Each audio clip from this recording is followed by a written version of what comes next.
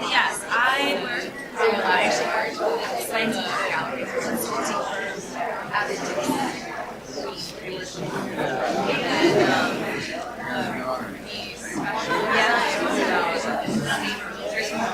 so I am a scientist and my husband stays here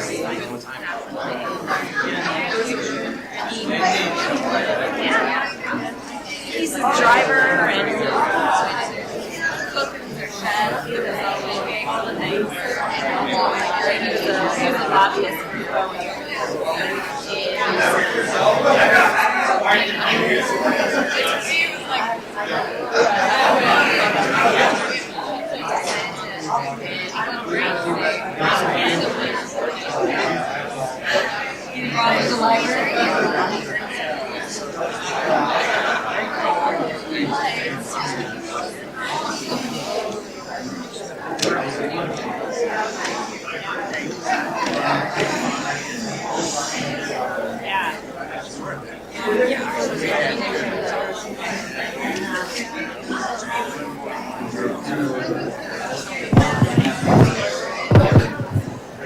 Do you want to use the microphone? No? Okay. Say it loudly. Okay? You can just walk near it. He's going to say it.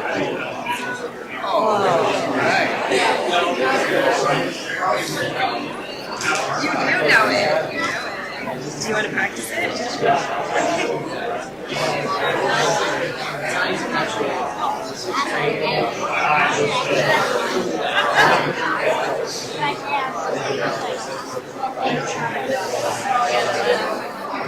Say it loud and clear.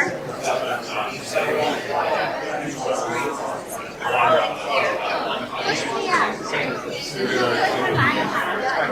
Where do you live in?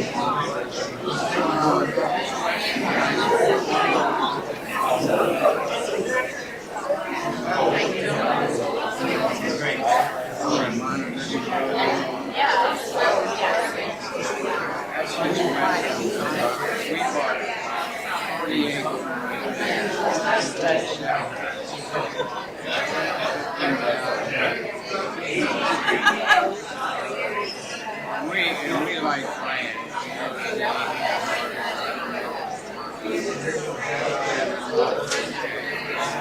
It was part of our then we got into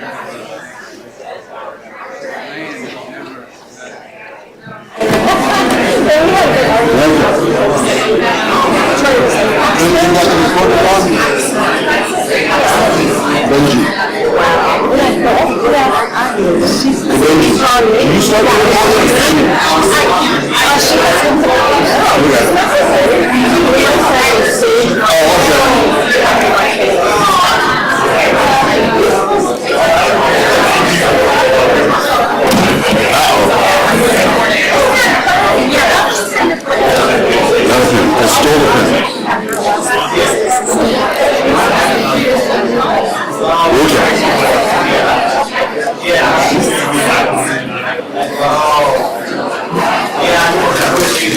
You ready?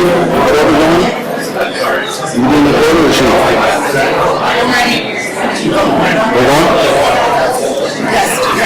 Okay.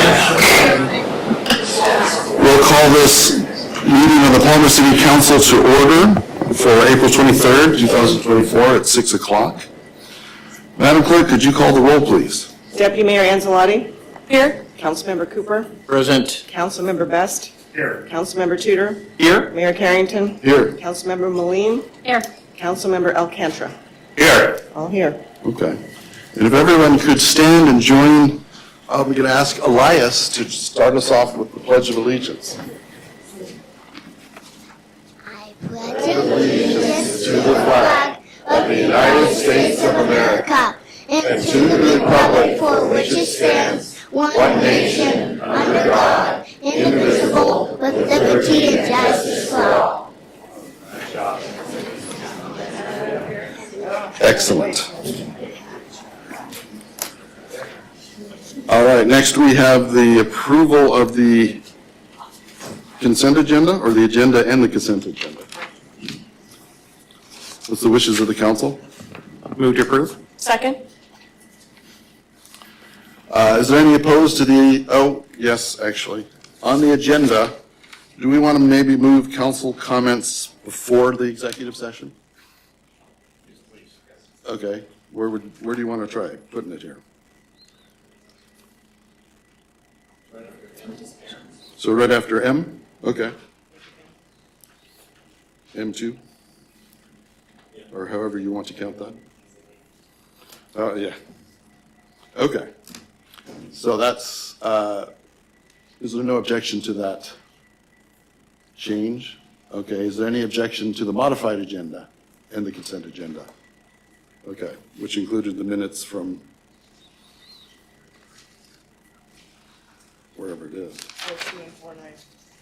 April 2nd, April 9th, okay. All right. Next, we have, I think Carla Swick is here. She made sure to be noticeable, nice and bright. Carla Swick, please bring, you have some friends. Konbanwa minasan. I bring friends. So yeah, we'll go ahead and line up. So, konbanwa minasan, good evening. My name is Carla Swick, and we are super excited to introduce the 2024 Palmer Junior Middle School and Palmer High School student delegation. And in exactly 1 month and 4 days, they will be getting on a plane, traveling to Seattle, then Tokyo, and then up to Saroma, where they will be in Japan and in Saroma for 18 days. So I think everyone here you're going to learn 3 Japanese phrases tonight. So if everybody could try after me, konbanwa, which is good evening, which you will hear them all say, and then you're going to hear hajimemashite, which is nice to meet you. And at the end, they'll say dozo, yoroshiku, onegai, shimasu, which means may our relationship be prosperous. Sounds a little Star Trekky, but it's a sister city relationship, and we are in our 43rd year. And I was given this gift in 1987 when I got to go over as a junior at Palmer High School. And I'm super excited to see this group get to go. So they're going to introduce themselves. You'll hear them. They've been working hard on their Japanese. So we're also live streaming this to Saroma right now. So they're going to say their little Japanese introduction and then their English introduction so you can all meet them. Here we go. They're a little doki doki. That's their heartbeat. Okay. Konbanwa, minasan. Hajimemashite. Watashi no name wa Rashuru desu. Alaska shu no Palmer chikara kimashita. Watashi wa chugakko de tokubetsu gakyu no ashi sultanto stemasu. Shomi wa dokusho to suie to kiampu o sudu koro desu. Saroma no supa ni ikitai desu. Saroma chogako to 小学校の数学の授業をみたいです。ホスト家族と一緒に日本カードゲームをしたいです。どうぞよろしくお願いします。Okay, hello, good evening. My name is Rochelle Banuski. I live here in Palmer, Alaska. I work at PJMS as a special education assistant. Some things I like to do in my spare time is read a good book, go swimming, and go camping. While I'm in Soroma, I'd love to go see a supermarket or a grocery store to see what kind of vegetables and fruit they have. While I'm at the schools, I'd like to go into a math class because I have a 6th and 7th grader here, and I'd like to compare. And then with my host family, I would like to learn a Japanese card game to bring it back home with my family. Thank you for your support. Have a good evening.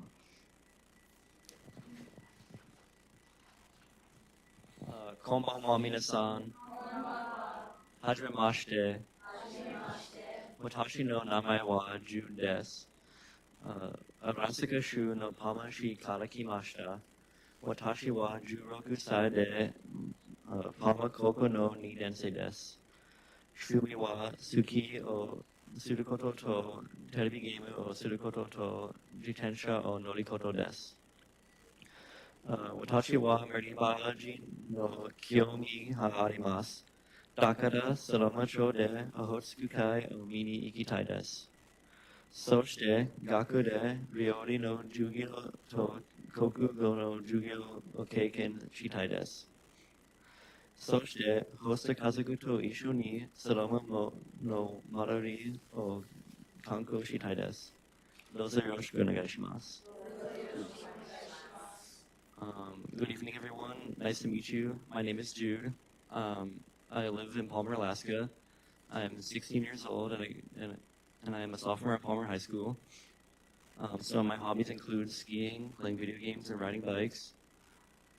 In Soroma, I'm interested in marine biology. So while in Soroma, I want to visit the Hokusui. At school, I want to take a Japanese literature class and a Japanese cooking class. And with my host family, I want to explore the town of Soroma. May our relationship be prosperous. Thank you for supporting our trip. こんばんは、皆さん。はじめまして。私の名前はビリです。アラスカのパマ市から来ました。私は12歳でパマ中学の1年生です。趣味は水泳と VR のテレビゲームをやることと食べることです。ソロモ町でスターのプールで泳ぎたいです。そしてソロモ中学校で数学と料理の授業に行きたいです。そしてホスト家族に VR のテレビゲームを教えたいです。どうぞよろしくお願いします。Hello, my name is Billy. I'm from Palmer, Alaska. I'm 12 years old, and I'm in the 6th grade. Some of my hobbies are swimming, playing VR, eating, and sleeping. In Soroma, I want to go to the star pool to go swim, and in the middle school, I want to go to the math and cooking class. With my host family, I'd like to teach them how to play VR. Thank you for supporting us. こんばんは、皆さん。はじめまして。私の名前はジェミソン・リラです。アラスカ州のパマ市にから来ました。16歳でパマ高校の3年生です。趣味はハイキングをすることと、音楽を聴くことと、焼き物を作ることです。ソロマ町で綺麗な写真を撮りたいです。学校で新しい友達と一緒に話したいです。ホスト家族と一緒に日本のカードゲームをしたいです。どうぞよろしくお願いします。Good evening, everyone. My name is Jameson. I'm from Palmer, Alaska, and I'm 16 and a junior at Palmer High. Some of my hobbies are pottery, hiking, and listening to music. In Sroma, I want to take some pretty pictures, and I want to meet new friends at the school and talk to some new friends. I also want to learn a new card game. Thanks for your consideration. こんばんは、皆さん。はじめまして。私の名前はエミリー・リッチです。アラスカ州のパーマ市から来ました。私は16歳でパーマ高校の2年生です。私の趣味は読書とキャンプをすることとバスケットボールをすることです。ソロモの綺麗な自然でハイキングをしたいです。学校で歴史と料理と英語の授業を経験したいです。ホスト家族と一緒に何でもやってみたいです。どうぞよろしくお願いします。Hello everyone, my name is Emily Rich. I am 16 years old and I'm a sophomore at Palmer High School. My hobbies include reading, playing basketball, and going camping. In Sroma, I would love to go hiking to see the beautiful nature in Sroma. At school, I would love to try to take a history class, an English class, and a history class. With my host family, I'd like to try anything and everything, so anything you want to do, I'd love to tag along. Thank you so much for your consideration. こんばんは、皆さん。はじめまして。私の名前はワルダー・ディルです。アラスカ州のパマ市から来ました。趣味は、スキーをすることとサッカーをすることと写真を撮ることです。私は15歳でパーマ高校の2年生です。シュロマ町でハイキングと魚釣りをしたいです。できれば雪の猿を見たいです。中学校で英語の授業と歴史の授業と料理の授業をしたいです。ホスト家族と一緒にサロマの周りを観光したいです。そして買い物もしたいです。どうぞよろしくお願いします。Hi everybody, my name is Alder. I'm a sophomore at Palmer High School. I'm 15 years old. Some of my sports include, or my hobbies include soccer, skiing, and hiking. In Soroma, I'd really love to go hiking and fishing, and if possible, I'd like to see a snow monkey. At school, I'd like to go to a cooking, Japanese history, and English class. And with my host family, I'd love to just explore around Soroma and go sightseeing and do whatever they would like to do. Thank you so much for your support. こんばんは、皆さん。こんばんは。はじめまして。はじめまして。私の名前はヘゼルです。アラスカのパマ市から来ました。私は12歳でパマ中学の2年生です。趣味はサッカーをすることとレスリングをすることと演劇をすることです。ソロマ町で日本語のお店で買い物をしたいです。学で数学と授業をしたいです。I have the last three written in my head. ハスと家族と一緒にカードゲームをしたいです。どうぞよろしくお願いします。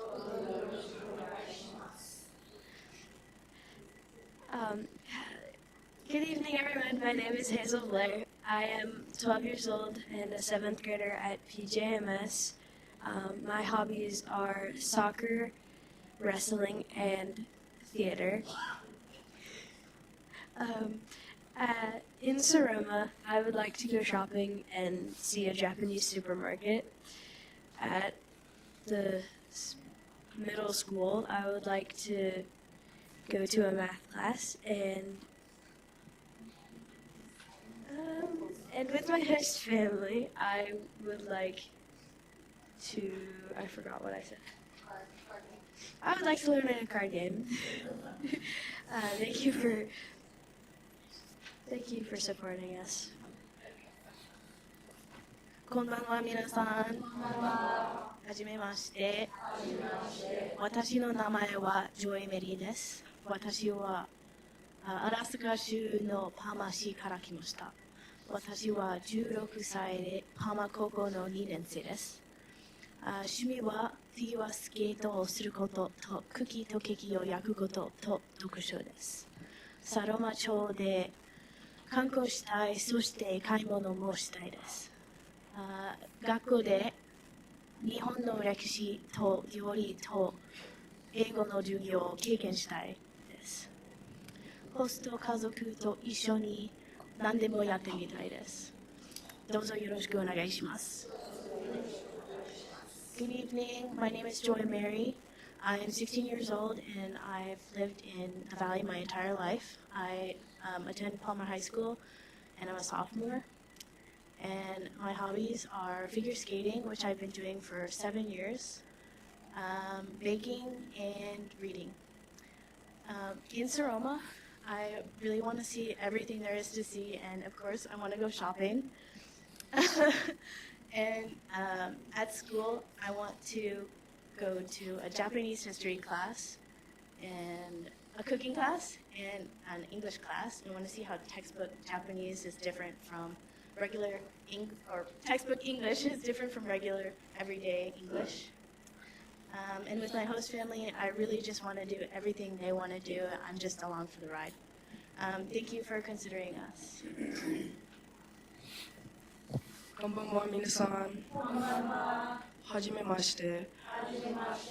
私の名前はジェレンです。アラスカのパマ市から来ました。私は14歳でパマ中学校の2年生です。趣味はギターを演奏することと散歩をすることと買い物をすることです。その町で町の周りを散歩したいです。学校でボディーボールのチームと一緒に練習したいです。ホスト家族と一緒に日本の寿司を食べたいです。どうぞよろしくお願いします。Hello everyone, my name is Jaden. I'm 14 years old and I live in Palmer, Alaska. I'm a 7th grader in PJMS. My hobbies include playing the guitar, walking around, and going shopping. In Saroma, I would like to walk around the town and just explore new places. With my host family, I would love to try Japanese sushi.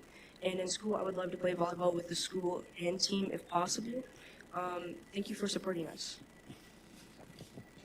こんばんは皆さん。はじめまして。私の名前はシャイラです。アラスカのパーマ市から来ました。私は16歳でパーマ高校の3年生です。趣味は音楽を聴くこととケーキとクッキーと焼くことと美術です。ソロモ町でできれば水耕にしたいです。学校で英語の授業をしたいです。ホスト家族と一緒に英語のお店で買い物をしたいです。どうぞよろしくお願いします。Hello, I am Shyla. I am a 16-year-old and I am a junior in Palmer High. My hobbies are listening to music, baking, and doing art. In Saroma, I would like to go to aquarium because I love sea life. And at the school, I would like to take an English class. With my host family, I would love to go shopping at Japanese stores, and thank you for considering us. こんばんは皆さん。はじめまして。私の名前はダレンです。アラスカのパーマ市から来ました。私は12歳で阪神学の2年生です。趣味はバスケットボールをすることと、水泳とルービックキューブをすることです。その長でパークゴルフをしたいです。学校でテクノ授業でバスケットボールをしたいです。ホスト家族と一緒に日本料理をすりたいです。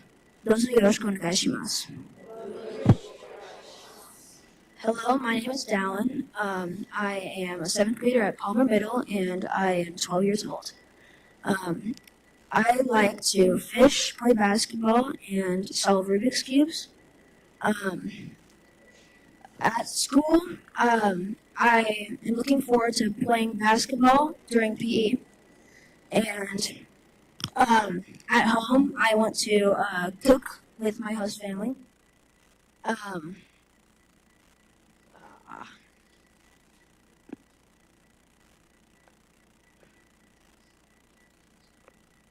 In Soroma, I would like to play park golf.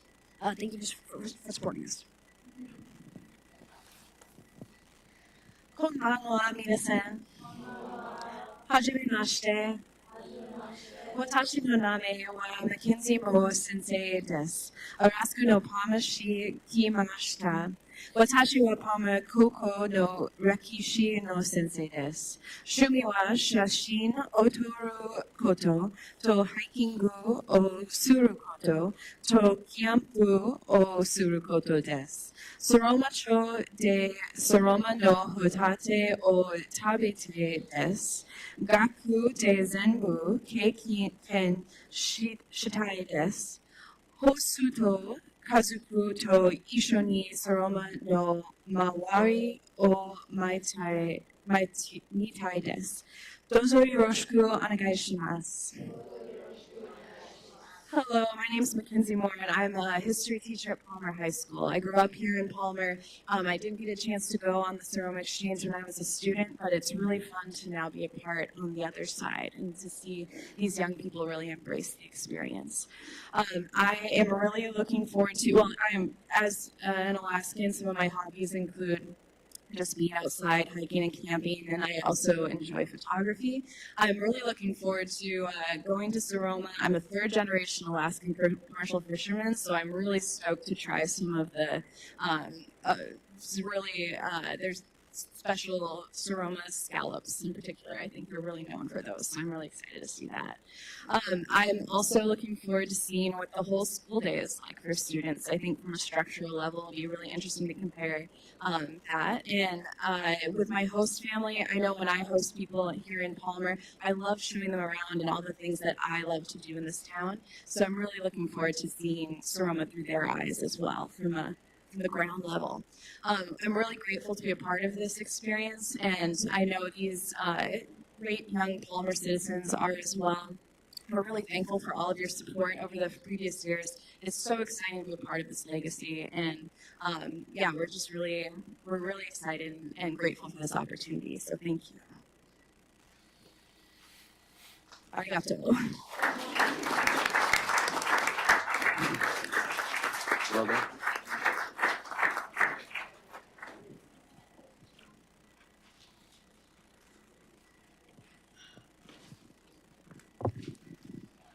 And if you bear with us, we have a few proclamations and introduce some firefighters, and then we'll take a break so you can say hi to all these different people. Next, we have the proclamation for the first National Youth Appreciation Week. Apprenticeship Week, sorry.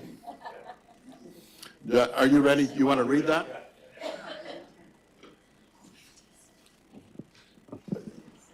Oh, it's over there. You can read. You want to grab the mic there. Hello. I'm going to read to myself. I'm John Alcantara. I'm obviously a city council member. I also work at the Don Young Alaska Job Corps Center right here in Palmer.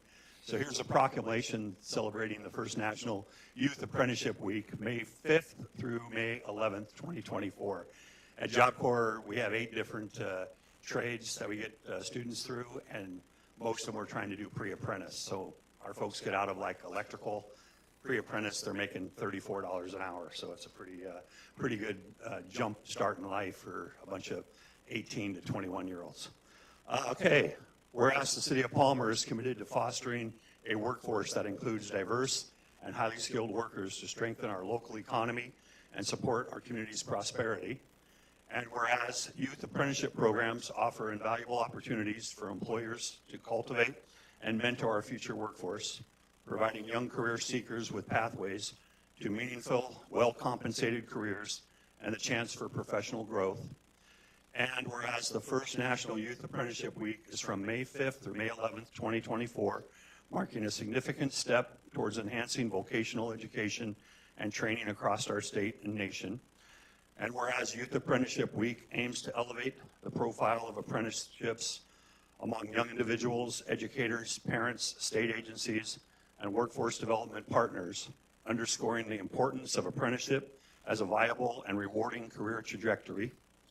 And whereas the Don Young Alaska Job Corps and similar infrastructure academies are pivotal in equipping students with the skills necessary to tackle pressing workforce challenges in areas such as infrastructure renewal, clean energy initiatives, critical supply chain enhancements, and broadband expansion.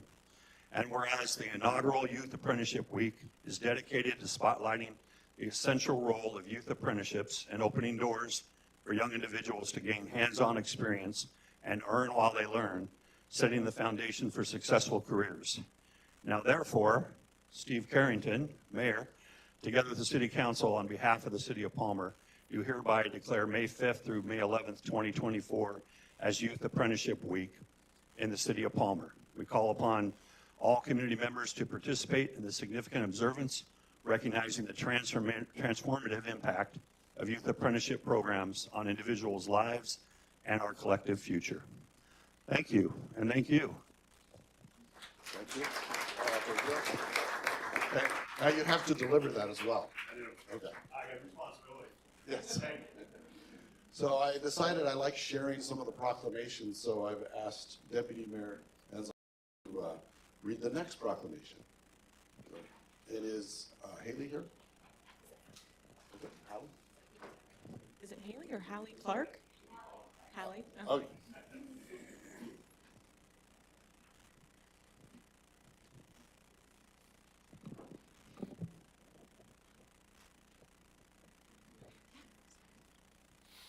This is a proclamation recognizing Hallie Clark.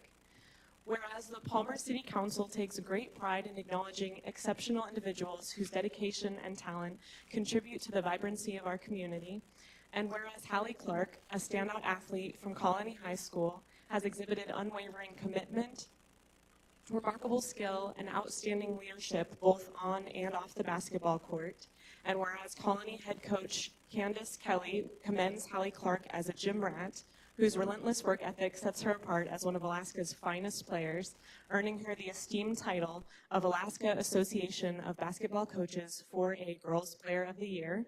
And whereas Hallie Clark's impressive statistics, including averaging 21.4 points, 5 rebounds, 4.4 assists, and 3.2 steals per game during her junior season, reflect her exceptional ability and dedication to her craft, culminating in her surpassing 1,500 career points and earning first-team All-State honors for the 3rd consecutive year.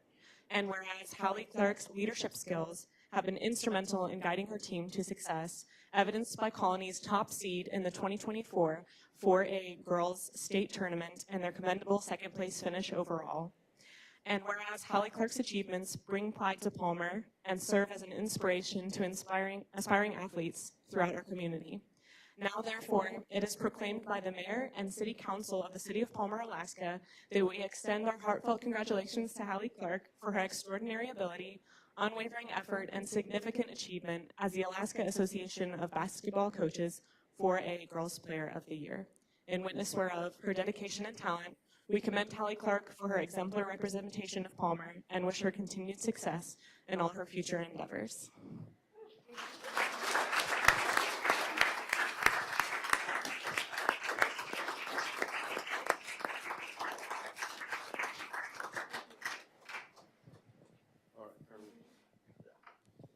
Okay, there's one more.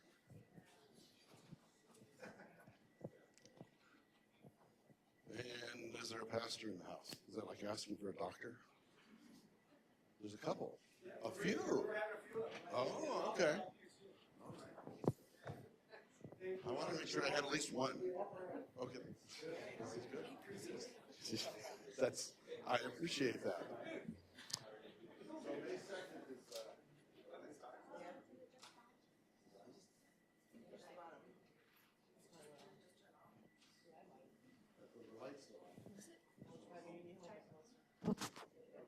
She fixed it. Okay. So proclaiming May 2nd, 2024 as the 73rd National Day of Prayer. Whereas the 73rd observance of the National Day of Prayer will be held on Thursday, May 2nd, 2024, with the theme Life. That's supposed to be lift up the word, I think. Light up the world. I think I did a typo. Okay. For you are my lamp, O Lord, and my God lightens my darkness. For by you I can run against a troop, and by my God I can leap over a wall. This God, his way is perfect. The word of the Lord proves true. He's a shield for all those who take refuge in him. 2 Samuel 22, 29-31. Whereas the National Day of Prayer has been part of our national heritage since it was declared by the First Continental Congress in 1775, and the United States Congress in 1952 approved a joint resolution that the President shall set aside and proclaim a suitable day each year, other than a Sunday, as a National Day of Prayer, on which the people of the United States may turn to God in prayer and meditation in churches, in groups, and as individuals. Whereas the United States Congress in 1988, by Public Law 100-307, as amended, establishes an act to provide for setting aside the first Thursday in May as the day on which the National Day of Prayer is celebrated. And whereas leaders and citizens of our communities, cities, states, and nation are afforded the privilege of prayer with the joy of seeking divine guidance, strength, protection, and comfort from the Almighty God. And whereas, recognizing the love of God, we citizens of Palmer treasure the freedom to gather in prayer, exercising reliance on God's power in the face of present challenges and threats, asking for his blessing on every individual of our city. Now, therefore, it is proclaimed by the mayor and the city council of the city of Palmer, Alaska, we recognize May 2nd, 2024 as the National Day of Prayer in Palmer and encourage citizens to unite in prayer for our nation, state, and city, to give thanks for the great many blessings our country has received, and to recognize our need for personal and corporate renewal of moral values. In witness thereof, I hereunto set my hand on the 23rd day of April.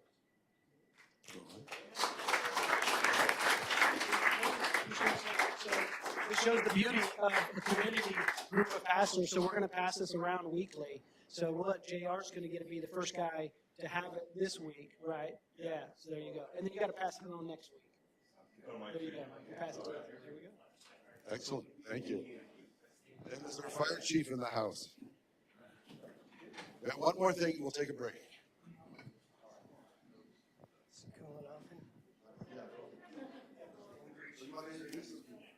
I do. So, Mr. Mayor, council members, and community of Palmer, through a long process, Palmer Fire and Rescue has hired our very first full-time firefighter responders. They'll be working 40 hours a week, typically Monday through Friday, unless we have Saturday events. I'd like to introduce you to them. First, our fire officer, Lieutenant Cole Graham. He's been with Palmer Fire and Rescue for about 5 years, and he has time in with the City of Palmer Police Department as a dispatcher and police officer, and also with juvenile detention. We're very fortunate to have him lead our group. Second, I have Colton Brickle. Colton Brickle, one could say he's been with Palmer Fire and Rescue 20 years. He doesn't look like it. Officially 6 years. He started as an explorer at 14 years old, and his father's been with Palmer Fire and Rescue for over 20 years. That's why we say he's been with us the whole time. And finally, your third full-time firefighter is Lane Reed. Lane Reed also does time with the National Guard and has been with us for 2 years. So I'm very honored to introduce your very first full-time firefighters. Thank you all.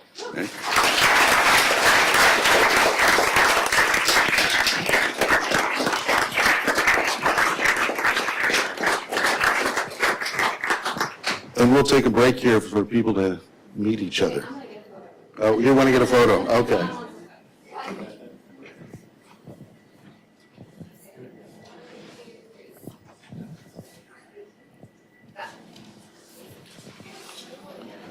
now we'll take a break.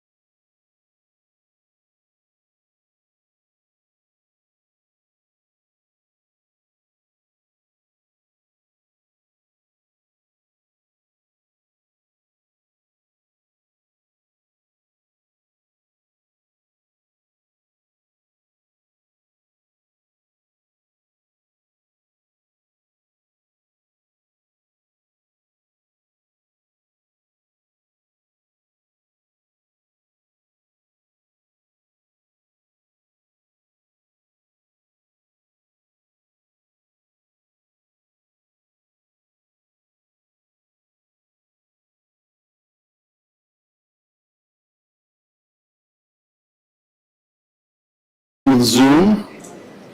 Do you have a report for us? Hear me? Yes. All right. Good evening, everyone. I thought I would be very selfish and keep my personal health issues to myself as opposed to sharing it with all you. Thank you. So we have a very big couple weeks here in Palmer.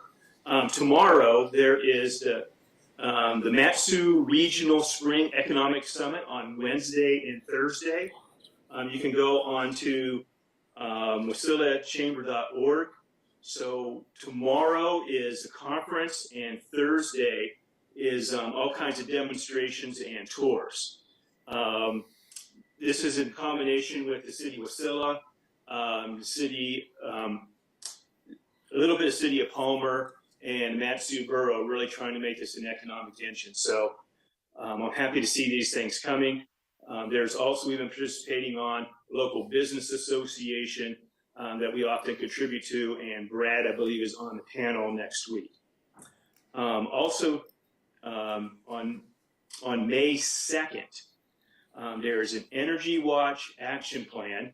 This is with the Matsu Borough DES to include cities, schools, and hospital, really trying to get ahead of the potential issues with the lack of gas in South Central. So they're starting very early on this. I know the Mayor Carrington and mayors of the cities have been working on this, but now we have Department of Emergency Services and Matsu Borough really kind of leaning in to make sure that people are taken care of any future issues.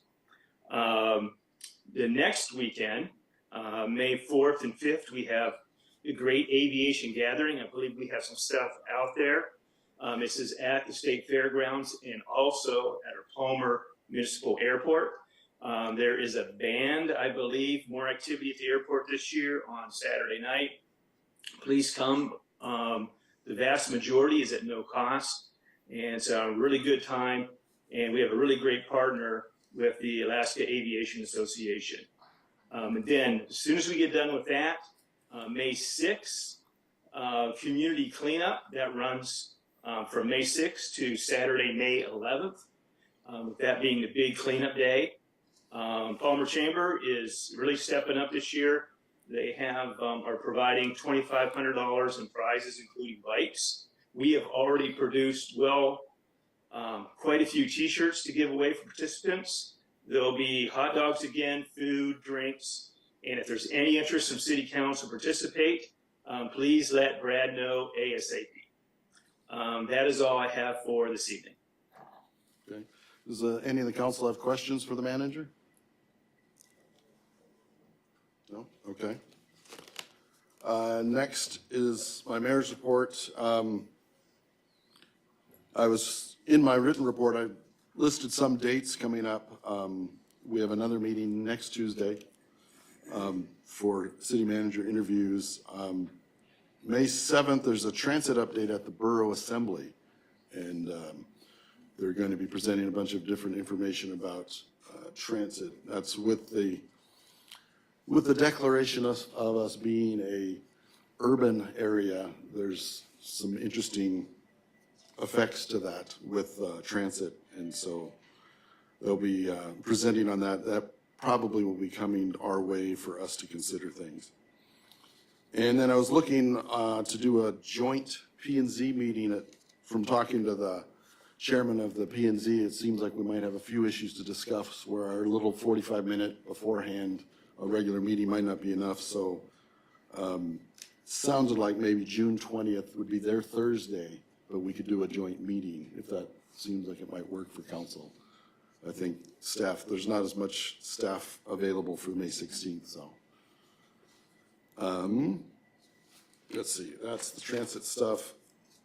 I've been attending the Matsu Valley Planning for Transportation, the MPO, and I included at the end of my report, there's minutes from the last couple meetings from February and March, just to let people kind of follow along what's been happening, which has been mostly paperwork, not actual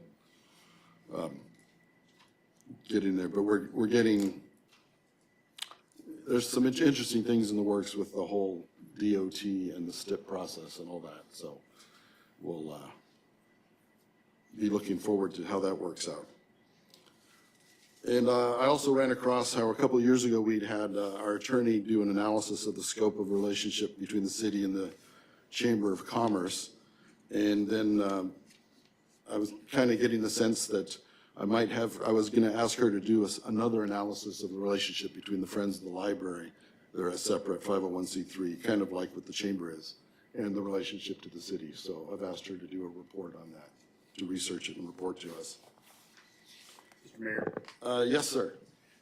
If you wouldn't mind, I don't like when we kind of, there's been at times where we've had to call out a particular group. Mm-hmm. And I think we're continuing to kind of go piecemeal, particular group after particular group. I would like to have a report from the attorney to look at all nonprofits that have relationships with the city of Palmer. So this is more about how we function as a city with these non-governmental entities and kind of get a good feel of making sure that we're playing with everybody straight across the board evenly as well, so that we're not chastising. This is more of a fact finding of how we do stuff is my understanding of things. We would just want to make sure that we're playing above board with everybody and that everybody has equal footing with all these nonprofits. Okay. So we can adjust that a little bit. And I've also had some discussions with her just about coming up with a bit more of a plan of how we interact in social media and the web as well. I think that's basically it for my report. Is there any questions of the council? Councilman Alcantara. Yeah, thank you, Mr. Mayor. First, thank you for the proclamations. Really appreciate that. As does my pastor who was here tonight. So hopefully I'll get with somebody who had pictures of that group for the National Day of Prayer with the 4 pastors up there. But also, while I was unfortunately looking at his text, did you say we did decide that Thursday, June 20th will be the date to meet with P&Z? That's what I was leaning towards. Does that work? Thumbs up for me, but okay. Thank you. Yeah, I mean, that's a ways away, so we'll get it on the calendar. Any other questions? Yes, Councilmember Moline. Thank you, Mr. Mayor. Is there something forward-looking in the agenda where we can also have a combined meeting with the Board of Economic Development? Yes, I believe our intent is to try to have a joint meeting with all of our boards and commissions, and P&Z was, there's a couple of issues that seem like that would be the best one to do first. We're kind of Beautiful, just a gentle reminder. Yeah. Okay, thanks. Yes, Deputy Mayor.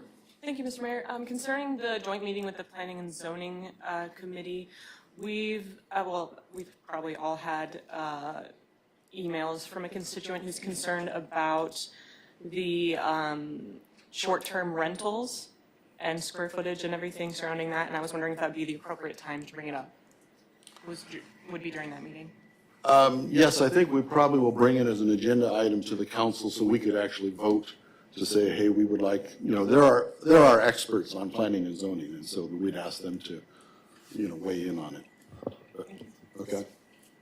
Councilmember Moline. I apologize, Mr. Mayor. Thank you. One more question. A while back, we had directed Manager Musi to look at parking in the city, within the city, and to kind of culminate with kind of some solutions and look at where we have a deficit and maybe some of the alternatives and development of kind of a parking plan. Has that been directed to either the Planning and Zoning Commission, or has that been directed to the Board of Economic? Just wondering where that fell. Thank you. Mr. Musi, I believe I remember you were doing research on that. Did you have a report on that?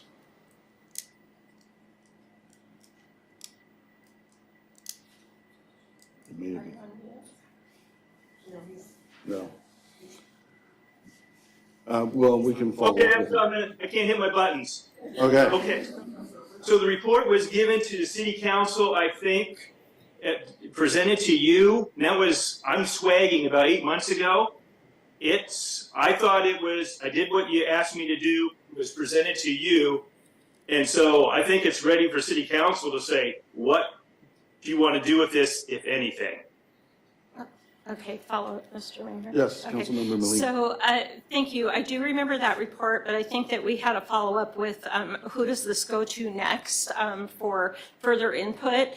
Maybe we didn't quite complete that circle, but I agree with you. I would like to see that is tended to.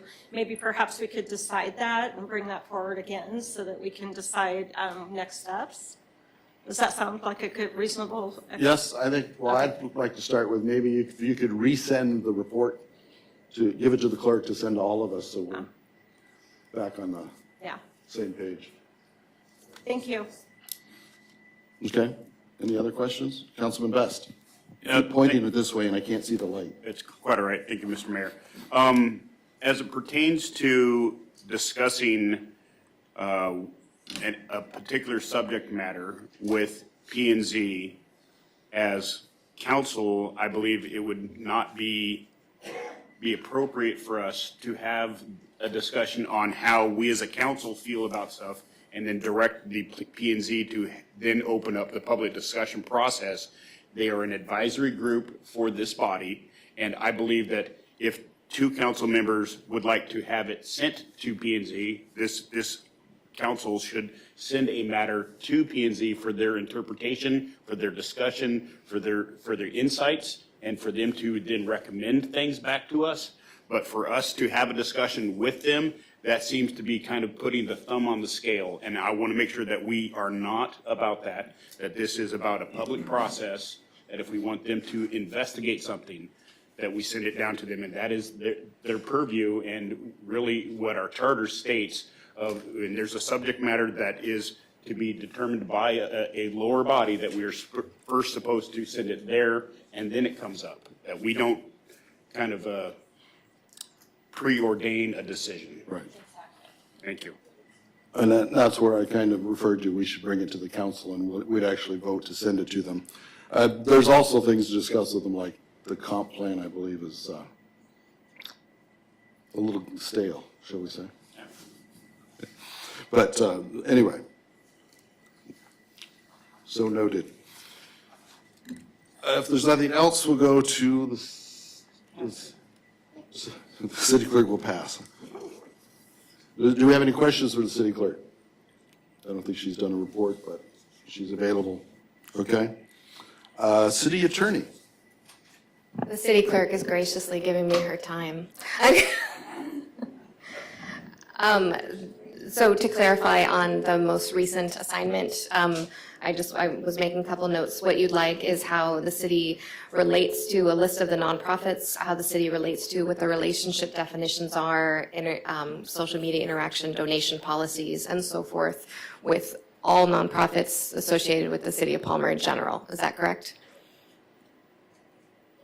Yeah, okay, excellent. Okay, I see nods. For minutes. Okay, I mentioned to you last meeting that there was a new Supreme Court ruling. So I'm going to discuss three things this evening. I want to go over linked v. Freed. I think I may not be saying that. This is a Supreme Court ruling that was decided on March 15th, so it's a few weeks old, and how that interchanges with our code of conduct and some of the pieces with that. And then I have a very brief synopsis regarding Chickaloon that I'll verbally give you as well. So I'm going to start with linked v. Freed. This is a Supreme Court ruling that came from the Sixth Circuit. This has to do with Mr. Freed was a city official who had a personal Facebook account, and during it he used it for mixed use. So he commented on both personal things related to his family as well as issues related to the community and in his professional capacity. So he combined both. So there were engagement with some public individuals about how complaints they had about the city that he responded to in some comments utilizing that Facebook. And in the process of it, Mr. Linked got upset with him, and so Mr. Freed blocked him and censored all comments going forward. Mr. Linked then sued Mr. Freed in federal court on the basis of that he violated his First Amendment rights, which is under 42 U.S.C. 1983. Specifically that Mr. Freed engaged in impermissible viewer discrimination by deleting his posts and blocking him on Mr. Link's or Mr. Freed's personal Facebook page. Now, traditionally, courts haven't even considered anything that was personal. It was like officially labeled Facebook or social media that you were allowed to control. But because the majority of everyone now has elected officials and city officials also have personal Facebooks. There's now a new test put out by the Supreme Court on the 15th as to what is considered governmental conduct, which means you can't have viewpoint discrimination on it in terms of your social media activity. So the test is one, that a public official who prevents or someone from commenting on their personal social media page engages in state action when they, one, possess actual authority to speak on the state's behalf on a particular matter. In other words, that matter fell within their purview of what they would be handling officially. And two, they exercise their authority when they spoke about that relevant social media post. So the implication of that is your engagement could be determined state. So what the Supreme Court did is create that as a test, and then they sent it back to the trial court to determine whether or not he actually impeded on his First Amendment rights. So that element hasn't been determined yet. But one of the valuable components coming out of the discussion from the Supreme Court is that when you define what is considered private conduct and what is considered state action, that is going to turn on substance and internally some of the policies that are put forward, not on label. So even if it's labeled personal and the substance could be considered state or city in our example, then that could be considered state conduct. So one of the pieces I've also gotten, especially after I made the comment regarding Facebook, several of you sent me questions wanting to know how that related, and then and then some other questions basically related to that regarding our code of conduct. So the City of Palmer, and for the public's information, all of our council members have signed this. While this has not been codified, so it's not, you won't find it in the PMC, we do have a code of ethics and conduct for elected officials. This has been published and adopted by the city council and individually signed on this. And it's a code of honor, for lack of better terms. That covers, and I won't go totally into it because the mayor wanted me to do a more in-depth aspect of it in the future. But basically, the Section A includes what they define as ethics. And then there is one of the things related to the lawsuit, the Supreme Court case that I wanted to read is sections of advocacy and the policy role of members for both public education and to remind council.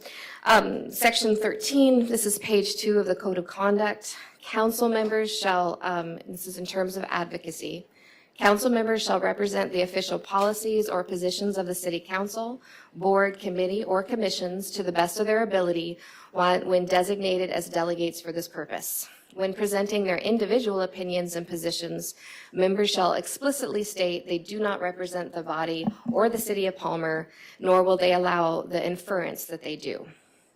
Section 14, policy role of members. Council members shall respect and adhere to the council manager structure of the City of Palmer government, as outlined in the Palmer City Code and in our charter. In this structure, the City Council will determine the policies of the city with the advice, information, and analysis that is provided by city staff, our boards, committees, commissions, and the public.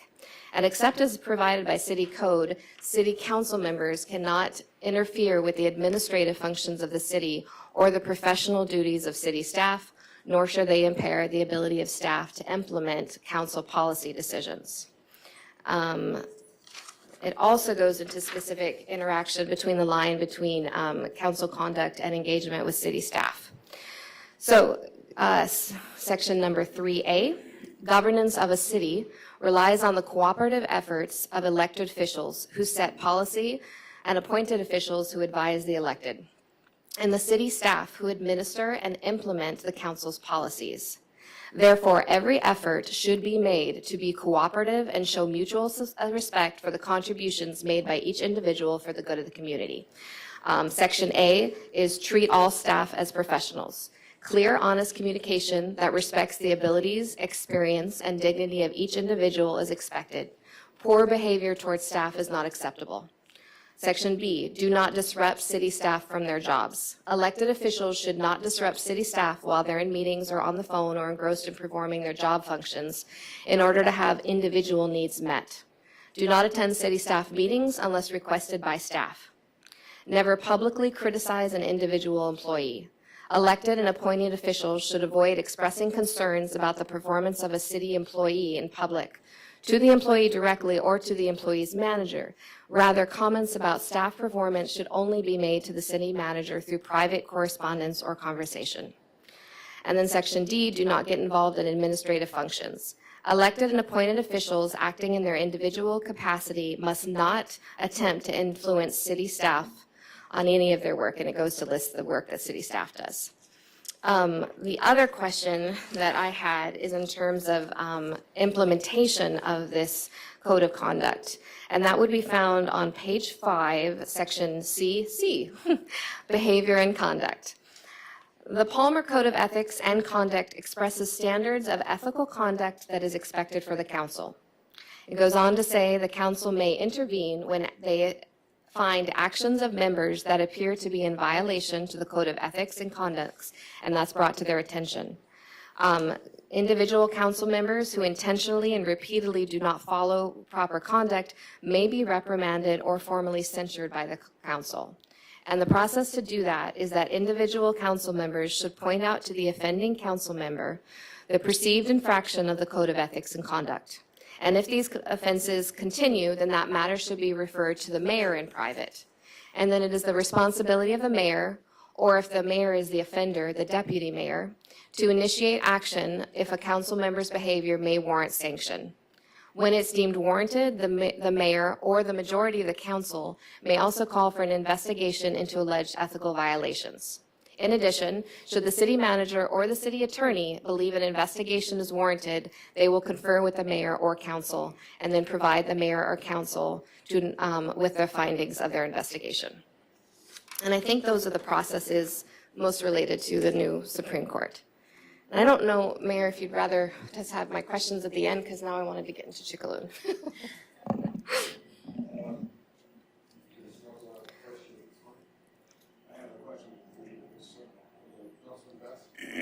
Thank you, Mr. Mayor. Well, I read some of the Supreme Court decision and been following it a little bit. I'm a little remiss with some of the way that it has been framed, because a private Facebook page is one's speech, and this is a freedom of speech that we all hold. And it's for one thing for you to have your own personal page, and you everybody kind of blends lines all across. Some folks tout their religion, some folks tout, their hobbies, their family, whatnot. And this is a chilling effect that I see, that if somebody is being dogged on their personal Facebook page by an entity that's out there, we see Facebook posts that are out there that are on individuals' personal page where all of a sudden some advertising person is putting a little clip and sharing it into their page, and then this person is now being dragged through the mud of somebody constantly clicking on their stuff because they're trying to sell something, or maybe they're putting profanity on somebody else's page. And I think that's the wrong way of going about it. But my concern is with the structure of our government that we have currently right here. We all sit at this dais. We are all members of the city council, but we, for the public to know, have no authority. as an individuals, we can't so much as require an employee to pick up a piece of paper. We don't have any authority whatsoever. Now, collectively, as when we vote on subjects, that's where we as a collective vote to give direction to the city manager, to the city clerk, to the city attorney, and that's where the authority comes to make a decision on something. So as us as individuals, if we happen to pop off on our personal Facebook page about any subject, I don't see as it being applicable to this Supreme Court ruling that if we wanted to block somebody from commenting on something like that, because we as individuals have zero authority and zero power. If I may, through the mayor. Yes. My response to that would be, of course, as a case specific, but it would go back to the substance of what you're engaged in, and that's where the test applies. If you are responding to an individual in a question that directly relates to something that could go before the council, that could be considered state action. It's very similar to the Open Meetings Act. And the same of it stretched not just on social media, but, the importance of separating that. You were absolutely correct. Individually, you do not. So individually, none of you can go and lobby for specific policy to the city manager. That's way inappropriate. You can't harass city staff. You can't try to put different individual items forward. You got hit the nail on the head regarding the professionalism and appropriateness. It is the collective body that is elected officials by vote that have the power. And once that is put forward and you jointly agree on a policy, then it goes through the city manager. And that's how we handle an administrative body. To the issue, though, of harassment on your personal Facebook pages, because Alaska is a small town. Not just Palmer, Alaska is a small town. And we should all be aware of that when we engage in anything publicly. When you are being harassed unrelated to or someone wanting to engage in arguments with that, if you haven't made a comment or steered something, it's not like you're like, how would anyone like me to vote on such and such? Please don't do that, or even comments related to that. But if you have an individual clearly harassing you or trying to incite an argument, I would argue that that's way outside the scope of that. They're coming into your personal home. It'd be the same person as someone cornering you in Fred Meyer's trying to get an issue being done. You have the ability to walk away and say, I don't want to have this conversation, and that would be totally appropriate.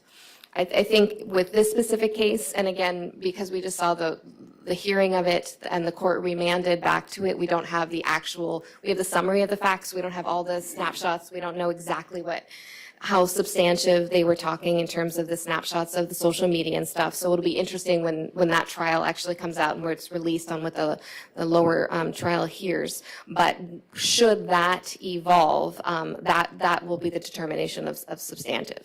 So what you're describing seems, more harassment rather than you making a comment on something that's trying to sway voters. Particularly if you're like, this is my personal view, this is my personal website, in terms of generalized.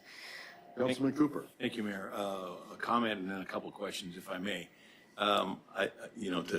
For Councilman Best, my comment is that there's a perception that the public has a perception that we are council members. Pull it closer. There you go. That we're council members and that we represent the city, whether it's 1 or 7. It's similar to the mayor is a council member, but he represents the city as the mayor. So wherever he is, whatever he says, that is construed as a comment from the city. And I understand what you're saying, but I think that people look at us and they go, well, that's a comment from the city, even it could be a personal comment. But the questions I have are under Ethics A3, says the council should avoid the appearance of impropriety. What does that mean? Are we talking specifically city business? Are we talking outside of city business? Councilman Cooper, through the mayor, I think that would probably be the Webster's Dictionary of Impropriety because we didn't define it any different in the Code of Ethics. So I would take that as just in general. They're elected officials, so I think that should be in general. That tends to be the ethics on those pieces. And again, all that would be determined by the council as a whole. With the Supreme Court decision based on the personal social media pages, potential decision on what they're coming up with, I don't see anywhere other than this, anywhere in here where it talks about other than city business, whether it's, talking to city employees or bad-mouthing city policies or whatever. This whole code of ethics in here just seems to me that it talks specifically anything that's related to the city. I don't see anywhere that it talks about thou shalt not do something outside of the city limits. Right. And then it goes on to your implementation CC council members who intentionally or repeatedly do not follow proper conduct. Is that in relationship to the code of ethics that is specifically about city business, or is it outside of city business? So, and I have commented before that our code of ethics could be beefed up and have some other elements in terms of teeth. But there's two distinct elements of this. There's A, which is the purpose of it is ethics, and that is to promote transparency and public confidence. That's going to apply to behavior across the board. Those are ethics just in general, and they will be defined as ethics, not necessarily ethics with conduct, but ethics. Then the code goes on to describe specifically we're applying these conduct guidelines. So these are the code of ethics we're holding you to in terms of ethics. Then we're applying our conduct guidelines in Section B, and that's where it's how elected officials should, examples of how do they engage in conduct with each other, how do they engage in conduct with city staff, how do they engage in conduct with boards and commissions, how do they engage in conduct with the public. And then if they don't do that appropriately, what are the how does the council handle that in terms of enforcing the ethics?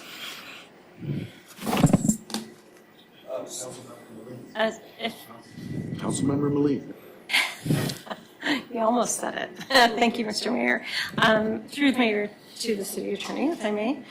I thank you for bringing that up about teeth. I know that was some of the questions that we had in the past about this, the dichotomy of this ethics conduct. Basically, however many pages it is. But I think that what we had decided is, or I think what we had questioned was, if we don't take it upon ourselves to give it teeth, is it really worth even having this code of conduct, because it's assumed or it's implied when we actually take our oath, a lot of that is within our oath. And that's an excellent question. So when I went through that and was putting forward, I had sent a one-page report to the mayor, which when you guys want to dig into that later. But the value in some of this is some of the definitions. There's a very strict interest, when you're an interested council member that's in here. I thought the conduct guidelines, even though the teeth is an investigation by myself to give it to, or the city manager to give it to you guys, and a censorship coming from the council. Ultimately, the council doesn't have the authority in code to remove another council member, and there's no money involved like legislature where you can take away staff or anything to that effect. But it would be a public censure, and then if the public would like to respond, then that's something that they could do. So that is your teeth. But in terms of conduct guidelines, that's really outlined on behavior, so that's very behavior specific, and I think that could be helpful, if you needed guidelines, right, guardrails to put things down, correct. Okay. You're trying to wrap up, are you? I am. Is there any other questions related to that? Oh. Well, actually, just point of clarification, the council can remove a member after they have been convicted of a felony, I do believe is what our code states. Right. Yes, and I believe that there's, the code has adopted like what the Alaska state laws can do. I'm sorry, I was referring specifically to the authorities within this code. Sorry, it's not technically code, so I'd like to rewrite the title too. So when code of conduct versus the PMC. And then back to the social media, please be aware this is an evolving area in terms of capacity. I just wanted to let you know what the Supreme Court has held. And you know, responding to that, or someone saying, I'd like you to say that, and being like, thank you for your comment, thank you for your interest, but not promising something one way or the other, you know, just like you would handle a conversation in Fred Meyer's or Cars or whatever, would be how I would advise to handle that. If it hits the level of harassment, you know, then you can involve the police department or myself, and then we can look at, you know, what you need to limit. Okay, briefly, because I actually have more questions than answers about the issue with Sutton and Chickaloon and the police powers and the expansions of that.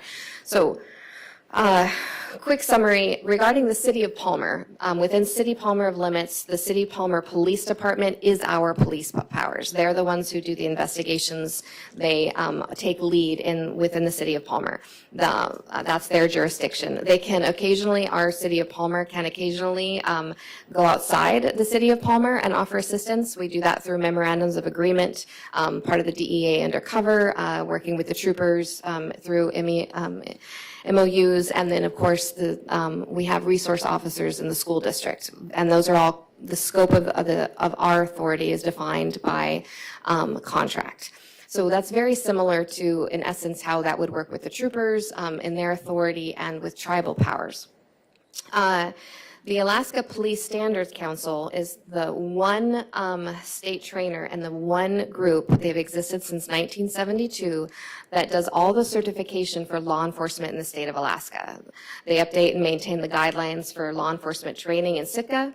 They produce the trainers and the officers for the state of Alaska. And they are the group that creates and maintains certification for different law enforcement groups. Right now, the groups that can apply for certification are defined in state statute, and currently tribal officers and park rangers are not authorized to fall underneath them by statute. So the state legislature would have to amend that to allow those groups to be certified and trained in Sitka to have that go down. Now, we do have history where the legislature has amended groups that would fall under the Alaska Police Standard. Previously in the past, both UAA officers and airport police weren't considered part of law enforcement. They could go get training in Sitka with our troopers and so forth. That has been amended, and the state legislature has included them to fall under the Alaska Police Standards Council. Now, there are three ways that tribal powers could be granted. One of those, and this isn't solely related to tribal, this is also any kind of special commission, is that the jurisdiction of the Department of Public Safety Special Commission. So my notes need to be bigger, that the commissioner of the Department of Public Safety can operate and has done that multiple times in the past, given a special commission to an individual.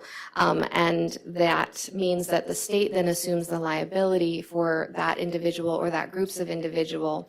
And the special commission defines what powers they get, and they defined the scope of where they can implement it. So there's always two components that come with that: jurisdiction and what powers you have. So in the discussion with the application for Chickaloon receiving a special commission from DPS, the application falls under the scope falls under Chickaloon's tribal authority, and then the area is going to be referred to, and to my knowledge, I don't think this is yet approved. I think this is in process, hence my not knowing everything all at once. I just wanted to get you an understanding of it. The Chickaloon census designated place, that's called the CDP, it's roughly 67.5 square miles. That extends from milepost 66 to milepost 88 of the Glen Highway, plus specific areas that are owned by Chickaloon. Housing, the health clinic, the administrative buildings, and a school are their own properties. Their authority would extend physically, jurisdictionally to those areas. The scope of their authority, which is being discussed by DPS, is under Title 11. So you can look up Title 11 in the Alaska statutes. But ultimately, those are for misdemeanors that apply to domestic violence, person crimes, property crimes, Misconduct involving controlled substance, that's a misdemeanor or a felony. Sex trafficking, misdemeanor or a felony. But at this time, in the agreement with Special Commission, they would not enforce traffic laws, including DUIs, speeding, reckless driving, equipment violations, nor can they engage in vehicle pursuits or traffic stops on state or borough roads. Now, there's 2 federal laws and authorities that can also influence. This is brief, right? Yes, it really is. Okay. I'm Just sorry. checking. You want to know, yes? I mean, they've been begging me on it. He's going to give me a hard time. I'm doing my job. All right, 2 of them are the Violence Against Women Act in 2022. This is under the Biden administration, that the U.S. Attorney General can allow creation of a special tribal criminal justice jurisdiction and describe the scope and the jurisdictions that they can be authorized under. The second one that the federal government can do is Public Law 280, and this is where the tribe can enact tribal criminal codes. They can have a tribal police force. They can arrest or refer charges to tribal prosecutors, but that tends to apply to tribal Native offenders only, and the crime has to occur within the Alaska Native Statistical Village area. So the real issues at conversation right now is the jurisdictional issues are how much can Public Law 280, and especially the Violence Against Women Act, extend to other authorities in terms of what they can arrest for. And then the other part that I was trying to figure out, and I was talking to the director of the Alaska Police Standards Council, and my concern is that traditional tribal members have immunity, and we don't usually allow our police officers to have full immunity. That would make them a super cop, right? They have all the training, and they are, no one can go after you for misconduct. So the immunity aspect is something that would have to be wrestled at with, because if you have the ability to prosecute and to arrest, then you need to be able to have the right for individuals to sue you for potential misconduct. And so I will get a written presentation to you in the following weeks, but that's the summary. Thank you. Apparently my definition of brief is shorter than many people's. Your definition of brief is like Councilman 30 Best. seconds. And we're done. That's your brief. Thank you, Mr. Mayor. How big is the footprint of the traditional tribal village of Chickaland? I'll add that to my list. All I have right now is how big the current scope of authority they're being granted is. And this in lies where some of my concerns has been. I respect the sovereign entity, the tribal village, and their governance of their lands. I respect that wholeheartedly. What I'm curious is if this is almost an annexation of authority, where on one hand they have their traditional tribal village and it's a certain footprint, and then they have land holdings that has now been now their scope has gotten a little bit bigger, and then you started talking about property holdings that they get to then put their little 2 cents on, and I get it for them to have their own policing authorities within their tribal village, and then on their properties that are owned by that village, then they are in essence their own paid security force for those properties. I get that. But when we start looking at expansion of policing powers, and when there is already a state entity and then local governance around where we have policing powers, this seems to be an expansion by annexation and ownership. And I want to make sure that that's not something that is happening, because I know that there's other entities within the state of Alaska where properties are being gobbled up within municipalities by different entities, and I want to make sure that we're not going to see basically those policing authorities and governmental impacts cross over, and then we're going to have jurisdictional issues at a state level, at a federal level, and at a city level. So these are real concerns that I have. And jurisdictional issues is one of the biggest debates right now. I'm sure you will keep an eye on it for us and let us know. All right. Next is audience participation. So we have a list and audience participation, and I'd like to remind people that the way our tradition has been that you get 3 minutes to talk, we will not interact with you. You ask us the questions, we will look at you. I mean, but that's just the tradition of how we do it. I've too much back and forth quickly degrades in my mind anyway. So Josh, could you grab the list? Chair. Oh, there's no chair up there. Oh.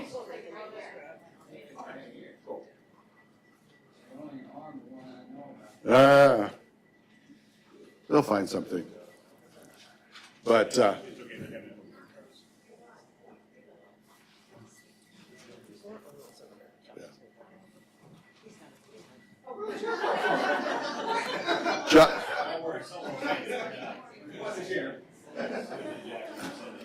yeah, Bill needs an extra chair, yeah. Okay. So once I get the list, we can start. Josh, could you grab the list? Thank you, Josh. Thank you, sir.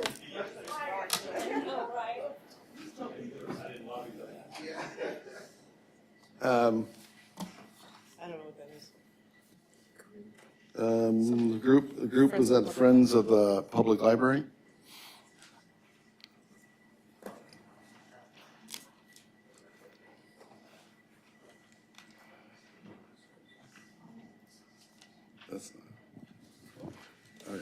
Greetings, Mayor and City Council. My name is Jackie Goforth, and I am the president of the newly created Friends of the Palmer Library.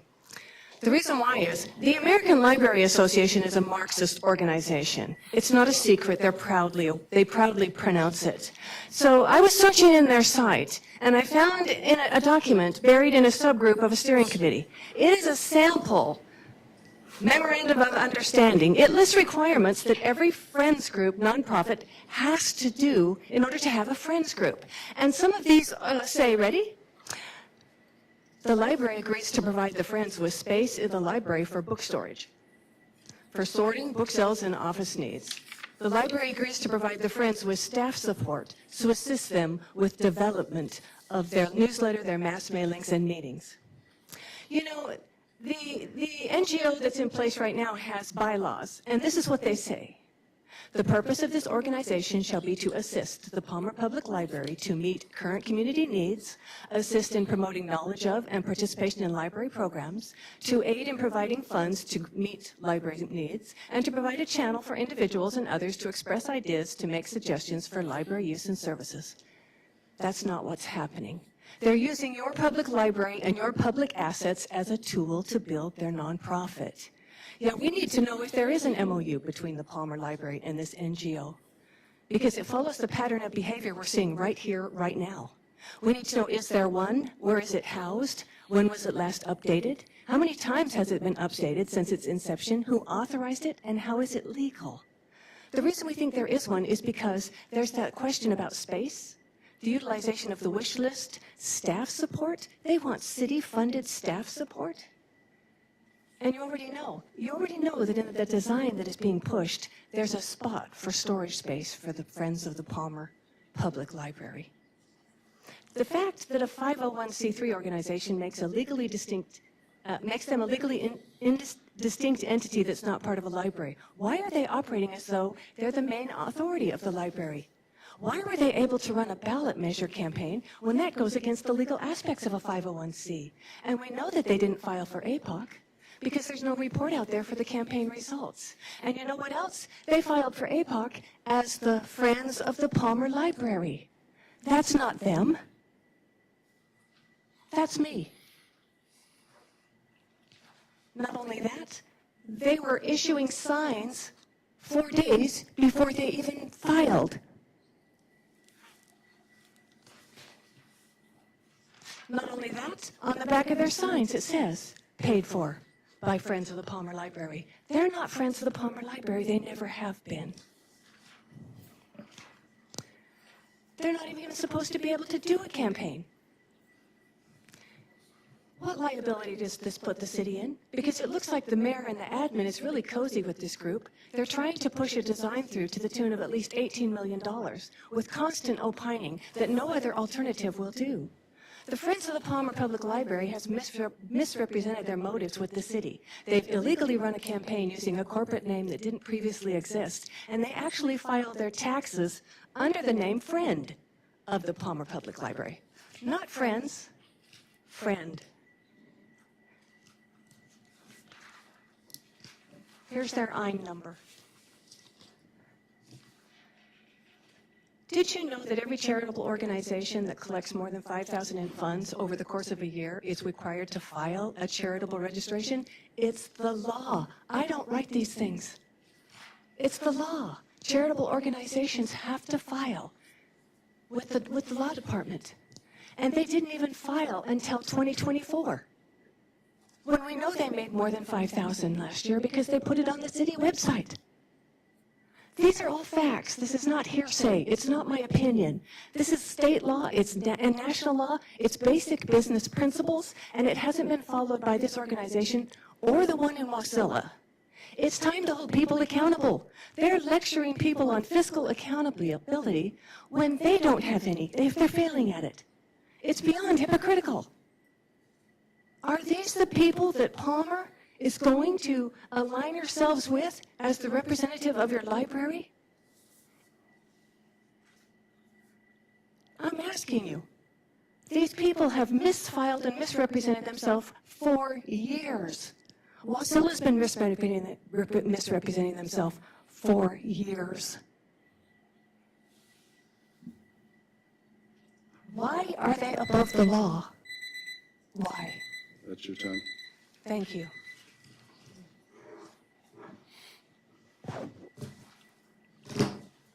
Frank Bell. Frank Bell. Hello. Before I start, I should make clear I'm not a member of the Friends of the Palmer Public Library, the real one or the fake one. But I've heard a lot of discussion about various issues when it comes to the debate over library size. I've heard council members talk about the coffee shop potentially hurting existing coffee businesses. I've heard spats between council members about fear-mongering and debate over how state appropriation of funds works. And I've heard council members theorize about an ambiguous hypothetical economic catastrophe that could inexplicably lead to sales tax not being able to fund any of this project.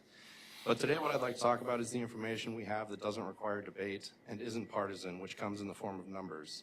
Wasilla's library is 24,000 square feet. Soldotna's is 21,000, Kenai's is 20,000, Homer's is 18,000, Ketchikan's is 17,000. If you average the populations of those towns and compare it to Palmer, the comparable appropriate size would be 19,000 square feet. $10 million will not get you half of that. The second number I'd like to discuss is 80. First, 80% of the Palmer Library's traffic comes from borough residents outside the city population used to calculate the square footage above. Anything smaller simply would not even come close to handling this level of usage and circulation. Second, 80% of Palmer voters voted to fund a library of the size we already have a design for. The next number I'll discuss is 7. I've heard some council members mention that they represent all Palmer residents, not just those who voted to fund the library. 7% or so of Palmer voters voted on that bond. 7% is a sample size that opinion pollster could only dream of attaining. For example, Mike Dunleavy's much publicized recent statewide education poll used a sample size of 0.1%. The margin of error on a sample size of 7% when calculating public sentiment for the population as a whole is next to 0. Beyond that, this was not an opinion poll. These were actual votes. So to summarize, statistically, 20,000 square feet is the appropriate size, minimum. Statistically, Palmer voters overwhelmingly agree, and statistically, their opinion is strongly representative of the entire population. By any known measure, this decision is a landslide. If this were an election for one of your seats, we wouldn't even be having this discussion. I understand when you say that you have a duty to see that the people of Palmer's money is spent responsibly. But fiscal responsibility is not simply another phrase for cutting spending at every opportunity. Fiscal responsibility is the idea that the government should be responsible to the economic needs and desires of its citizens. The people of Palmer could not possibly be more clear that they both need and desire a larger library, even in the unlikely event that it would raise property taxes, the possibility of which was clearly stated on the bond. Please do not use the power you have to overturn the people of Palmer's votes by commissioning a smaller library, but rather show that you are in fact responsible to the will of your constituents and move forward with building this library as currently designed, even if you have to take out the coffee shop. Thank you.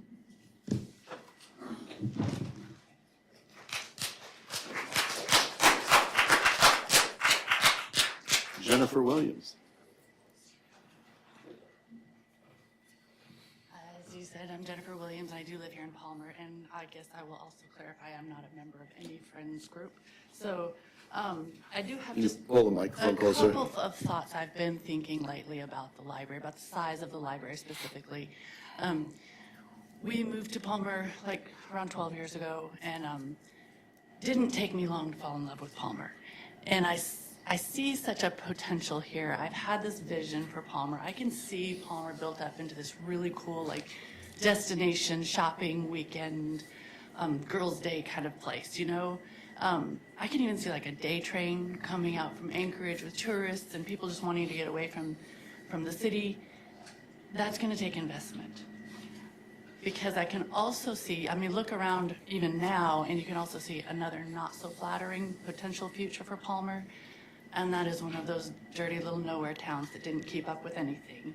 People drive through on their way to somewhere else. I don't know if you've ever driven through the south and the outside, but you see them everywhere. So I guess my thinking on this is, if we want to get to that nicer place, you have to invest. It's going to take an investment. That being said, I don't blame anyone for wanting to be frugal. I am a massive penny pincher myself. Like, I like to tell people in our marriage, I make sure my husband doesn't go to the poorhouse and he makes sure I have a little bit of fun. So I get that. I totally get that. I'm just saying, like, I've also learned that sometimes it's not the best move to go cheap. Sometimes you go cheap trying to do a project and you end up either with something that doesn't work, doesn't meet the needs, or you have to throw more money at it to fix the mess you made in the first place, to make it something that will work. So those were just kind of the things I've been thinking, in that be smart with the money in the first place. Make something that's going to meet the needs of the community that has grown so deeply, and even start to expand what we can offer.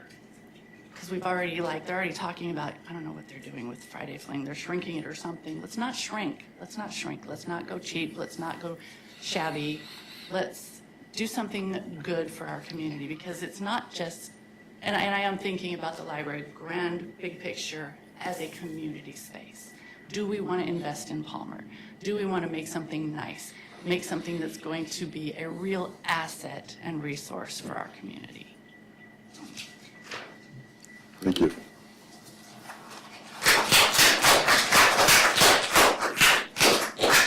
Prudence McKinney.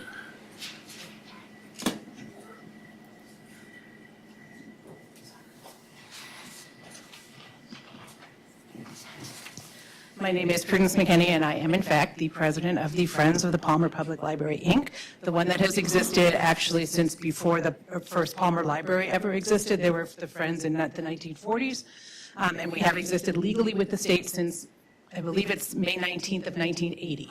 And I would like to offer, and I have offered this before to at least one council member, and I didn't ever get a response, but if you have any questions about the Friends, please ask us. You are more than welcome to come to a meeting. You are welcome to contact me at any time.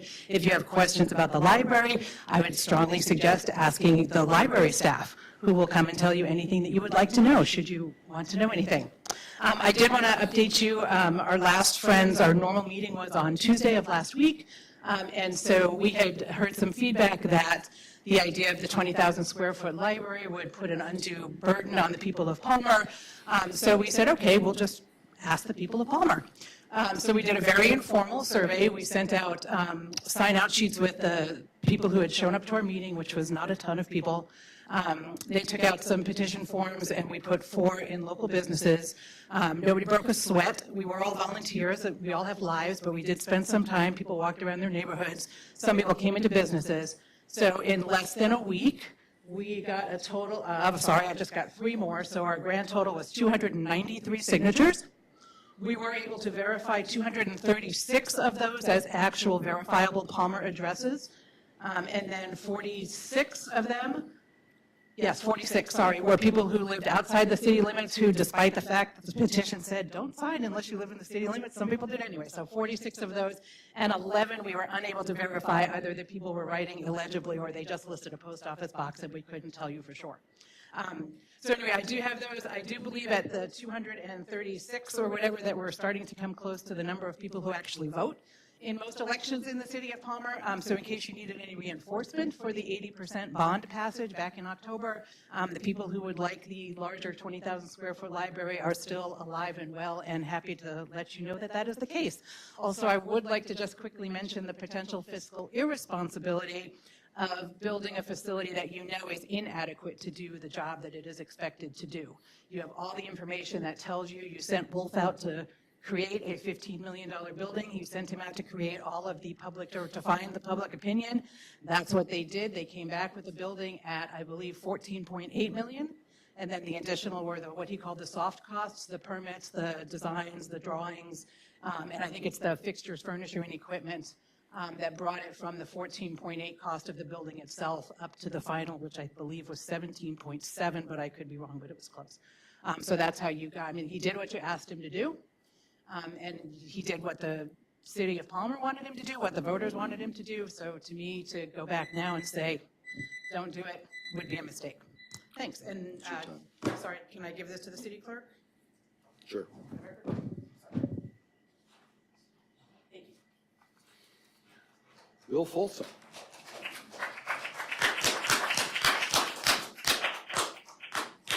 I kind of got lost with that first group. I don't know whether anybody can fill me in later. Yeah, Bill Folsom, my name. I guess I could call myself, my wife and I, as friends of the library. The last time I was here, I asked for some information that maybe the size of the imprint of the existing library that no longer exists, and maybe some of the value of the land. The reason I asked for that, and I understand Mayor Steve Carrington did a little research in this. At the time, there was a possibility of donation of 4 acres of land to the city for the use of the library. That's kind of in limbo, or maybe not burdened out. But in the future, if you have a piece of land that may work well, that's outside of the parameters of the existing one, and you could then evaluate the financial addition that may come to the city from either the sale of that land, the lease of that land, whatever, the taxes or whatever, so that you would have a mitigating argument for some of the dollars to go to the library. I'll try to keep this short. If you put in a basement on this, and you have good thermal barrier on the outside, it can be as comfortable as any room, and usually is less money because your foundation is involved regardless. I won't go into details on that. The one thing that I've noticed about architects over the years is that they want to throw in a little bit of Taj Mahal, if you will, for everything they build. So they can have a four-sided view that say, look at this is what we built. The Palmer Library, the heart of the library is the interior. Now, that doesn't mean you can't have a substantially well-made building. It should be, and it should have load bearing and all the things that failed in the last building. But you could eliminate some of that fluff, like you could have landscaping eliminated, flagpoles or paths or anything that's outside that could be done later. You could cut the building down to a bare minimum, but have a substantial building that would work. If you do a basement, you could have a second floor. An elevator will work for 3 floors if you need one later. If you have a flat roof, you could build an extra thing on top. Well, That's your time, sir. I get carried away, but that, I think that you could probably come up with an adequate building without so much of the Taj Mahal. So anyway.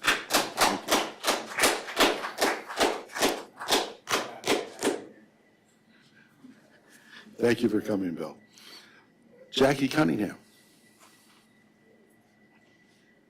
Hi, my name is Jackie Cunningham, and Andrew Carnegie said about funding libraries, he said the best means of benefiting the community is to place within its reach the ladders upon which the aspiring can rise.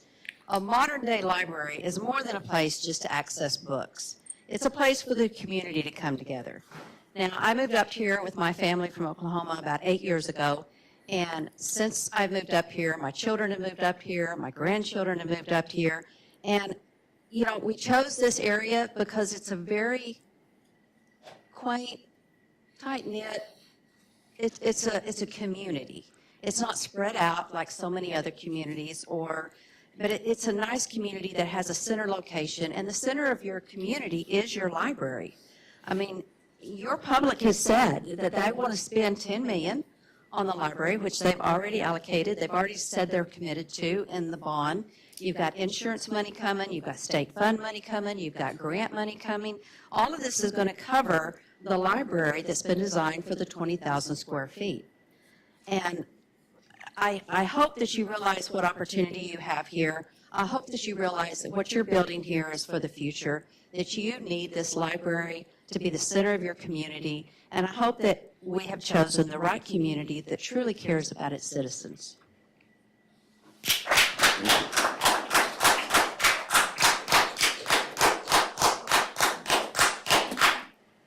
Pam? And I'm afraid to try to pronounce your last name.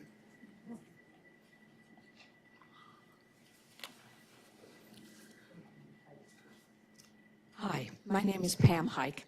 I have lived in this valley for more than 50 years. Loved it on purpose. I've lived here. I didn't think I wanted to stay when I first came to Alaska. But that's another story you don't care about hearing. I have to admit, I haven't regularly come to council meetings. I've followed it in the news and that sort of thing.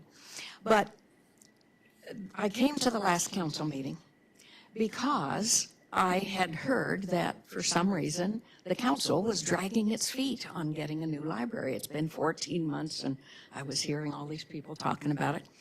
And I thought, well, I need to find out for myself. And I feel as though I did. I found out that, yes, we do need one. Yes, it seems like everything is pretty much in place to get one.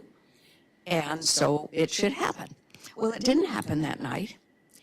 And I have no idea why, but I went to the Friends of the Library meeting that was a couple of days later.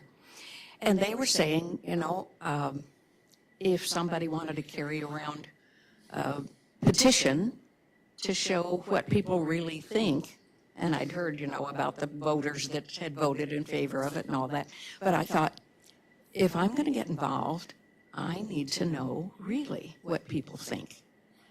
I live in a subdivision up near the high school, and I thought, okay, I didn't have a whole lot of time. I had that night.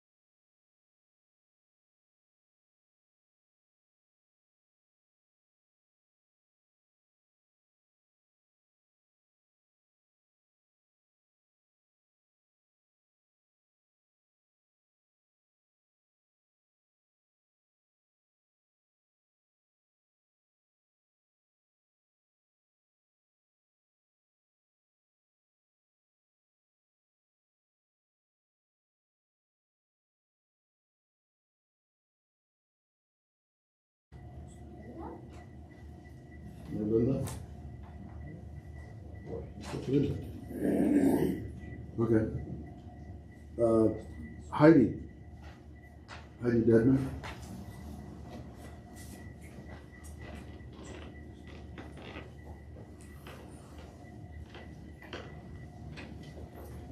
Good evening, Mayor, Council. Truth requires perspective, not perception. So I'm back to talk about that again. And I'm speaking on behalf of myself, not as a library or city employee. But libraries are about people. The books on the shelves are a mirror image of the people in your community. If you don't like what's on the shelves in your library, ask a librarian for books that you would like to read. That's how libraries work.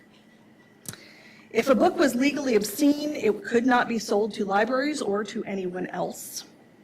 And in the over 2 years of the national uproar over book challenges, there has not been one court case that I could find where any of those titles that were challenged were deemed legally obscene.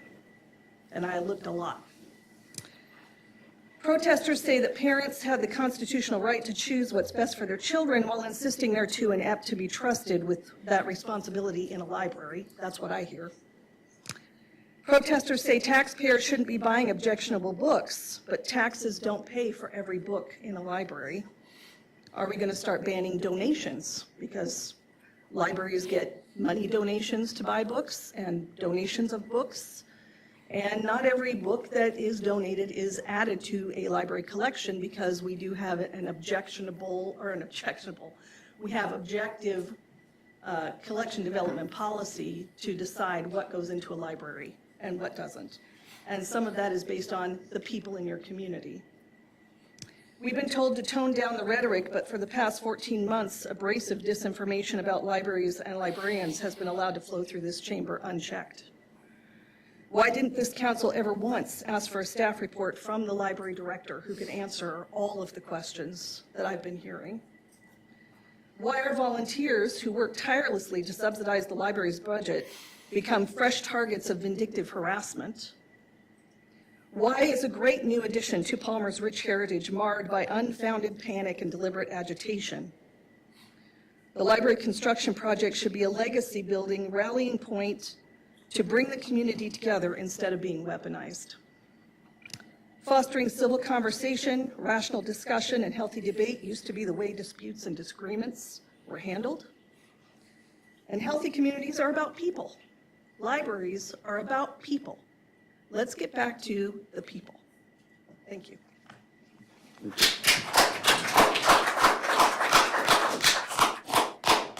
Is this Elias?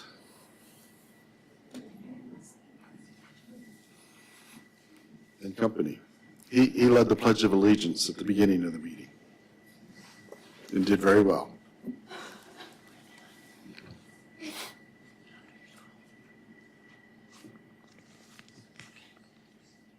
Hi.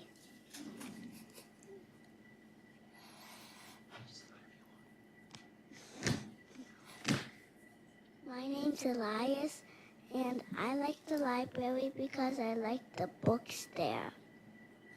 And also I like the library because I like the fun stuff, the fun facts on the books.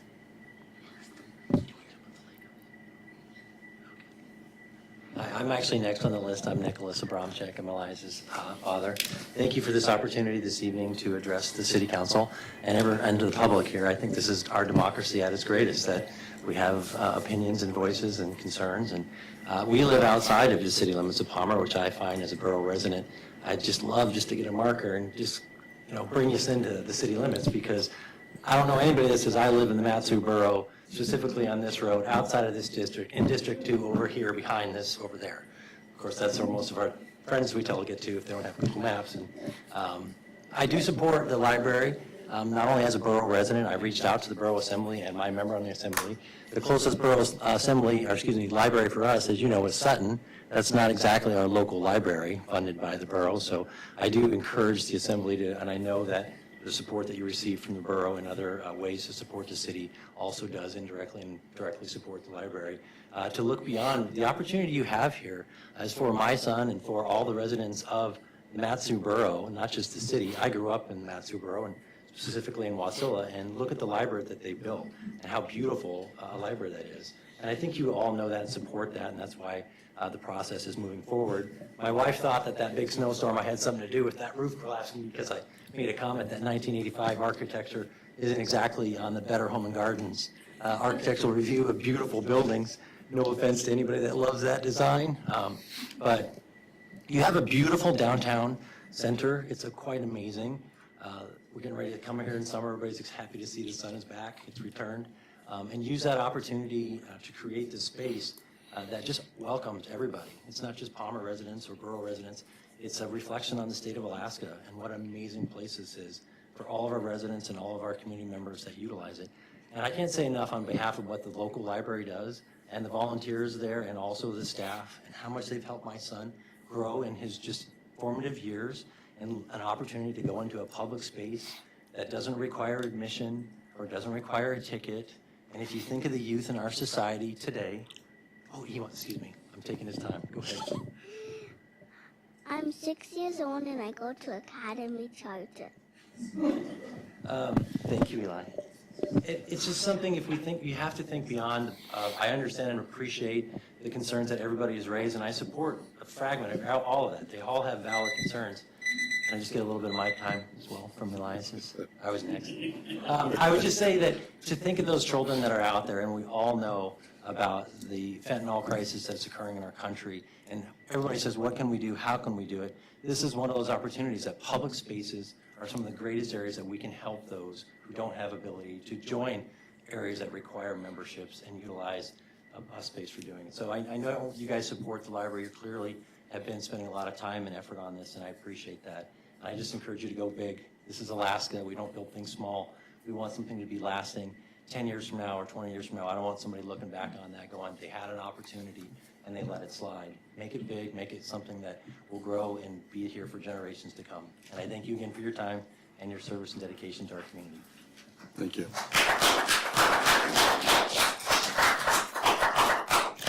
Okay, so that's our 30 minutes. We'll close this audience participation. Next, we have a couple of public hearings.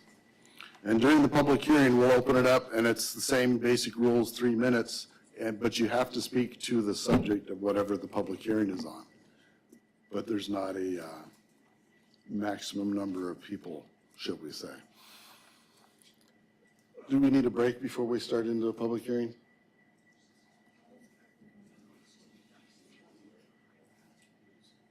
Okay, we'll take a 5 minute.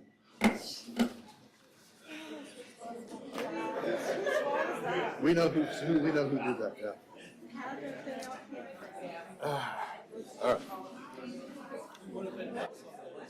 Huh? Lois? Yeah, we got another page. We got a lot to go. I already wrote my name. I should have written it earlier. Oh, but for public hearing though, public hearing is different. I know. Okay.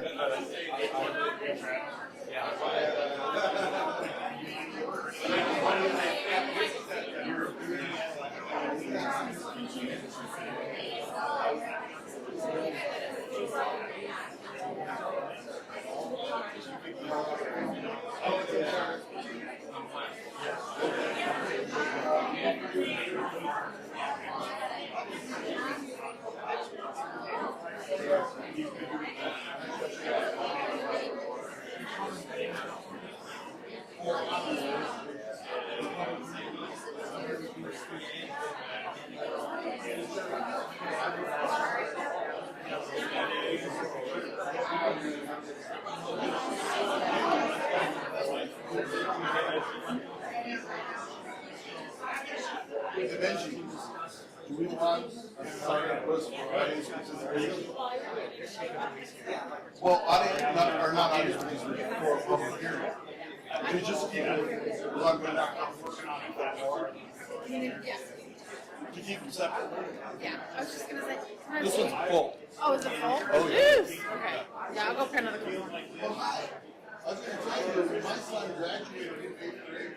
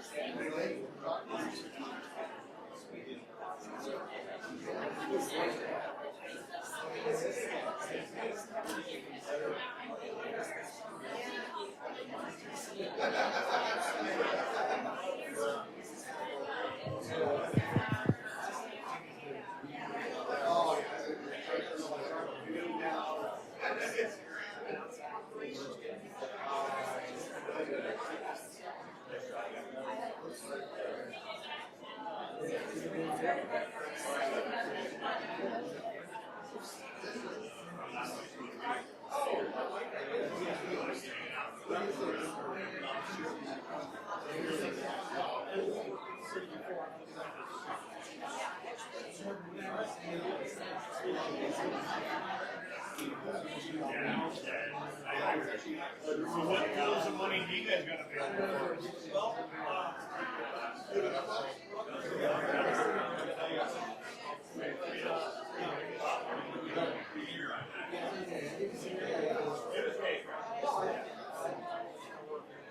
I've been on council for 17 years, so it's like, we have, you guys help us out with water treatment project.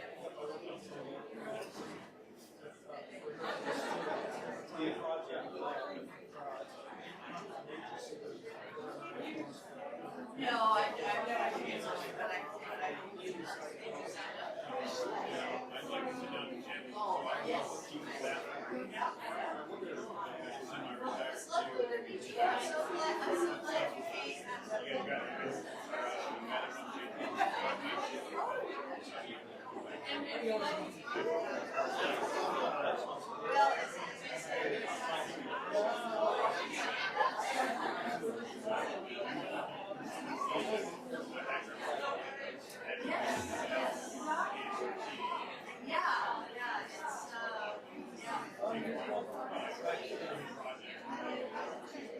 Well, actually, there is,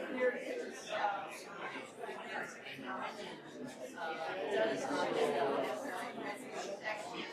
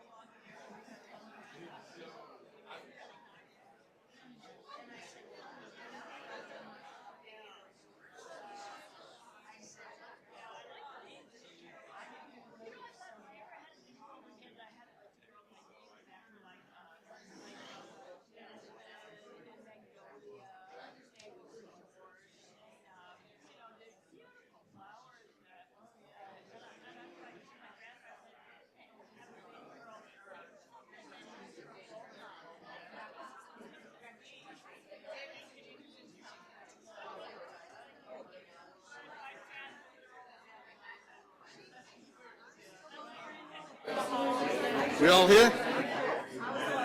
We're all here, okay. All right then. Next is public hearings. Okay. You can keep talking, just go outside. So we're doing the public hearing for ordinance number 24-002, amending the Palmer Municipal Code, Title IV, Personnel. So first we'll do a public hearing. Open that public hearing. Anyone wishing to speak to changes or amendments to our Title IV Personnel Code can come forward and speak to that. Good evening. Thank you for this opportunity. This works out perfect. I thought I was going to be here all night. Please start with your name. Jeannie Trzynski. I am president of the Wasilla Library Association, established in 1938, doing business as the Friends of Wasilla Public Library since 1985. I want to talk tonight because You're talking about the personnel. I'm on 8 months ago, 8 months before your roof collapsed. I'm going to talk about I'm getting okay. both. I'm getting there. No, this is not. We have two public hearings. Sorry. I'll come back. This one is the one I will about not reintroduce. personnel code. Sorry, we're not usually this popular. Okay, so this is for the amendments to our personnel code. So anyone wishing to speak about what we're amending for personnel code can please come forward and speak to it. Seeing nobody coming forward, we'll close this public hearing. All right. What's the wishes of the council? Do we have a motion already? Mr. Mayor? Oh, we need a motion. Yeah, move to approve. Second? Okay, it's been moved and seconded. Mr. Manager, did you have a comment or? This is a long meeting. Kimberly Green is there to answer any questions. All right. Yes, and I have seen her and talked to her. Okay, Councilman Alcantara. Thank you, Mr. Mayor. No real questions from Ms. Green, just wanted to say thank you for the amount of work that they put in on this. Obviously, it's dozens and dozens of pages, and I really appreciate on page 38, you kind of giving us a snapshot of kind of a one-pager, what was substantive. So thank you for that, and I'm okay with it. Thanks a lot. Okay, any other comments from the council or questions? Councilman Cooper. Thank you, Mayor.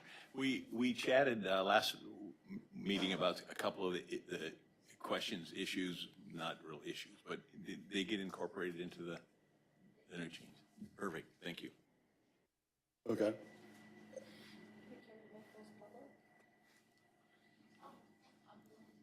Sure, yeah. Can you summarize? She did very good with this summary sheet, although I've never seen that many bullets on one page before. But it's a good summary. Well, you know, it's all about being thorough in HR. So there were a couple of comments that I received from Councilman Cooper, and I'll just briefly highlight those. Most of them were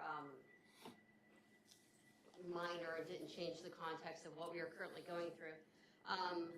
We defined the definition for separation of an at-will employee to ensure that separation does not come across any protected class items, and that it has to go in cooperation with the attorney. There was one typo in there with regards to full-time advancement on a step. We did change the number of days that a department director has for a grievance, because the supervisor had 5 days, so we gave the department director a few more days on top of that. In the Drug-Free Workplace Act policy, we did offer the substance abuse professional to DRT drivers. We offer that now to all employees, since all employees are subject to drug testing based on the criteria that's listed in Title IV. And then one additional thing that we did in there is we recently went through an appeal on a termination, and we found the 5-day requirement to have the hearing to be extremely short and difficult to manage, so we extended that time period to 15 days. Okay. Councilmember Moline, you have any questions or follow-up? No, I just commentary. Thank you for that. I actually have full faith in your ability to weed through all of what should have been amended in Title IV. And I just appreciate your time. So I know this has been kind of going on for a while. So thank you for the work that you've done. Thank you, Madam. Any other council comments? Are we ready to vote? Okay, Madam Clerk, if you could call the roll, please. Councilmember Moline. Yes. Deputy Mayor Anzalotti. Yes. Councilmember Cooper. Yes. Councilmember Best. Yes. Councilmember Alcantara. Yes. Councilmember Tudor. Yes. Mayor Carrington. Yes. Unanimous. Okay. Now, the second public hearing will open for resolution number 24-022, approving a council community grant request. No, sorry. 24-020, I'm getting my twos and zeros mixed up. Authorizing the city manager to enter into an agreement not to exceed $15,000 with Wolf Architecture for the schematic redesign for the Palmer Public Library. So this is, you've got to start with your name, you have 3 minutes, and you don't have to sign up on the list, but we'll write your name down so we don't duplicate Oh, sure, anybody. right here. You don't, that's okay. Just start with your name. Jeannie Trzynski. I won't give the whole introduction again. So about 8 months before the roof collapsed on your library, members of the city came to the Wasilla Public Library and met with our staff to talk about expanding the library, your library. So I'm really confused how you can consider going smaller. You were already looking at going bigger because the need was there to already go bigger. Libraries are economic engines. Mr. Musi was speaking earlier about economic engines. Libraries are indeed economic engines. In the last 6 weeks, 63% of the new library cards at the Wasilla Library have been issued to people with Palmer zip codes. Folks are coming to Wasilla because they can use our library, and we are happy to share that space with them. But when they come to Wasilla, they're going to shop at Cars Wasilla. They're going to shop at Target. They're going to shop at Fred Meyer's in Wasilla. Libraries are a long time. There's lots of research about them being economic engines. Don't shortchange yourself. People keep talking about doing these multiple stories. You've already found out the hard way about one kind of load bearing. Books are very, very heavy load bearing. We tried to look at using the Meta Rose. In fact, the city bought Meta Rose because they thought they were going to use it as a temporary library. And the engineers said it could not support books. Books are extraordinarily heavy. So it's not really the greatest idea to go to multiple levels for that. And also, the reason our library is designed the way it is, and I would love to share that with you, is because we could open the library with the same amount of staff we had prior to the new library being built, because we had multiple stories and we always had to have so many people upstairs, so many people downstairs. With one level, you can have eyes on so many more people. So there's a lot of great things that we would love to share with you from our experiences, but also don't shortchange yourself.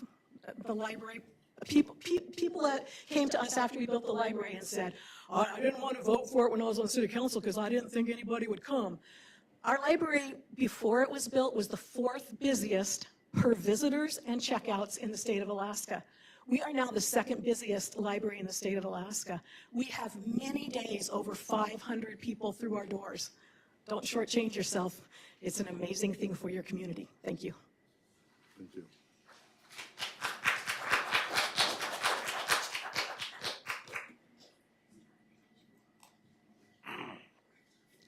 My name is Jack Pagel. Well, my name is Jack Pagel, and I'm senior. My name is Jack, and I'm senior at Palmer High, and I support the library every day of my life, and I live in Palmer long time. I know the library was in my family's things, and I love read books and love the movies. And anywho, I really love the movies of dogs, and I am really thankful for my family. Thank you. Thank you, Jack.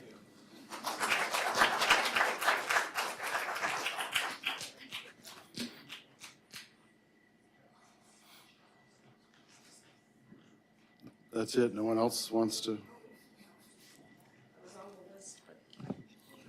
Go ahead, just start with your name. Okay. You have 3 My minutes. name is Christina Adamczak. I go by Chris. So I have 2 library cards. One is mine that I got in 2001 when my husband and I came to Palmer from Fairbanks, along with everybody else from Alaska, right? We're the fastest growing community. There were only 60,000 people in Matsu, and now there's almost double that number. I brought my 20-year-old and my 13-year-old to library story time when they were only crawling. I volunteered as a story time volunteer for years and had a ball doing it. It's one of the best things in the world. It was a rite of passage for my kids to get their library cards. Here's my 13-year-olds. They had to be able to write their name before I would give them a library card, let them have one. It was and still is an indispensable and wonderful way to build and support a community. Parents and grandparents with young children, now we go to a tiny, my daughter, my 13-year-old, we still go. Now we go to a tiny, temporary, cramped building to borrow our books. It's awful. We need a bigger library. You've heard everything. Everybody said it. With double the population in 23 years, the library needs to be bigger, not about the same size as when it was built in 1984 or 85.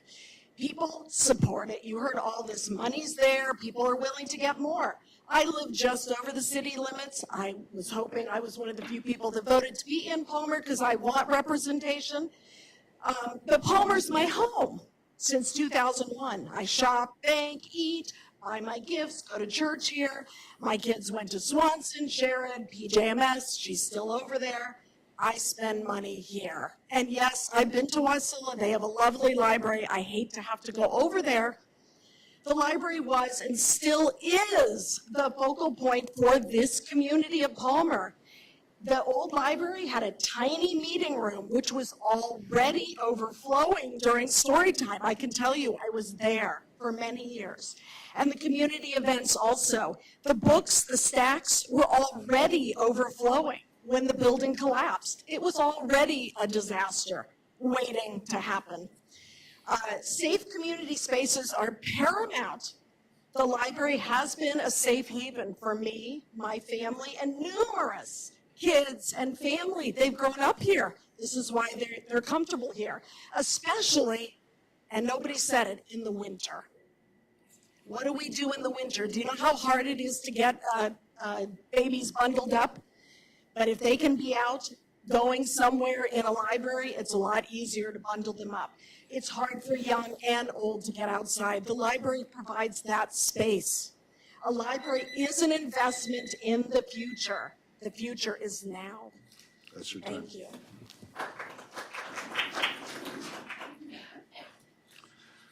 And go ahead, if you can go ahead and sign your, not sign, write your name so we can get it, our spell. Oh, okay, cool.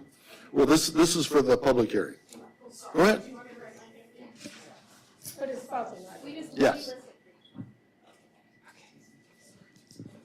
So my name is Carol Montgomery. I live in Palmer. I wasn't involved in this issue until I read the article in Daily News about the issue of librarians and the possibility of them being arrested. And I just can't seem to get past that. And I've actually been losing sleep about this issue. So I have to address that.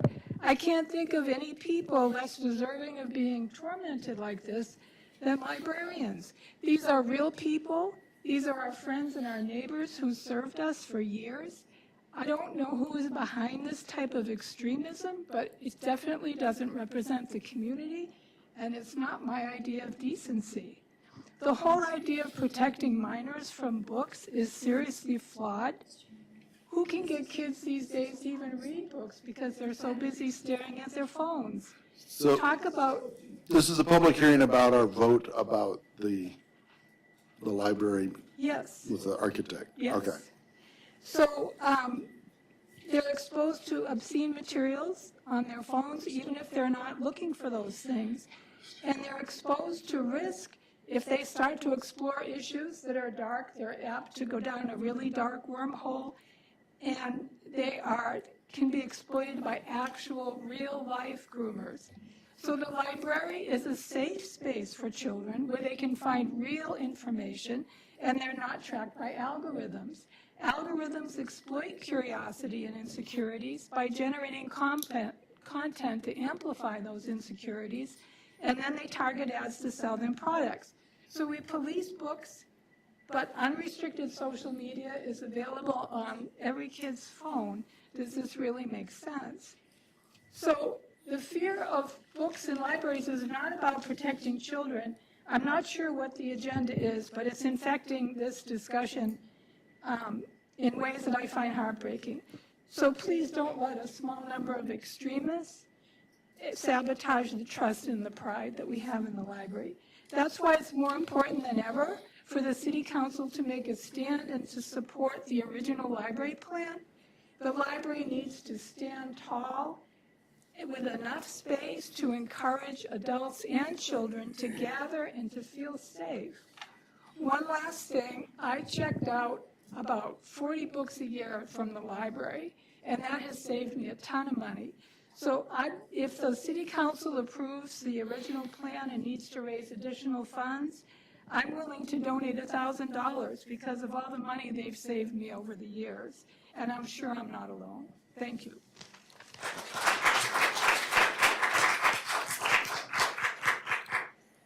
Okay, just a reminder, it's supposed to be, try to keep it focused on the entering into the agreement for $15,000 with Wolf Architecture for the redesign.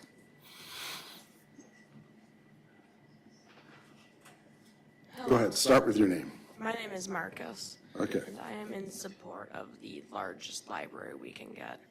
I went around and did a petition. I got 63 signatures for a library. 2 people outright refused. One was drunk, highly, and the other one was confused. And so I think, like, out of how many people signed, everyone was enthusiastic about it. Our community needs a library. It's really important, and I hope you understand. Thank you.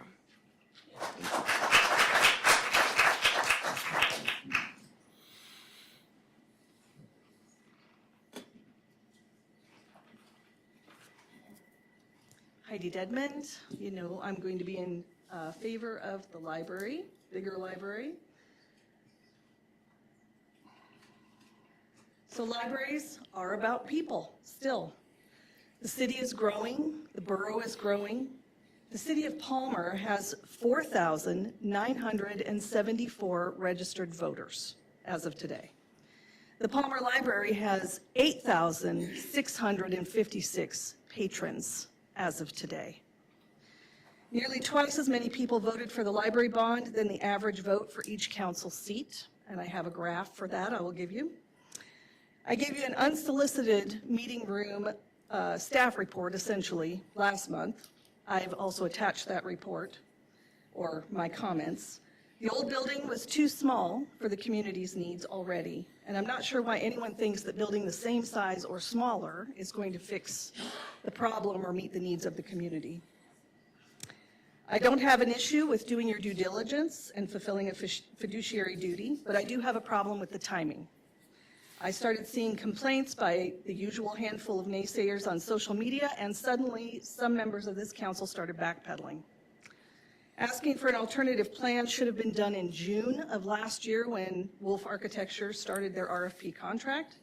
It could have been done in July and August when they were doing stakeholder meetings. It could have been done in September through November when they were doing public input meetings.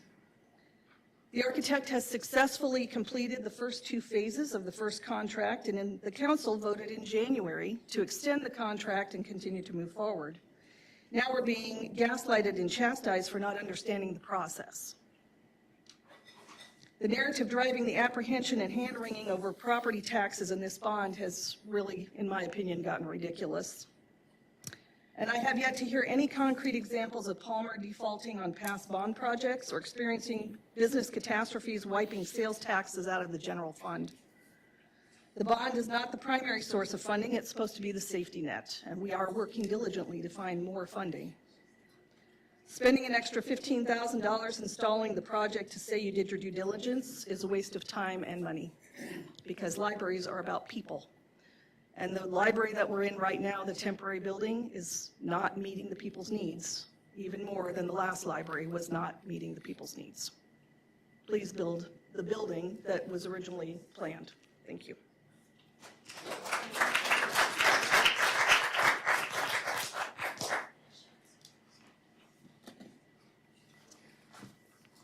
Hello, I'm John Pagel, and I am the father of 2 daughters and 1 son. My son spoke prior. He loves dog movies. We went to all the planning meetings for the new library. My children are vested in this, and they want to see and they helped vote for the new design that came out. I think it sets a bad example if we go back and look for a smaller version. We need the size. We're growing, like everybody behind us has been stating all night. We're growing. Let's meet that need. That's my 2 cents. Thank you.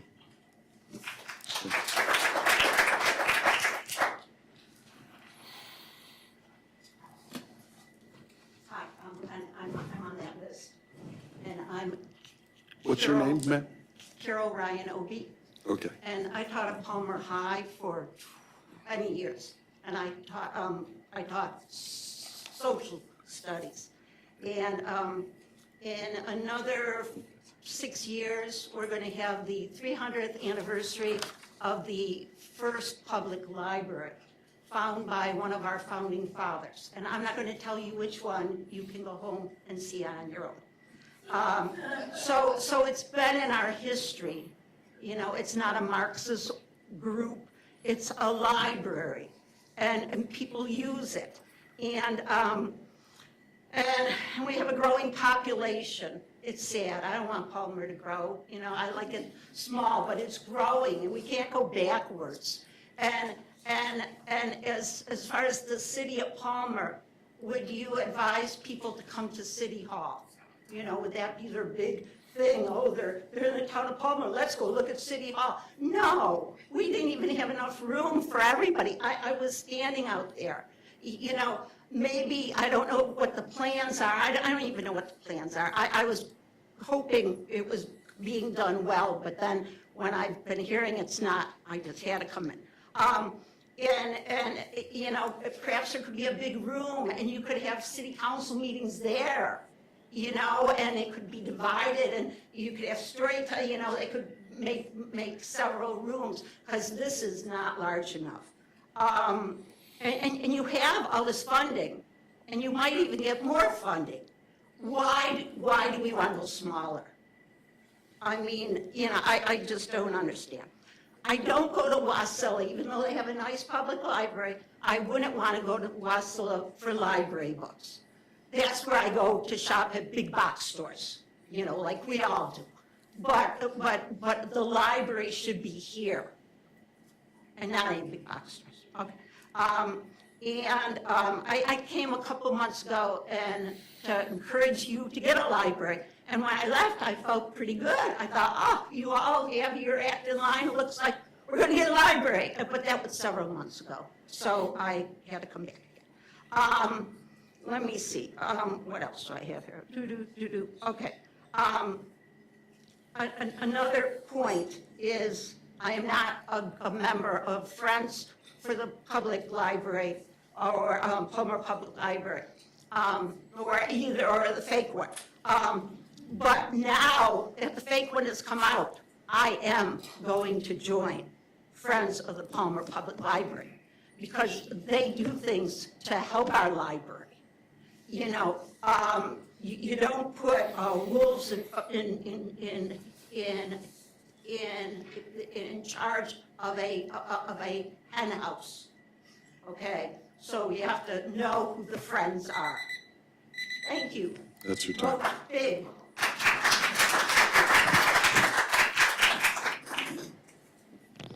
If I got a signer, are you okay with me? I think we got it. We got it. Oh, thank you. Hi, my name is Ruth Holbert, fourth generation Palmerite, just outside of city limits, lifelong cheapskate. And I want to say I can appreciate the instinct to not want to spend too much money on anything. I buy a lot of my favorite clothes at Bishop's Attic. I'm driving a 22-year-old Subaru. The reason that I can drive a 22-year-old car, though, is that I spent the money 14 years ago to buy the best possible car that I could get.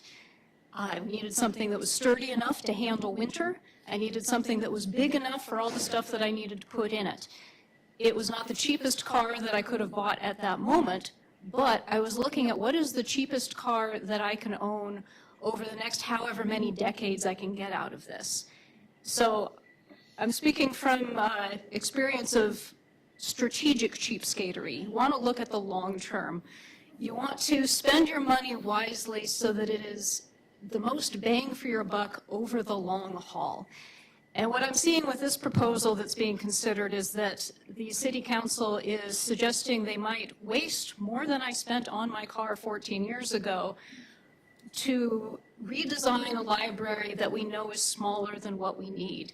This is not even penny wise and pound foolish. It's just penny foolish. I mean, why would you spend that money to design something that we know is too small? I urge the City Council to look at the total cost of the library over the long term, to consider what we really need, what we really value as a city, how much a library will enrich us, not just in the dollars and cents way of it attracts more people downtown to spend more money in Palmer, but the intangibles that it's hard to measure of, you know, we won't even know if we build too small a library, how many people will lack that space that feels like home in Palmer, that they love, that makes them more connected to this town, that makes them want to stay here and not just leave when they go off to college and not come back. I mean, we need a place that is a public space that is beautiful, that we can interact with each other, that forms the heart of the community. And this is not the place to skimp. Thank you.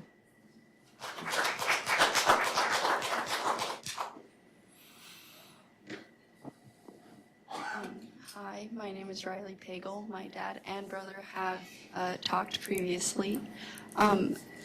I feel like we really do need the bigger library because ours was small and now we're in a very much smaller one and it sucks.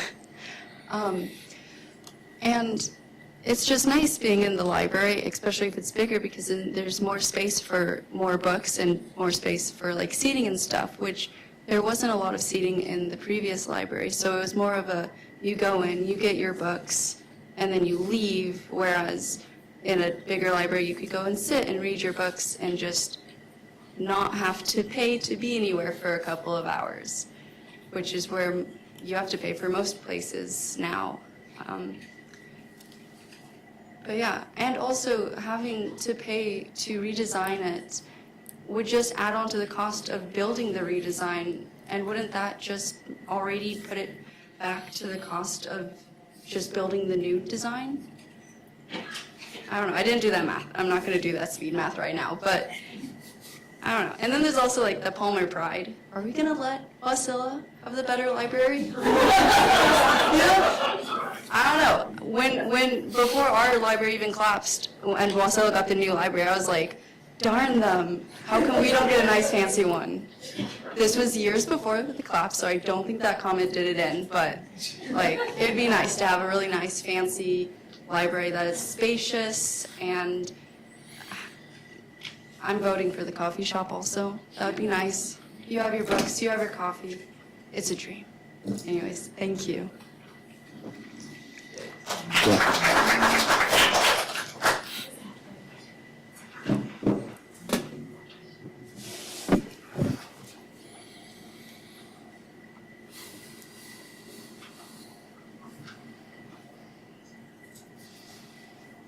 Wes Hartz, Palmer Bar. I'm very for bigger library. With Wolf talking about getting a redesign for the library, one of the things that there was the older gentleman that was talking about getting rid of the fluff. Maybe if you guys are going to talk about redesigning it, getting rid of some of the fluff. We definitely need the space. this meeting is an example of that. City Assembly needs an area big enough to house all its residents where they can speak their mind at these meetings. So I'm for a bigger library, but if they're doing it, try to see what fluff can be cut out. But a bigger library is necessary for the community. It's an infrastructure and it's an investment in the future. That's pretty much all I have to say. And it was also really nice. Thank you to Big Cabbage Radio, because I was able to watch and come in when it was time to speak. Thank you. My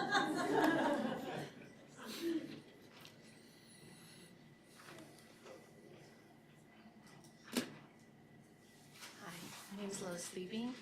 I wrote my name down. It was on the other list too. Right here, sorry. Closer? Better?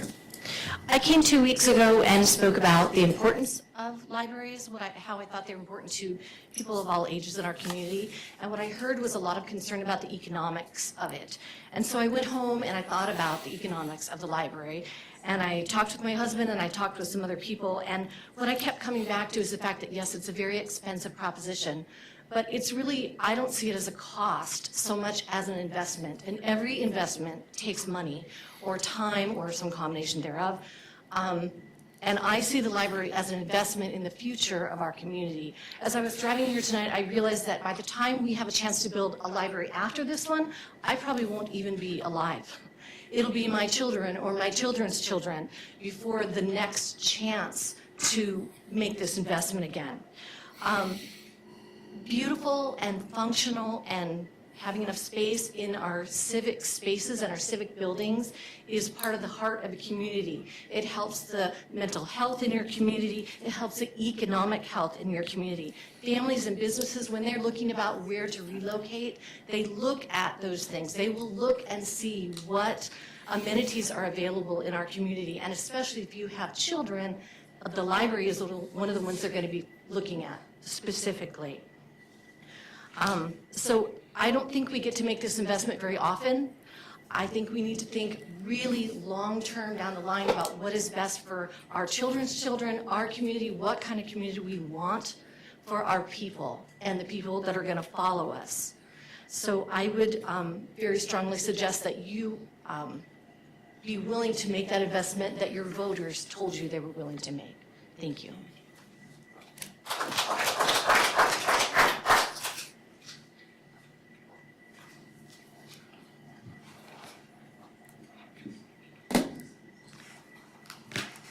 My name's Jackie Goforth, and I would like to read you something.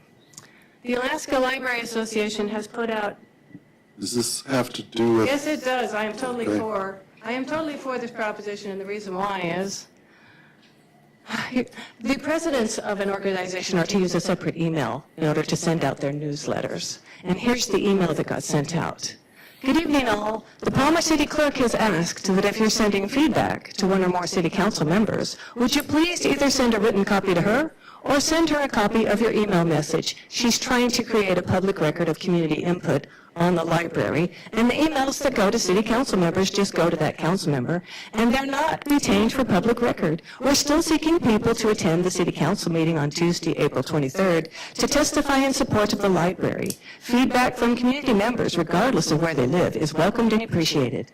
Please feel free to share a story about one or more good library experiences you or your family have had, and to tell the council the ways the library serves you and the community, or talk about how you and your family have used the Palmer Library. We're expecting the council to discuss and make a decision about the library. There will be 3 opportunities for input, the usual 2, and plus an extra section for public testimony specifically focused on the library. So make sure you arrive early and sign up.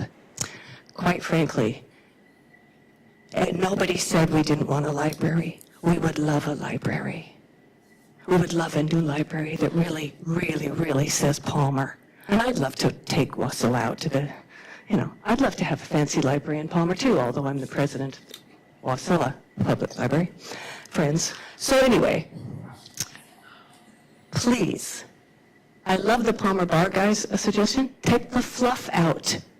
It's not a civic center, it's a library. And I have been here for every city council meeting for the last 3 years, just about. And it's rarely this packed. We have never needed this space except maybe 4 times. 4 times. You know that. You've been here. They put out a message for people to be here. They used city employees at the library to send it, if that MOU is in existence. Please look. The NGO that's in place here in Palmer appears to think they run the place. Who does, you or them? So yes, I am completely behind having a redesign that meets what Palmer needs. That's all. What do we need? We don't need all the space that everybody is telling you. They're telling you that because they were told to come in here and tell you that. I just read you the email. Thank you.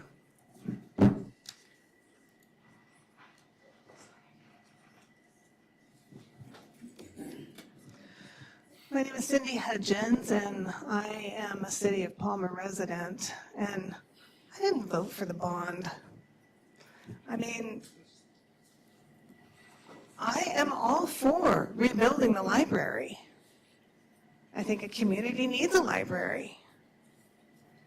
Build it for $10 million. I mean, I am all for you having Wolf redesign this. I understand that there was a study done on what it was going to cost to run this building, utilities, whatnot. And these people think that property taxes are, I mean, not property taxes, but that's an issue, that city sales tax is going to pay for that? No. $10 million? No. Take the $10 million, build a library. Take the grant from the state, pay it towards the $10 million. Take what we get from insurance, pay it towards the $10 million. I don't want to pay for a community center. And if my taxes are going to be raised, that's exactly what I'm going to do. And then you're going to come back and say, well, okay, now we've taken care of the payments, but now we need extra money to run it. With the way the economy is now, come on, people. I want to thank you for, you know who you are, that said, let's have a redesign.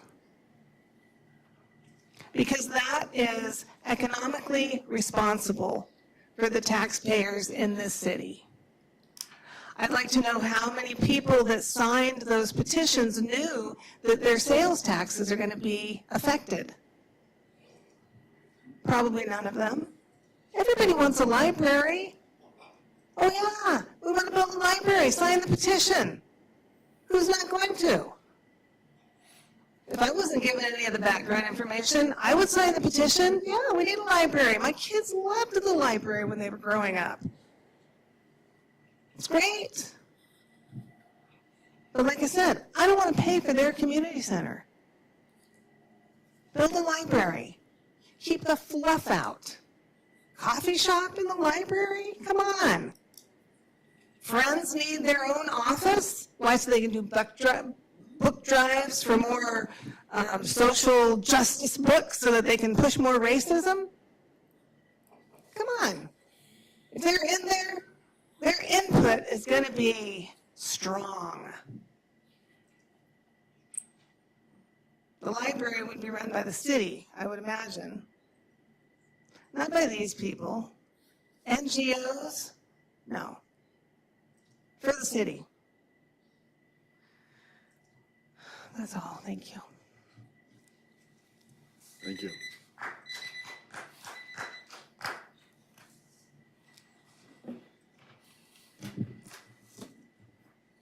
Hi, my name is Sharon Powder. I had no intention of speaking tonight, but I have to say no one told me to come.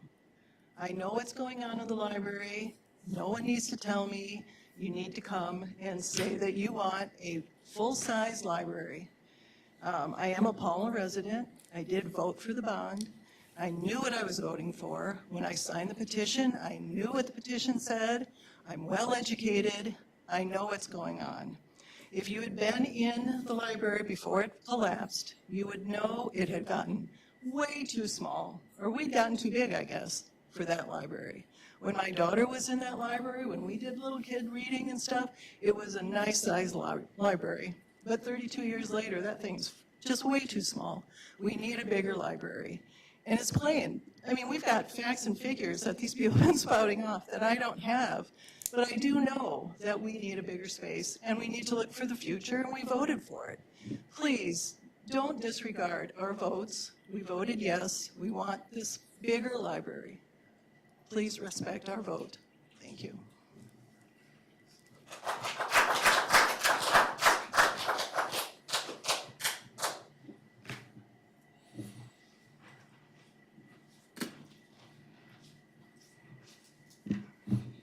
Hi, my name is Rachel Christensen. Do I sign this? Okay. I'm here as one of the previously mentioned rural residents that relies on Palmer for a lot of things, groceries and also a library. I moved to Butte about 4 years ago, and I'm one of the weird young people that has a fully virtual job. So most of my day is spent on Zoom meetings or answering emails or in spreadsheets or anything like that. But it is a local job, so I travel to Talkeetna, Palmer, Wasilla, Homer, Kenai, Soldotna, Anchorage to support people in my organization. And when I'm in those communities and I need to get work done, usually I will go to the library. And in a lot of those spaces, I'm able to do fun things like rent out a Zoom room where I can be in a soundproof area and take my meetings as I want to, or I can rent out a larger conference room to have people in the community come and meet me that have TVs like this so we can Zoom other people in, or projectors so that we can have presentations. And all of those things require square footage. It's no secret that young people are leaving Alaska, and a lot of young people are like me and rely on public spaces to have those things in their community. Right now, when I do those things in Palmer, I have to rent out space at the annex in order to do that. And when I heard that the library was going to be remodeled, I was excited about the fact that I might be able to do that for free at a public space like I can do in many other places in the state. And I would really just hate to see the city stand in the way of providing a service that a lot of young people in our state need in order to keep doing their jobs that do support local communities. Thank you.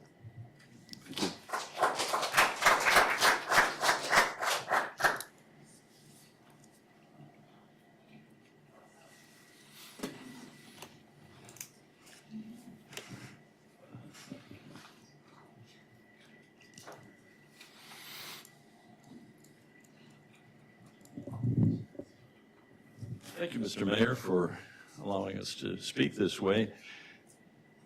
Your name?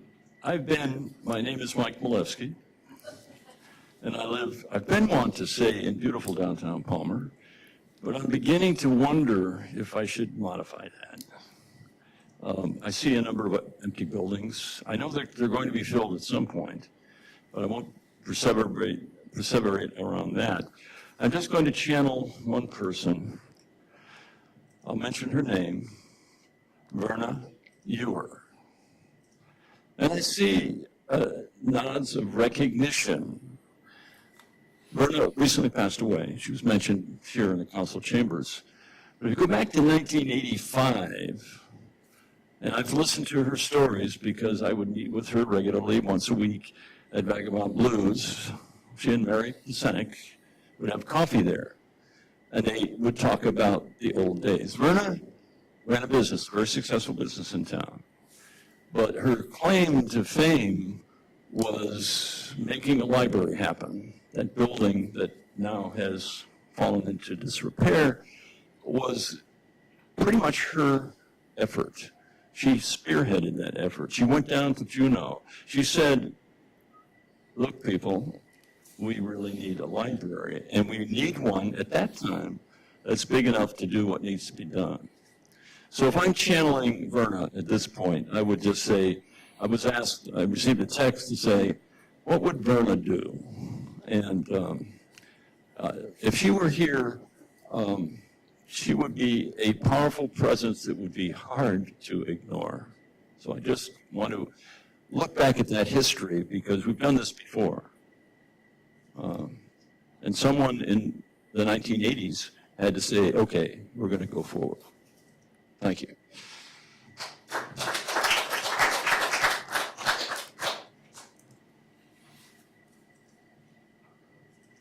Anyone else?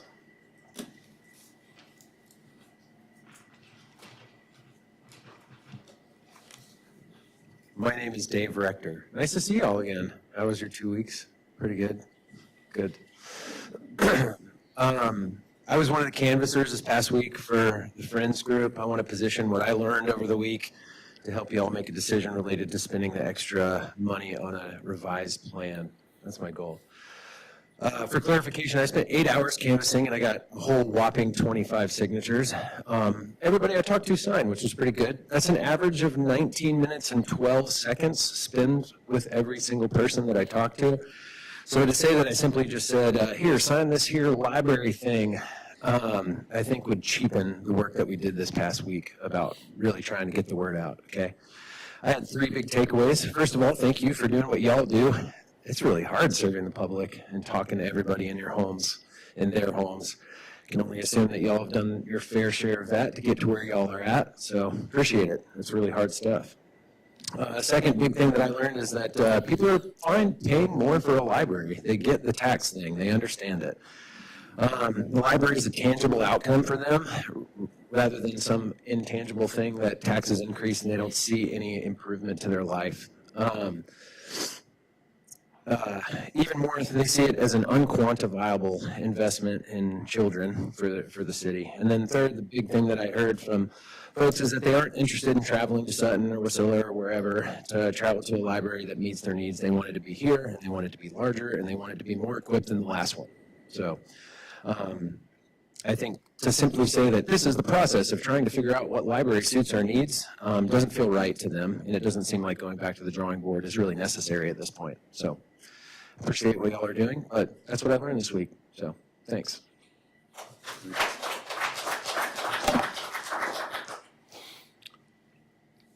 Anyone else for this public hearing that hasn't spoken yet?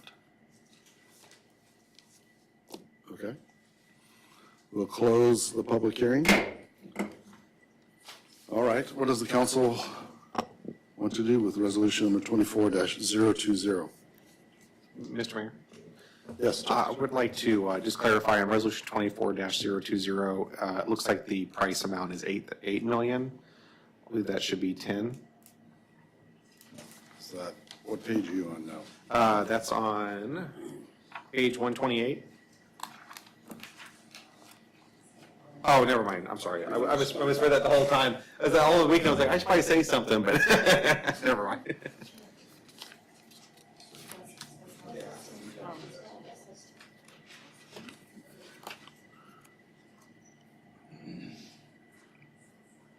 So what is that?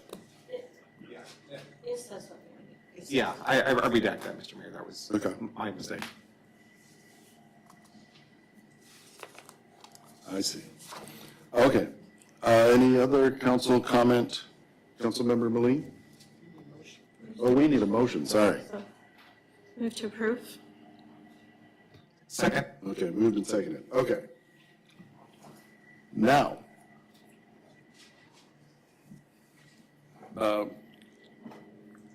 Deputy Mayor Anzalotti. Thank you, Mr. Mayor. So I had a whole thing written out about this, and now there's so many thoughts in my head, I don't think I'm going to remember everything to say. But over the past few weeks since our last meeting, I spent a lot of time doing some research and talking to Brad Hansen and John Moosey and the staff and Gary Wolf, and kind of trying to keep the politics and unrelated things out of the whole how do we build the library issue, because there's a lot of things kind of swimming around that.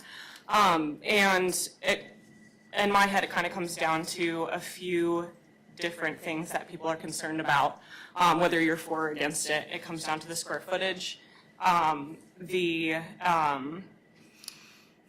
the exterior and the interior look like, and then the cost. And so I kind of did a lot of research around those, and just to decide where I stand and what it looks like for each of those issues. And there were some things that I didn't realize at the last meeting that I learned, and I just wanted to kind of share those and make sure that you guys know a lot about each of those things, because I think that there was a lot of either miscommunication or things that weren't communicated that it was news to me when I talked to these people. So for the financial aspect, thankfully on page 125, there's a whole list of, is it 125? I think it's 124 of the agenda.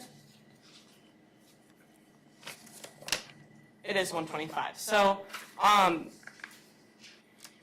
there's funding beyond the 10 million bond and the 5 million that Representative Johnson secured from the state. There's also the insurance payout, which it says 5 million on the agenda. I'm not sure if that's an amount that we've actually figured or if that's just kind of a ballpark. There's also the high possibility of grants, as well as the 10.5 million we've requested from Senator Murkowski. Thank you. And that was a lot more funding, at least possibilities of funding, than I knew of last week. And so I'm glad to see it on the agenda so that everybody can kind of get a good idea of that. The second issue was the exterior and the interior. And so I went and talked with Gary Wolf, and I met up with him and Brad Hansen. Unfortunately, John Moosey was sick, so we met together and just looked over the 20,000 square foot design, and we talked about what exactly, if we voted on that, would we be sending through, basically. And correct me if I'm wrong, I don't know if this is for Moosey or the mayor, but if we voted through the 20,000 square foot design, we would be agreeing on just the square footage and kind of the basic concept. So if we agreed on that, we would not be building something that looks exactly like that design or exactly like what the interior looks like. Because I know a lot of people were concerned about that. And even, you know, the roof and the deck and the vaulted ceilings, that's not set in stone, even if we were to agree on that design. Third, we went over the square footage, and Mr. Wolf showed me line by line the square footage he'd allotted to each space in the library. We even looked at the footprint of our current library, which is now damaged, and we looked at the difference between the square footage for each space and the old library and what it would be in the new library, and what it would be like if we went down to a roughly 14,000 square feet design, which is what we would be doing if we put this this resolution through. So we went through that list, and he's like, do we take away here, do we take away there? And 14,000 square feet would be only 2,000 square feet more than our current library. And looking through that list and taking it away from different areas, it's inadequate. Even if we did do 14,000 square feet, it is. Especially after hearing you guys come forward last week, this week, the previous weeks, and telling us all the different activities the library does and things that I've been going to the library my whole life, and we did, the kids programs and all that, but there's way more going on at the library than I knew of. And I was originally supportive of this resolution because I do think it's wise to think through your options and to not just take the first thing that comes up. And I think Gary did a great job putting everything into one building that everyone asked for. And I don't think we're going to end up with that specific model, whether we, vote for it or against it. But my thoughts are that I no longer support this resolution because after looking at the facts and seeing that our funding is promisingly substantial, that the exterior and interior elements are undetermined, and that a 14,000 square foot footprint would not be adequate for our city, and because our citizens want and are willing to fund a library that meets the needs of our community. Those are my thoughts. Councilman Alcantara. Yeah, thank you, Mr. Mayor. Definitely I'll align myself with the comments of the deputy mayor, but I just wanted to add on a little bit of what I learned today. One of the great, I know she's gone, but one of the great terms of art I learned today was strategic cheapskatery. And about 9 months ago, I tried to sideboard what the voters were going to vote on and try to have an $8 million ask of the citizens instead of $10 million. I was drubbed in a 6-1 vote. I was the only one that voted to put that $8 million muffler on it. And like many things, when you learn more and get to know more things, you learn kind of the error of your ways. And, you know, obviously supported at the ballot box a $10 million ask, but I wanted it to be an $8 million ask because strategically I said, that's only 7 digits. $10 million is an 8-digit number. It's kind of scary, but overwhelmingly the voters spoke 80% to 20% to support $10 million. About 20 years ago, I moved out here back out to Palmer. I grew up here, but I moved back out with my wife and then 2 of our 4 kids and 4 nieces and nephews, mother-in-law and a little sister-in-law. So it was 10 of us living in a house. And I had a buddy look at a house 3 miles outside of Palmer for me because I wanted that house. It was only 1,400 square feet. It was less money. It had a hot tub, had more property. I was like, this is where I want to live. And my 20-year-older friend who knew a lot more about housing than I did and a lot more about everything than I ever know said, you can't live here. It doesn't meet your needs. You got 10, 11, 12, 13 people living at your house. You have to live in the city of Palmer where you can turn your water on and pay every 500 gallons. You can't live out here on a leach field. It doesn't meet what you need it to be. And so I think what I learned about that is that, you know, the design, and I respect the guy to write to me very, very much, but trying to design something 35% less and spending 44% less to get a much smaller building that doesn't meet our needs, I think is a fool's errand. Whether it's $11,700, whether it's $15,000, it would delay it again for another minimum of 3 weeks. We don't meet again until May 14th, if I'm reading the calendar correctly from here. And it's just a delay. By that date, we'll be 15 months since the collapse. I think we need to move forward. We need to move forward with the voters already approved, with what we've had depot meetings. We've had meetings upon meetings about this. I think it's time for us to move forward with a larger library, and I oppose Resolution 24020. Thank you.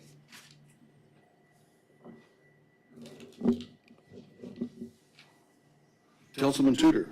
Thank you, Mr. Mayor. I just want to speak in favor of this, and I appreciate everyone who came out to talk to us. Your words mean a lot. It really does. The emails that we've gotten, it means a lot. You know, when I look at the finances page, it's interesting that now it says we have, you know, city held $5 million in insurance of the building, because I've been getting numbers from the city from, you know, 1 to 3 million. The numbers are all over the place, and again, you know, the 10.5 million from Lisa Murkowski that we've requested is just a request.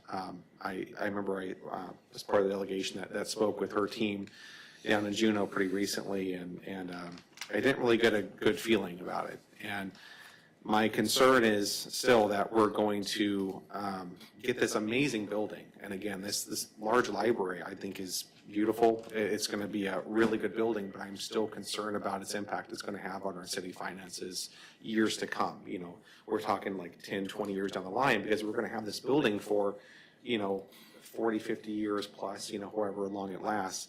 But the bottom line is that the bond is going to be substantial to our budget. And I want to make sure that before we put our taxpayers on the hook for this, that we're doing our due diligence and making sure that what we're doing is the correct approach. Because what I don't like seeing government doing is just spending other people's money and being willy-nilly about it. I don't like this is going to cost $15,000. I completely understand that. It's why are we spending more money to possibly throw out an idea?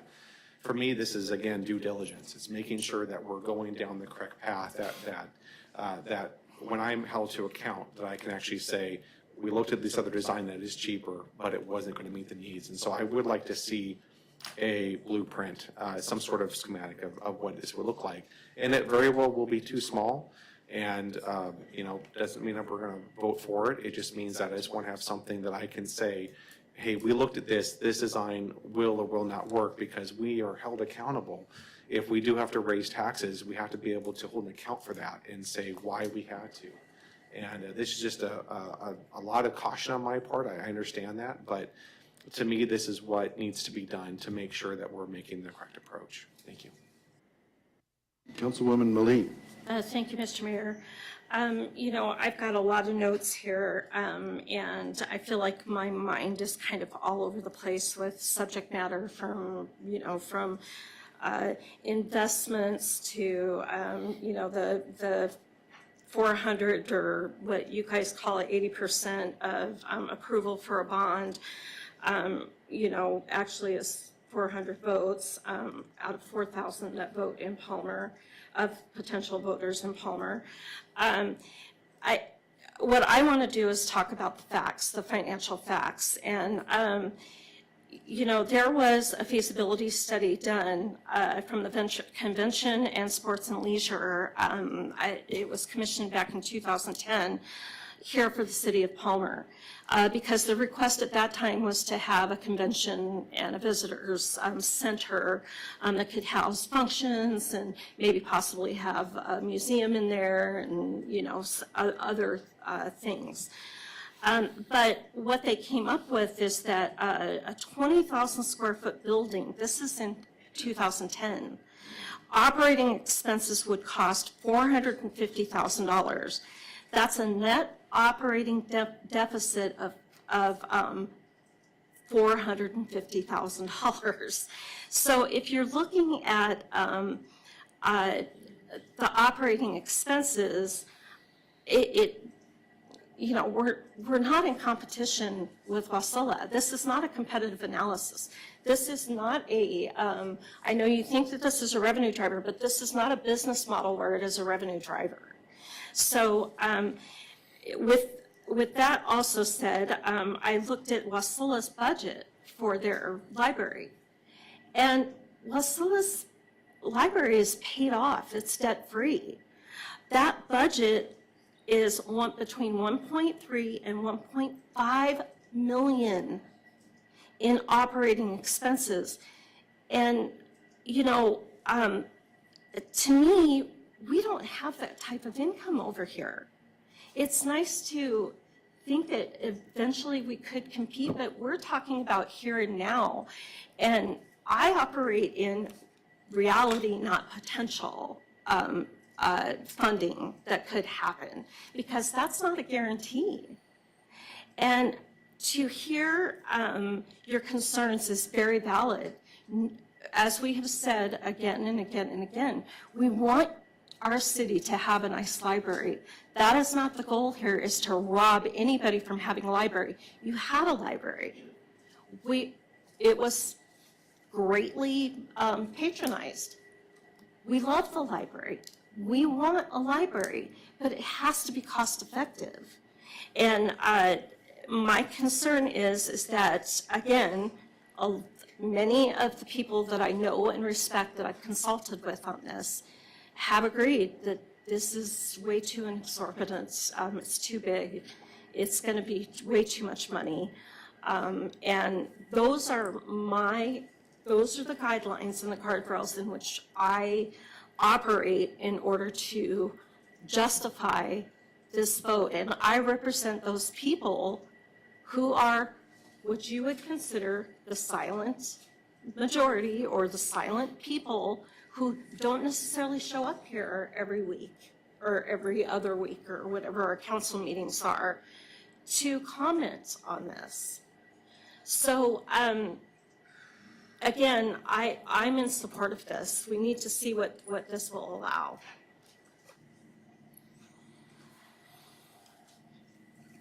Councilman Best. Thank you, Mr. Mayor. Can we hear from staff as to where we are on the insurance amount and whether or not we have a hard and fast number, or are we just supposed to still guess what we're getting on that one? Mr. Manager, you still there? Can we? get Brad to come forward? Yes. Sorry, Brad. I mean, Mr. Hanson.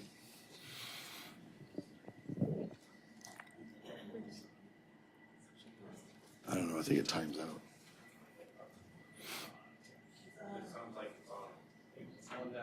Okay, get it close to your beard. Okay, so, insurance, where we are right now is, I just got word from Mr. Wolf that we had a structural analysis done that you funded. That is going to be complete tomorrow. We also had a mechanical analysis by Valley Mechanical. They pressure tested the hydronic system, the water system, and the sprinkler system. And Gary is putting together a final report for that. But I will tell you that because it happened in winter, most of the heating system has been destroyed with the exception of the 2 boilers which were winterized right at the event, actually. The sprinkler system is as well shot, and the domestic water, a lot of the main lines are shot as well. What that means is the majority of the roof structure, the interior roof, needs to come out to be able to have those replaced. Mr. Musi, you can jump in whenever you wish to. We did submit an offer settlement to insurance that was right near our limits. They wanted us to more fully justify all those costs that I just discussed, and so we should have those numbers very shortly. The amount of initial compensation that they gave us was based on kind of what it would take to rebuild just the area that was destroyed. So we're now looking at what type of modifications has to be done structurally to the roof to support the new structure, as well as all the mechanical system upgrades. And, you know, that report should be done hopefully very soon. Mr. Mayor. Okay. Yes, Councilwoman Lee. Thank you, Mr. Mayor. To Mr. Hanson, when you say limits to our limits, what was our limit? That I think we're looking for some figures here. The insurance was comprised of two elements, right? The structural part of the building, which I think the upper limit was 5.7 million, and then the contents was around 1.2. Thank you. Councilman Tudor. Thank you, Mr. Mayor, and thank you so much for talking to us today. So kind of what I'm gleaning from this is that insurance is still not fully on board with a new building. We're still having to prove that we do need this building is kind of what I'm hearing. If I understand your question correctly, what we're trying to do is justify the costs that we have without having to go to a bid to replace the thing, okay? Oh, yeah. So our insurance company is responsible for rebuilding the library to its state, okay, which includes anything that happened post collapse. So it was happened in winter. All of the items that I just described, you know, are part of the settlement as well. So what we're trying to avoid is to have to basically redesign that building, you know, with the replacement of the kids section, the heating system, you know, and then put it to bid so contractors would have to bid on it. It's not fair to them, number one, you know, to go through a month's worth of work to try to put together numbers. So we're trying to avoid that and just get them to recognize the nature of the extent of the damage. Okay. And, you know, they ultimately are responsible for repairing and rebuilding that library. I mean, that's what their insurance policy calls for. Okay, so we're not at any kind of risk of, oh, I'm sorry. If I could do a follow-up real quick. Yeah, go ahead. So we're not at a risk of them saying, well, you can't, you know, we're not going to put money toward a new library. It's just a matter of we just have to prove this further along than what. That's what they're looking for right now, yes. Okay, thank you. I think the deputy mayor. Okay, Deputy Mayor Anzalati. Thank you, Mr. Mayor. Mr. Hanson, do you know, or Mr. Musi, what the operating costs for the 12,000 square foot library were at the time before its damaging? The operating costs? Yeah, it's in the budget. And you know, I think it's important that we do, you know, do some of the requests with respect to provide you with reliable numbers that you can trust as far as the operation of a new facility. So an energy audit for both size structures was on the table as a part of that $15,000 to analyze what the utility costs were, and then also analyze the operating costs as they relate to what we had today and what going forward. You know, we have information from different libraries that when they open their new libraries, what their personnel cost, that historical data we have. And so, you know, we're in the process of putting that together, and I think it's important that everybody feels comfortable with that. So, yeah. Councilwoman Moline. Thank you, Mr. Mayor. So, with the insurance, I'm going back to this because I want to be clear here, is that with an insurance policy, what they're looking for with the adjusters is to ensure that you have that either A, that the building is in fact a total loss, correct? Am I correct? No. Okay, well then you're not going to get the 5.7 if it's a total loss. So what they're trying to do is make the adjustment, is that what I'm hearing you say, as to what the loss amount is, and then anything above and beyond that, if you want to demolish it, if you want to, we're going to have to pay for that beyond what the insurance pays. Okay, I want to bring that into perspective because that's a very important part of this conversation, is that there are things there that have to be taken into consideration with the loss of a building where the insurance adjusters might decide, oh, this is probably more likely only a $2.5 million loss. Anything that you choose to not do with the building, or you choose to demolish the building and build a new one, that's an expense above and beyond that you have to pay for, you're responsible to pay for. Our settlement is X, Y, Z. Our settlement ultimately, and Mr. Musi, you can help out whatever you want to, okay? But so let's just say we're going to rebuild the place, okay? And the insurance is on the hook for $5.7 million. We bid the project and it comes back at 10, okay? They would have an upper limit as to what they would pay, and the city of Palmer would be on the hook. We're trying to determine the extent of all the damage in that building to be able to take them to the limit that they are responsible to rebuild it. Yeah.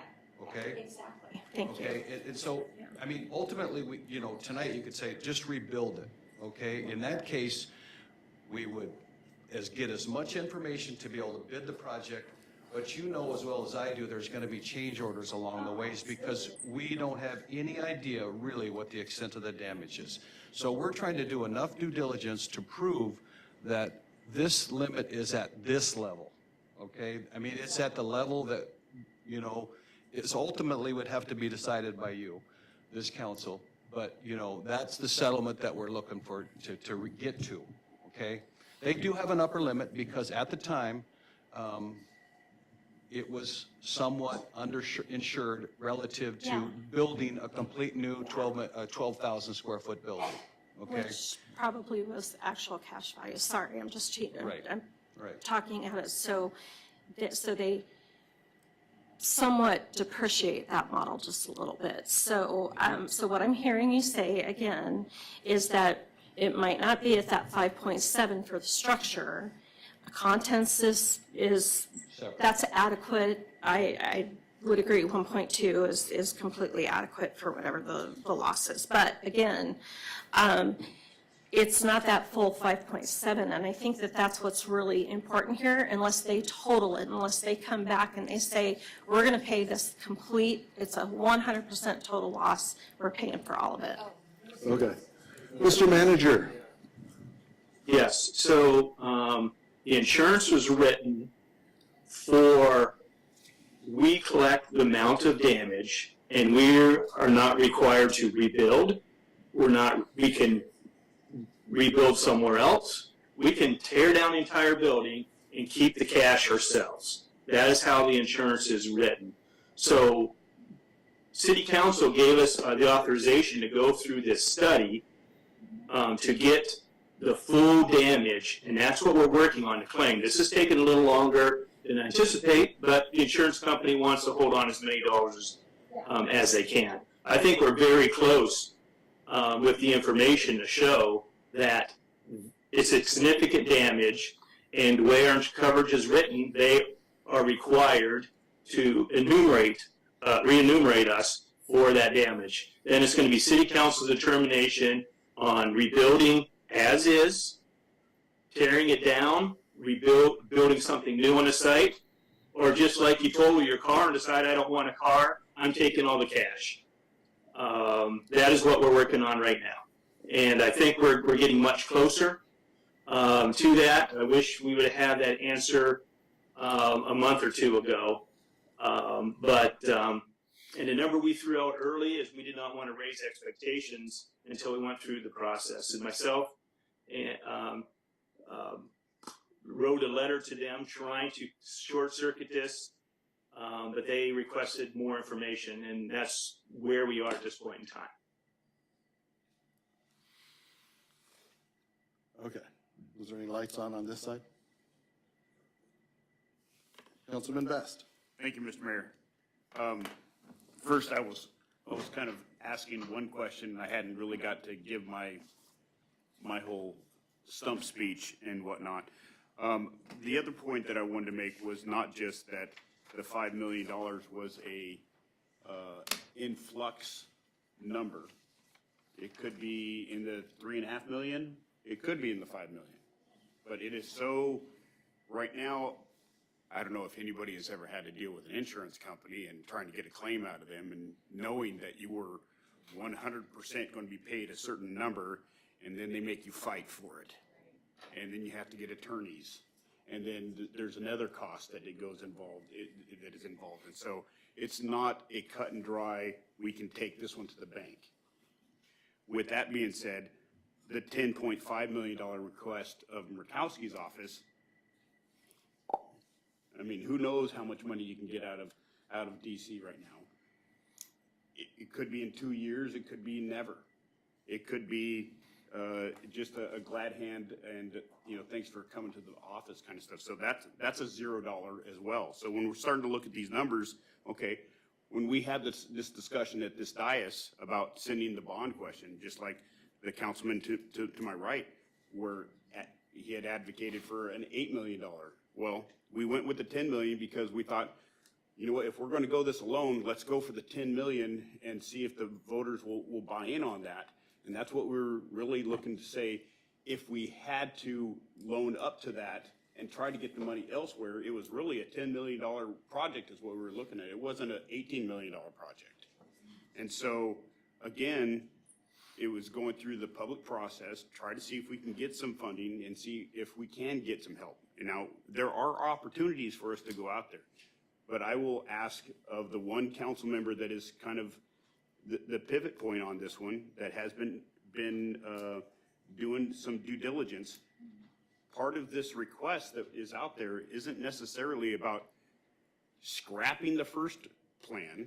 It's about doing the due diligence and asking the hard questions about the operational costs, the functional cost of the, how more efficient is this new structure going to be versus our old, and look at the two differences between the two plans. And then when we come back here, we're going to have options. Then we're going to be able to have information about 3 different plans, about what our existing library was and how it was operating with the personnel, with the cost of lighting and the fuel system. We're going to have the bigger one that is already out there. We already have the plan for it. We're going to have that there, and then we're going to have this intermediary one. And then we're going to be able to take all 3 data sets and make conscious cognitive decisions where we are going to be able to express to everybody. We went through the due diligence of it, and for those that were concerned about that it wasn't big enough, this is the reason why it works within the community with the monies that we have, how we're going to be able to operate it, and we can say with some amount of certainty in the future, this is what it should cost us. or we look at the mid-range plan and have the same information, and then we're going to be able to justify that. But either way, we're going to be able to look at both sides of the very passionate groups that we have heard from, some quietly, some privately, some out there, everybody raising their flags. But this is us going through the process. This is the sausage making part of it. It's uncomfortable sometimes. Sometimes you have folks that, get red in the face and talk to you about things, and it's like, it is what it is. It's not personal. This is the process in which we have to go through. So I ask for support in going this next little step, spending the amount of money to get the data sets that we need to have further, more intelligent discussions on the process and how we're going to operate this new facility, whatever it looks like. Councilman Cooper. Thank you, Mayor. This might be a little bit of rambling, but back last year, when the ordinance was passed to put the $10 million up for vote, in that ordinance package, it was noted by the council that the potential cost could go up to $16 million. The council has already been aware that the cost could be more than 10 million, up to 16 million. The people, regardless of the numbers of people that voted, they overwhelmingly approved the $10 million bond, and we have $18 million basically in the bank right now that we can build this new building. If people up at the council are saying, we hear you, the problem is, it's like a child listening to an adult, and they go, blah, blah, blah, blah. Yeah, we hear you, but we need to listen to what the people are saying. The people are saying we need a larger library. And that's irrefutable. And so back in January, I think we conceptually agreed to the 20,000 square foot building already when it was first introduced. And granted, there are a number of people that are here that aren't from the city, but there are those that are. When I was president of the chamber, I asked, when we had about 50 people in the chamber, I said, how many people live in the city? I was the only one. All the rest of the people were outside the city limits. And I said, how many people consider Palmer their home? Every person raised their hand. So when we have 80% of the people that are using the library that are outside the city limits, we need to pay attention to that. Again, it's mentioned that we're the fastest growing area in the state. And when you go out to the Butte and you look at, they're putting in hundreds of new homes, those people are going to have kids, they're going to come and want to use our library. And the library that we had is obviously too small, and we know that it needs to be larger. The discussion of the design is something totally different. We need to go and approve this 20,000 square foot library. And, and whether the council members agree or disagree with what the decision is, the decision has to be made for any decision that the council makes is in the best interest of the entire community. It's not my little group of people that are saying, I want a library, I don't want a library, I want X, I don't want X. Whether, like I say, whether you agree or not, that's immaterial.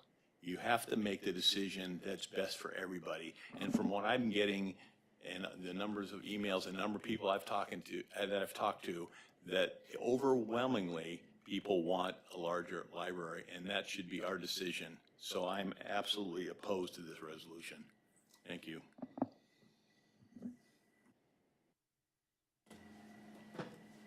Okay, maybe I'll say a few words. In my mind, part of what I think we need to do is figure out what is appropriate.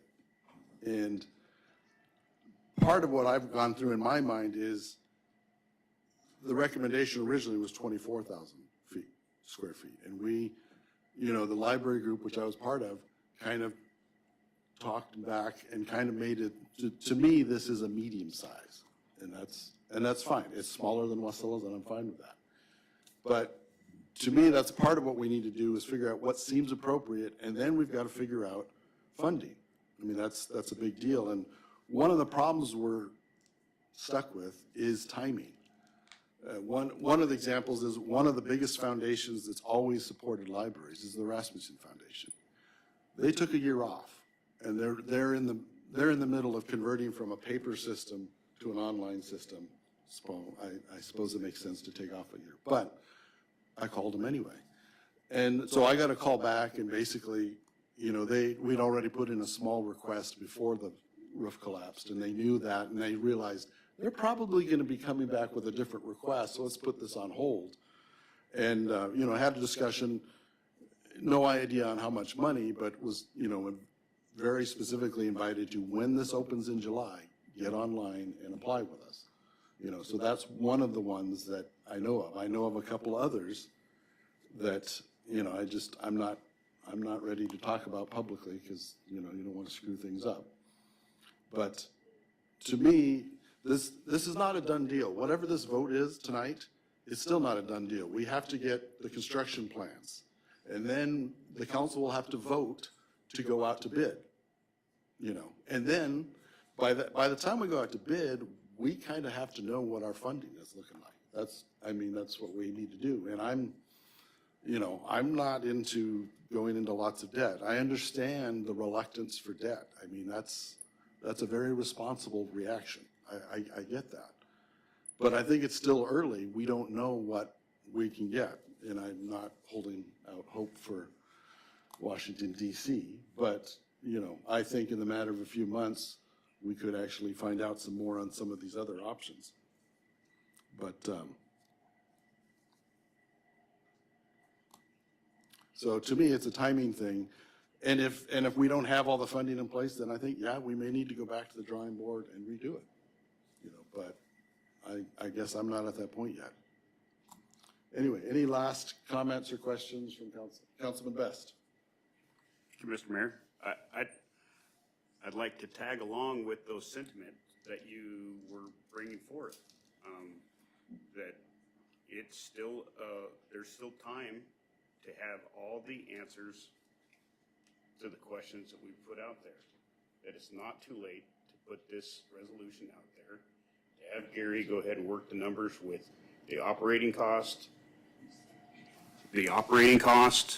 the potentially smaller scale plan, and then we have all the data sets that we need to make strong fundamental decisions on the monetary aspect of this project. And then we're set forward with, when the funding all comes together, to be able to bring it all together and make a conscious decision.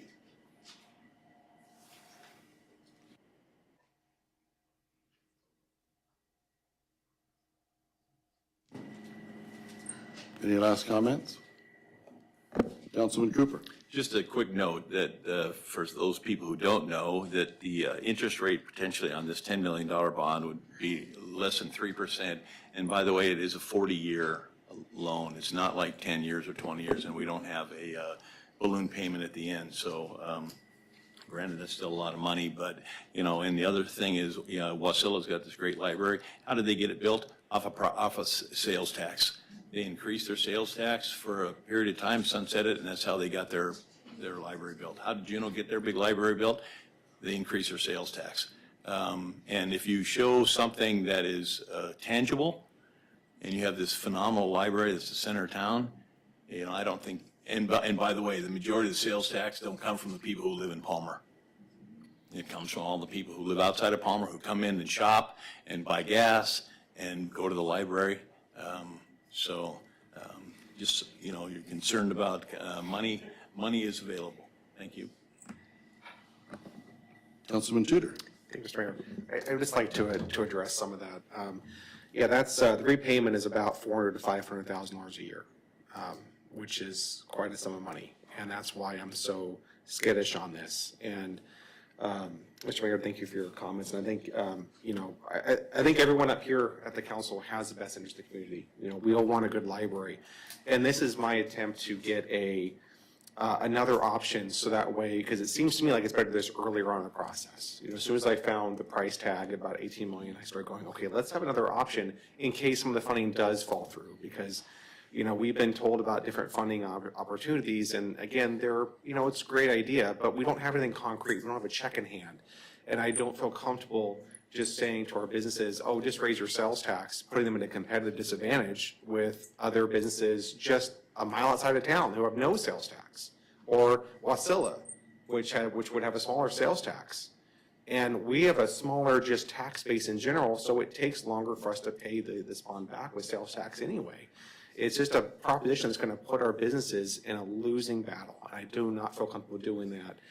And so that's why I'm doing what I can to help avoid us having to look at raising property taxes and sales tax on everybody, because I think that's just not a good idea. But I love to have a larger library should some of this funding go through, but I think we need to have another option on the table in case the funding doesn't happen that we're hoping for. Thank you. So Councilman Tudor, you referenced 400,000 for what? For a bond repayment for about 2.9% interest rate over 40 years. And that's just what amount of money? Oh, for 10 million. I'm sorry. Okay. Yeah, just to clarify. That's what I was getting at. And You that gave this some is info, but not all. unofficial. That's just me using some online, banking calculator. So it's not an official number. That's just me anticipating what this is going to be. But I would love to have official numbers, but this is what we have. Yeah. And as I've stated before, I don't see doing more than $4 or $5 million bond personally. And I've also stated that I do not plan on raising sales tax. I don't plan on raising property tax. That's not on my watch. Okay, anything else? Deputy Mayor? Thank you, Mr. Mayor. Well, I don't want anyone to think, just side note, that I'm assuming that the 10.5 million we're asking for from Murkowski is going to happen exactly like that. Just wanted to get that off the table. However, so if we were to not vote on this, vote on it, but not go with coming up with a different plan, and we were to go ahead and continue with the 20,000 square foot plan, at what point would we be looking at how much funding we have, and at that point, if we had to, could we start over if we needed to? Because at this point, from what I'm hearing from the citizens of Palmer, is that they want a larger library, and if we can make that happen and get the funding we need, great. If we don't get the funding we need, can we just start over? Or at that point, is it too late? Mr. Manager, can I ask Mr. Hanson to come forward again? Yes. Mr. Hanson, I guess I'm just kind of curious of what you can give as far as some of the timing issues. Essentially, if this failed, you've already are expected to get an agreement drawn up with Gary that would come back to council for working out the rest. Could we put mileposts in there, so to speak, where, hey, maybe we want a report on the utilities, et cetera, as midpoint objectives, not just waiting for the end? Yeah, I think an energy audit is completely reasonable. I suspect that we're going to do an energy audit anyways to determine what those costs are. We did get a price on what the cost for conducting that is. It's $1,500 per building, whatever size building you're talking about. It's about $3,000 total, so it's not an unreasonable figure to be able to figure out. There's a number of milestones along with this project. Number one is you have to have enough funding to be able to bid the thing in the first place. And so regardless of the size of it, you have to have the funding in place. So obviously there's $10 million available through the issuance of a bond. There's also a $5 million grant. And so right now, without any type of insurance money, you're at $15 million. And so you have to have whatever it takes to complete the project in place based on the engineer's estimate. And there are cases when the prices come back higher than the engineer's estimate, and you have every right to, decline them. And you do have every right to decline it at any time you have a project in front of you. You're going to vote to approve the contract with some contractor to build the facility. And, ultimately, that's the vote to say, yes, we're building or not building, the ultimate vote. So there are many opportunities to, there are many opportunities in front of you that will allow you to make sure that this thing is the right project for Palmer. Don't go yet. You have a question, Deputy Mayor?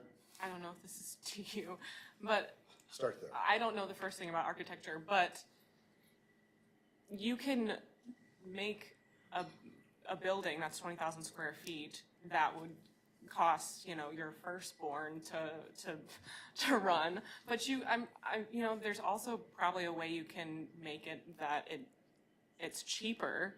And so, you can have all sorts of estimates, right, of a building that's that many square feet that costs, millions to run. Or like with this plan that we have, it's not set in stone. We have the option to, with that square footage, design something that's energy efficient and that doesn't cost $1.5 million to run a year. Is that correct? I think Mr. Manager. Yes. So the plan was originally to bring, after the city council talked about the 5 designs, and he came back and blended to one, and that was presented to city council. The next step was to engage with him as approved by city council for the next step. That next step has been delayed, but if that was done, then this all comes back to city council. I mean, we've heard about the different items in there, like the coffee shop, like the facade, don't like the exterior or the outside. Is there something different we can do here to really make it more energy efficient, less expensive? And that was going to be coming back to city council when we move to that next step. So there'll be plenty of time to do that, opportunities that's coming right to you to weigh in and make those decisions. So Brad hit it, on the head. This is not, you approve this or you don't approve this. We're going to bid in 3 months. I don't think that's going to happen. There's going to be a lot of steps and a lot of input from city council on this process. And that was always the plan. Thank you. Okay.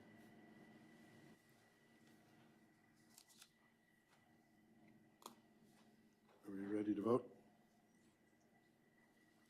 Okay. Madam Clerk, if you could call the roll, please. Councilmember wait. Tudor, Well, Would you mind just stating what we're voting on again? you're voting on the resolution. Right. what's the Go resolution? ahead. Okay. I don't have it. An agreement not to exceed 15,000. Trying to find it here. Authorize city manager to enter an agreement not to exceed 15,000 with Wolf Architecture for the schematic redesign for the Palmer Public Library. Okay. And Mr. Mayor, Oh, Councilman Best? within that was basically the audits of operation and the energy expenditures that was involved in this as well. Yeah. So I have a question about that. Can we change the resolution in midstream here, city clerk? Might depend on what you're trying to do. Yeah, I mean, that was an It's not, understanding. no, I'm just wondering, Mr. Best came up and said to add something else. Are we authorized to do that? What does the resolution Where is say? that in here? Yeah. I don't see it. Well, if we remember, it was originally $10,000 and they added the additional 15. So what because that page was are we all talking involved. about? Is it on? That was in the original request. John needs to win, this is his legislation, Yeah, so 'cause I I didn't. Mr. Manager? Yep. Yes, so the number was bumped up a little bit because number one, we wanted to hear what city council had in a direction. Number two, it's allowing the manager to negotiate with Mr. Wolf and his team. And so the money was not locked down to his specific request. I think there's a couple $1,000s added to make it 15. That was a decision that I made to give flexibility to city council for these type of items that come forward.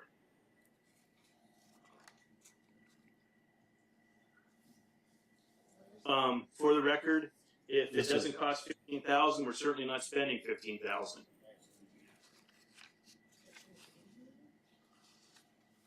Councilman Cooper. I guess my question is, we have a resolution in front of us. Yep. And I don't see what the addition is, and if the resolution that we would be voting on would be what we actually have worded down here, not anything in addition to.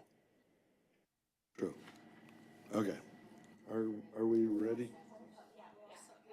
I also want to point out that the public hearing was based upon the resolution in its form that the public responded to. Right. So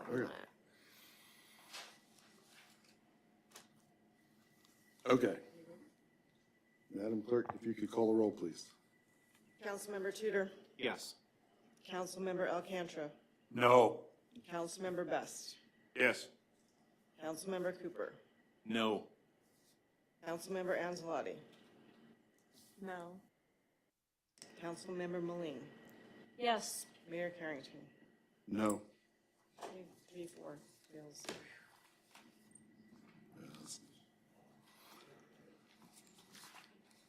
All right, back to,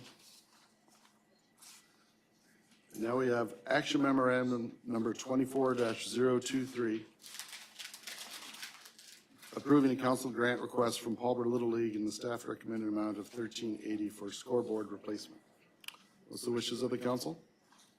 Move to approve, sorry. I'll second. Okay. Is there any discussion or questions? Just real quick. Councilman Alcantara.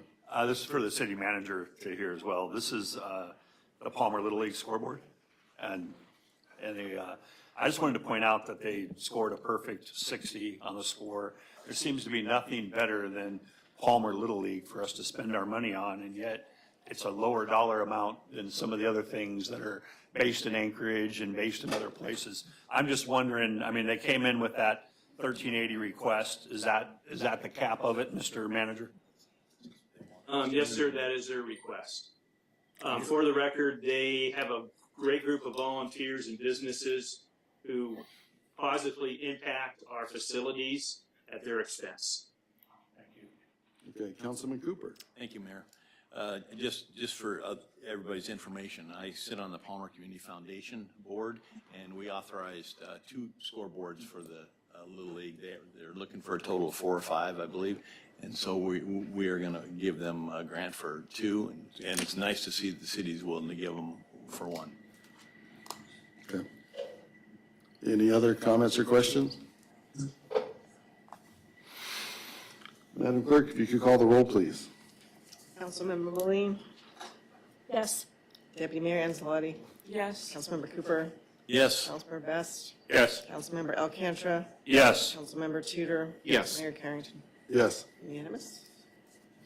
Action memorandum number 24-022, approving a council community grant for Rodeo, Alaska in the staff recommended amount of $1,500 for the 49th State Professional Rodeo Cowboys Association Extreme Bulls Rodeo and Music Fest. What is it with titles? What's the council's wishes? Mr. Mayor, move to approve. Okay. Second. Moved and seconded. Is there any comments or questions from council? Okay. Madam Clerk, if you could call the roll, please. Councilmember Cooper. Yes. Councilmember Best. Yes. Councilmember Alcantara. Yes. Councilmember Tudor. Yes. Mayor Carrington. Yes. Councilmember Moline. Yes. Deputy Mayor Anzalotti. Yes. Unanimous. All right, action memorandum number 24-019, authorizing the city manager to negotiate and execute 2 lease extension agreements with ES Properties and Nicole Reed to provide long-term storage for library books and the temporary library. What's the wishes of the council? Move to approve. Second. Okay, moved to second. Any questions or comments? Councilman Tudor. It's probably a dumb question. Do we need 2 years? Mr. Musi, You you have a question? Yes. We need 2 years? Yes. do you think we're going to have a new library within 2 years? That would be the hope. But I love your optimism. We need 2 years. we need to. Okay, Deputy Mayor Anzalotti. This also might be a stupid question. There's no date on the lease with Nicole Reed. Is that on purpose, just because we haven't voted on it, or?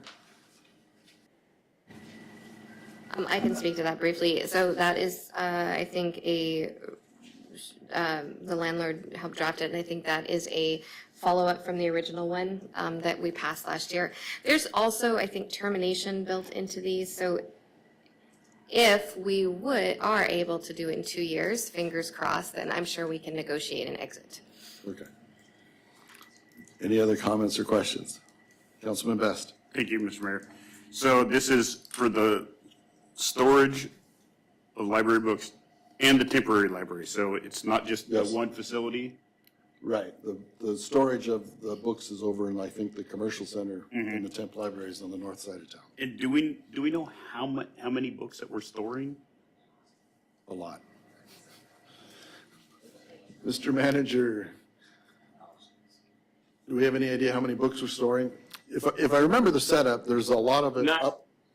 There's a bunch of books on pallets up on shelves, in the warehouse shelves, and then they set up more shelving on the floor, the cement floor, so they have access to some of the more, they carefully picked which books to put where.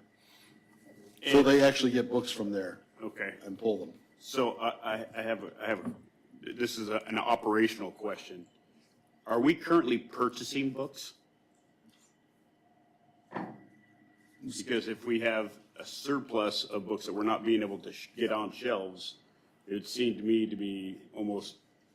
Yeah, through the manager, Mr. Hanson. I think they've purchased some of the kids section books that were completely destroyed. I know they've purchased some of those, and they've probably made some incidental purchases along the way since to replace books.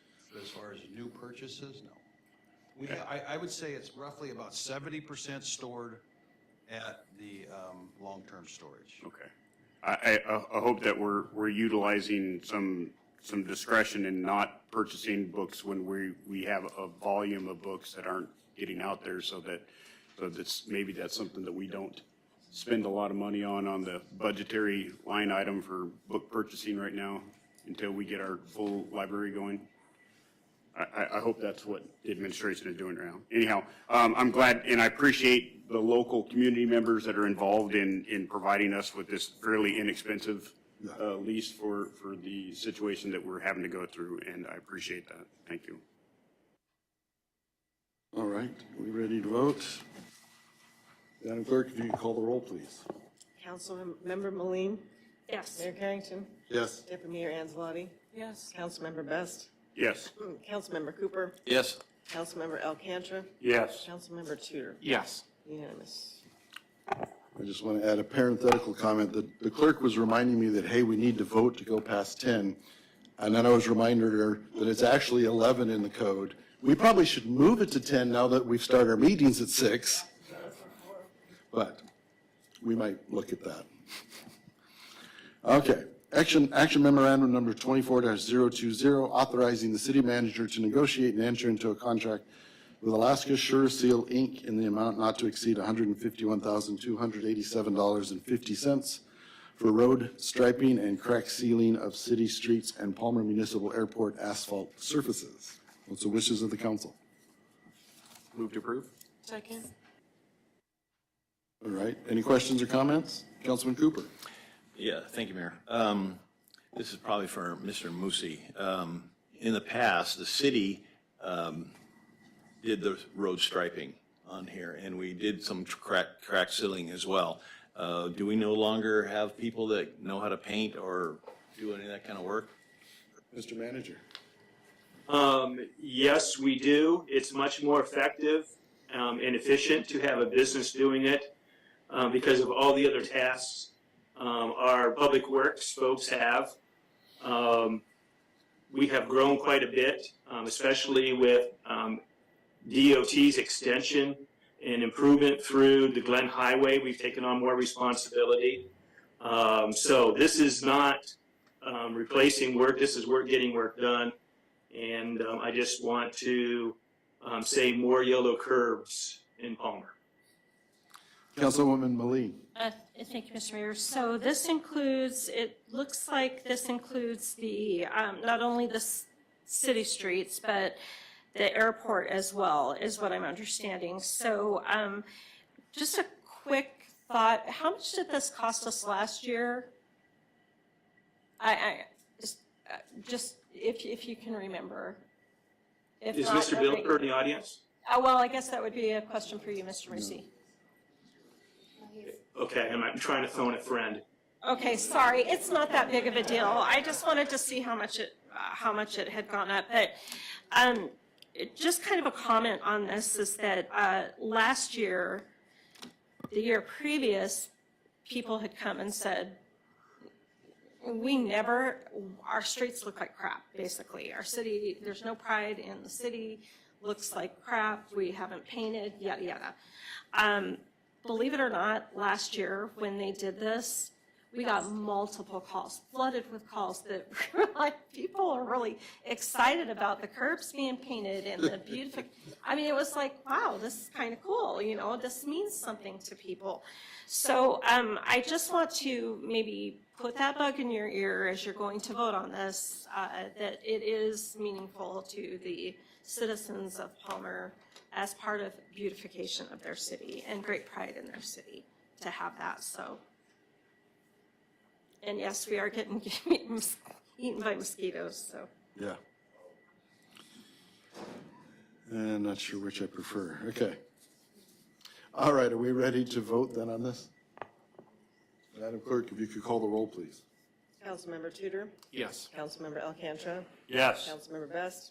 Yes. Councilmember Cooper? Yes. Deputy Mayor Anzalotti? Yes. Councilmember Moline? yes. Eric Harrington? Yes. Unanimous. Okay, there's no unfinished business, no new business, record of items placed on the table. Take back flyer, Great Alaska Aviation Gathering flyer, documents from Jackie Goforth, survey petition from Friends of the Palmer Public Library Incorporated, documents from Heidi Didman. Okay. All right. Next is audience participation. We'll open audience participation. I don't know how many people are left here. Lois leaving? Okay. Marcus Collins? Cindy Hudgens? Okay. Travis? Friesen?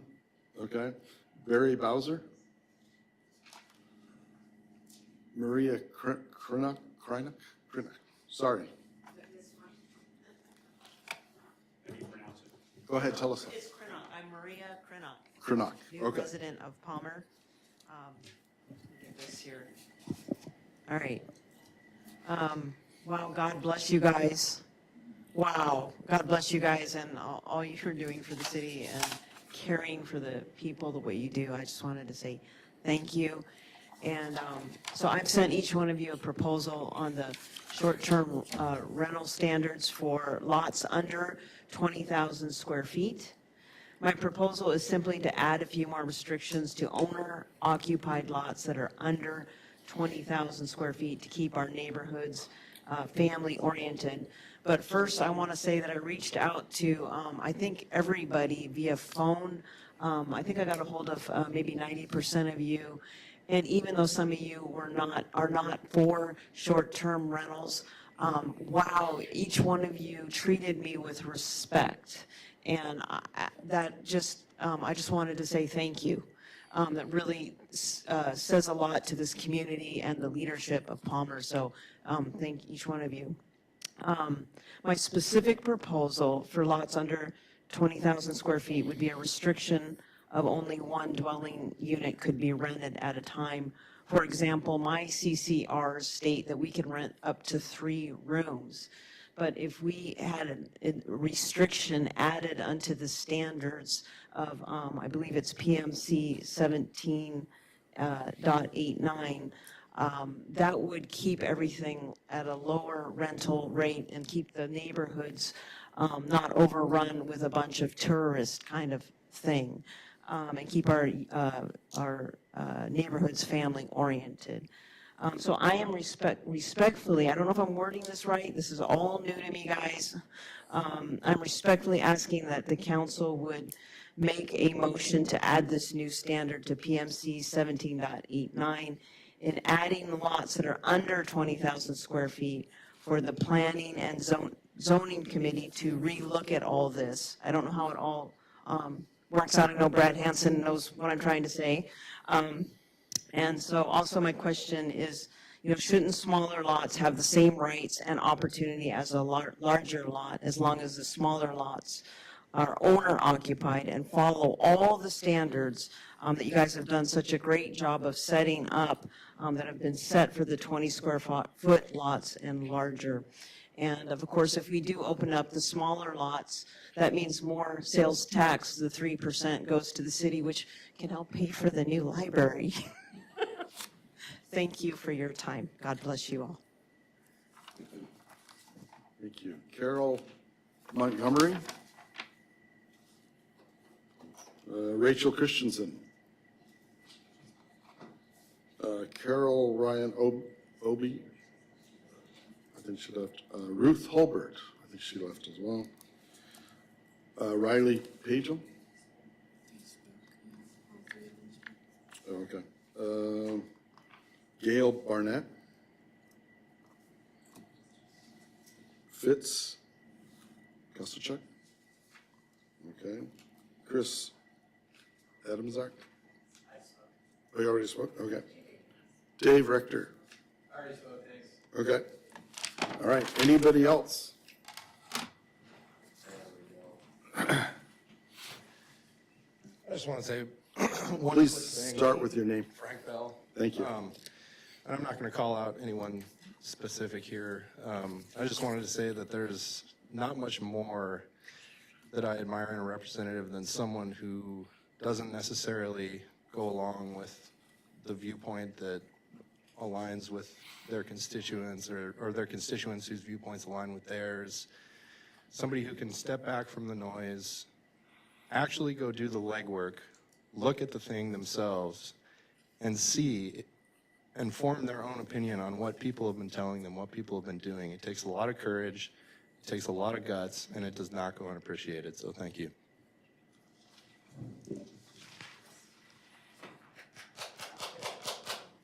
Anyone else for audience participation? Okay.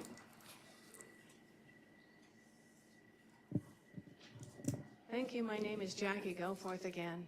I'm a retired postal manager of 22 years, and I don't know if you've ever worked in postal management or in any government management for 22 years, but it very rarely goes quickly, and it very rarely goes to anybody's satisfaction. And I am not remotely upset at anything that happens with the library. I'm not remotely upset at the 20,000 square feet. I'm a little bit scared about the $1.5 million operating cost and the chances of sales going up, but I can always shop at Three Bears. Now, what I want people to know is I'm a stickler for laws and rules. If there's a rule on the books, why on earth aren't people following it? That's, the reason why I'm now the president of the Friends of the Palmer Library is because they used that name to do an APARC, a campaign, and they didn't even have the legal right to do so. So if that library has storage space for a Friends of the Library place, I assume that I get storage space to do what my nonprofit does, correct? I'm just assuming this because that's how the rules go. The other thing I want you to know is the reason why no books have been charged as obscene in the law is because there's only 7 states left in the United States that can charge librarians with that. 43 of them can't, although I think North Carolina is trying to start to change that. Because in the 70s and 80s, they were allowed to be off of the obscenity clause because of the sexual education. But 7 states still have on their law books that if you distribute obscene material based on community standards, it is against the law if you're a librarian. I'm really sorry, but they do. And the reason why you haven't seen anything charged, although librarians are getting fired for it, Prattsville, Alabama, Campbell County, Wyoming, you need to start looking. The reason why is because it takes a very special child to step forward and take the immense social repercussions for saying that this book is obscene. And it takes a very special parent to allow their child to take all the social ramifications that would occur, because you haven't seen the ridicule and social ramifications that I have been handling. And I don't personally care what people think of me or what they want to say about me, but to a child, that's devastating. So the reason why you have not seen any librarian charged is because even though the children are reading it and their parents tell us, at the Borough you heard that they made a graphic book about Anne Frank where she was a lesbian. Do you have any idea how that destroys a child? She was 12. Now she thinks of Anne Frank as a bisexual instead of as a hero. And you can't change that because you can't turn back the clock. If a parent is raising their child to be conservative and Christian and innocent, it's nobody's right to alter that. And that's the whole point of why I started this. And if people want to hate me and ridicule me and shun me, so be it. Thank you. It's your time. Is there anyone else for audience participation? Mary, Rebecca, I appreciate seeing you guys struggle to get the best thing for the library, the best size, the best price, everything. And I appreciate that you go to that trouble and you listen to everybody here. One thing on another subject on the roads, it does seem like the roads aren't packed down when they're done. You get the hole and they kind of put the asphalt in there, but they don't pack it down. They let us pack it down. It's pretty rough at times. Another subject on the books, what I was been thinking about is we all have standards, like what line we won't cross over. And that line kind of gets pushed back and pushed back and pushed back when we're going in a direction we don't want to go into. And it's challenging to keep our standard where we want it because there's forces against it. But what I notice is we're given material, even on movies. We as adults, we see movies that push things that aren't the norm, and now they become the norm because we see it more and more and more. And that's what's scary about children if they're pushed. And I heard it today on CBN where the mind is twisted, and it's twisted to see things in a way that isn't that standard, and it's not that normal level. It's a distorted level. So that's what's important about the books. And they do create an addiction that's very unhealthy for them. And I struggled a long time to get through addiction. It took me 10 years to get out of even denial of having an addiction and being sexually broken. And then it took another 13 years of serious 12-step recovery to even heal that damage that was done. And it did start with sexually inappropriate books that I was able to get a hold of when my dad was taking books to the trash for his friend at work. So it is damaging, and it needs to be very respected and very carefully handled. And the best of all is the finance that we don't want to contribute to that financially with our taxes, is where we want to be about healing. So that, and we're just really concerned about the kids. Thank you for listening. Bye.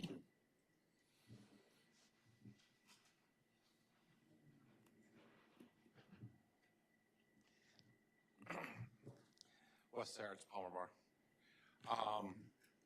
Thank you. Tonight seemed like all you guys talking, I was thinking, I'm like, this is me making arguments in my head. I'm making a business decision. Also, thank you. I'm one of those people that lives right outside of Palmer that pays a lot in sales tax. So these are all things that you're weighing. One of the things I was thinking about is I heard there should be a bullet point of maybe priorities for the library building, talking about annual operating costs. That should be one of the top ideas. Also, a 20,000 square foot building, there are different price points that you can make at it. It's like, can we get a 24,000 foot square building for the same price?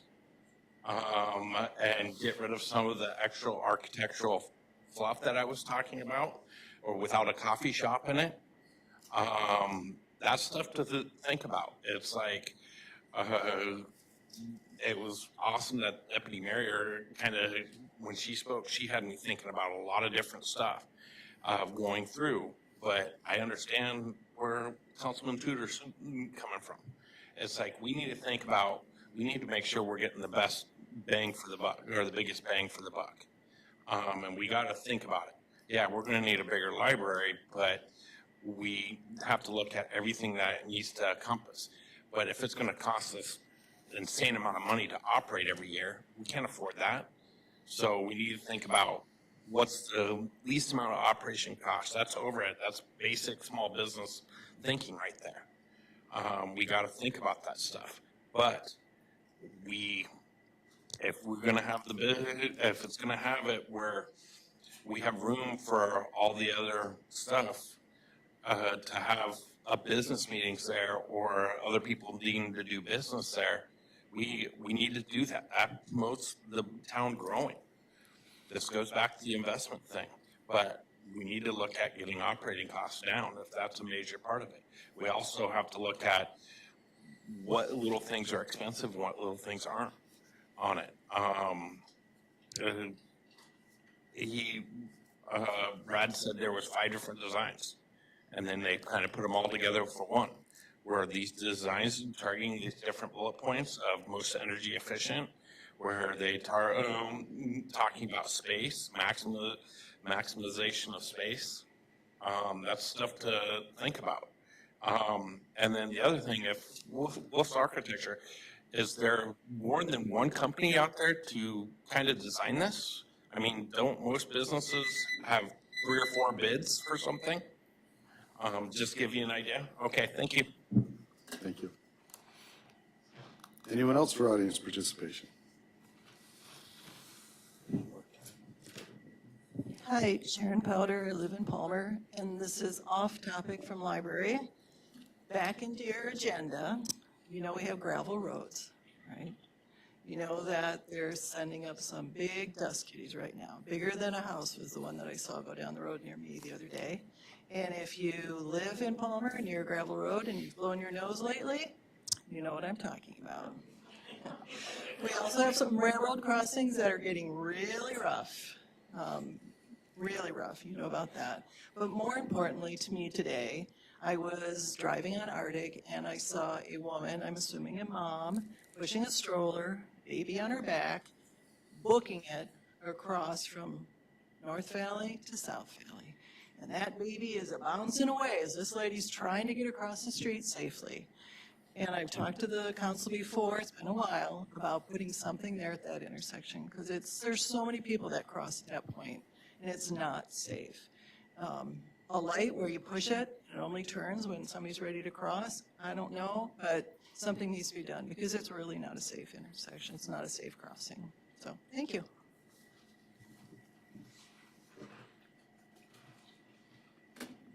Anyone else?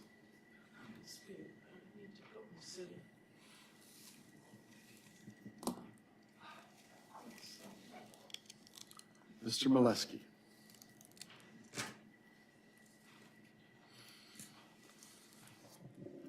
Thank you, Mr. Mayor, for offering the opportunity.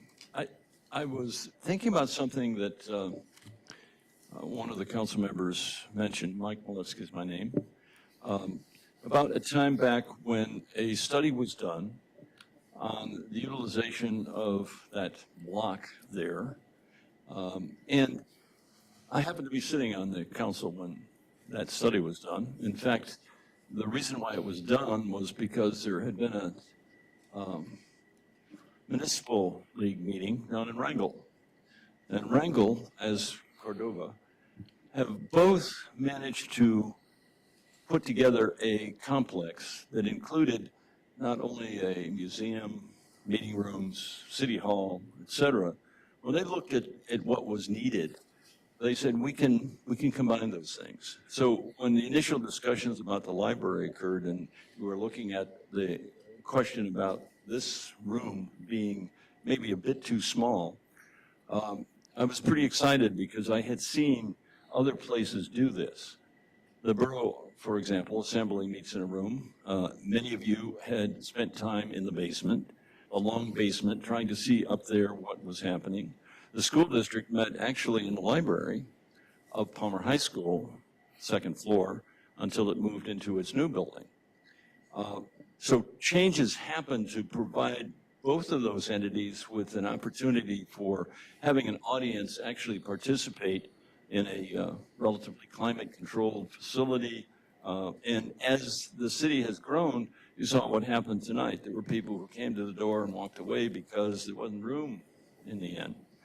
So I just wanted to leave with the idea that the failure of that concept here in Palmer back long ago was for a variety of reasons, but not because it wasn't a good idea. It involved the opportunity to have the borough work with the city, because one of the ideas was to have a facility that could be shared. The borough chose to go in another direction and expand the building we had there. But that doesn't mean that, as I remember, the police chief has made an impassioned appeal for a facility. This building, too, is aging to a point where at some place it's going to have some work. So thinking bigger, library is one component, but I would invite you to think also about the somewhat larger issue of all of the municipal facilities that are going to be needing some work in the near future. With that, unless you want me to keep talking, I'm done. Thank you.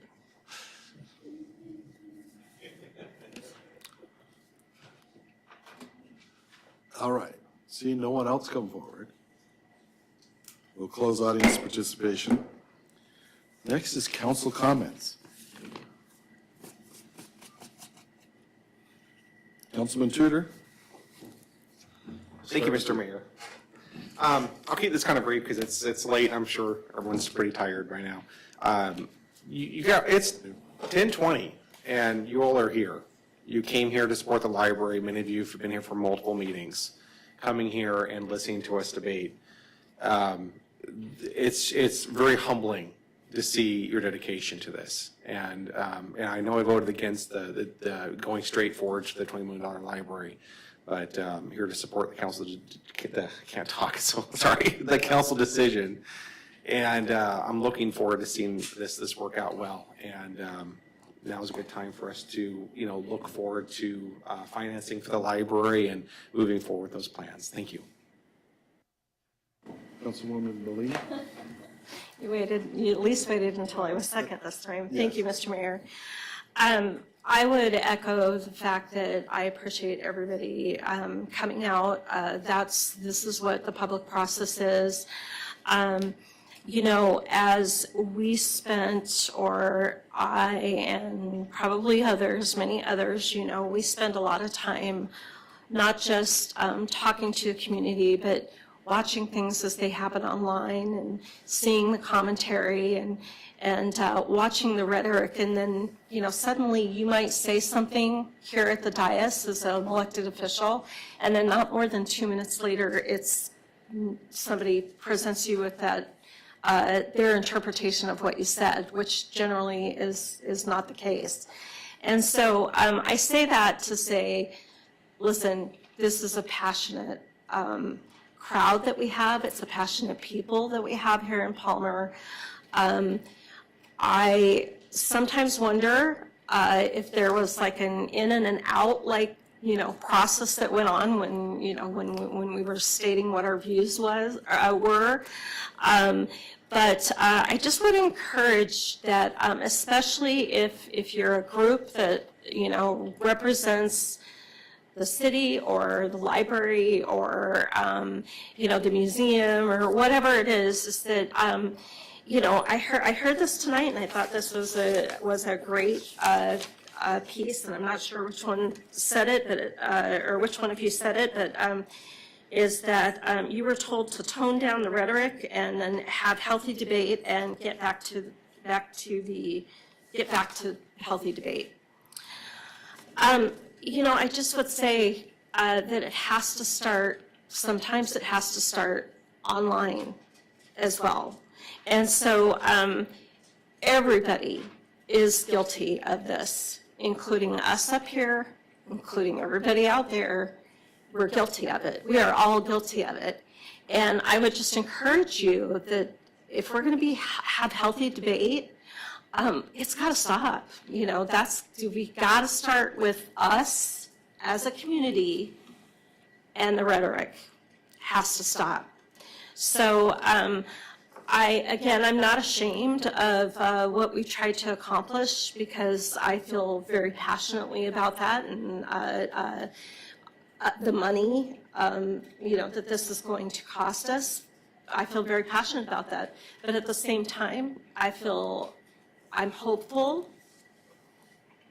I, of all people, hope that funding comes in for this thing, because if it doesn't, I'm afraid of what we might see.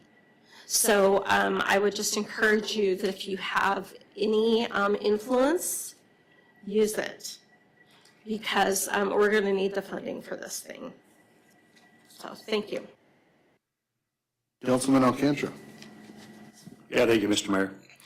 I think enough's been said about the library tonight. I do appreciate everybody coming out, no matter what side of issue that they're on.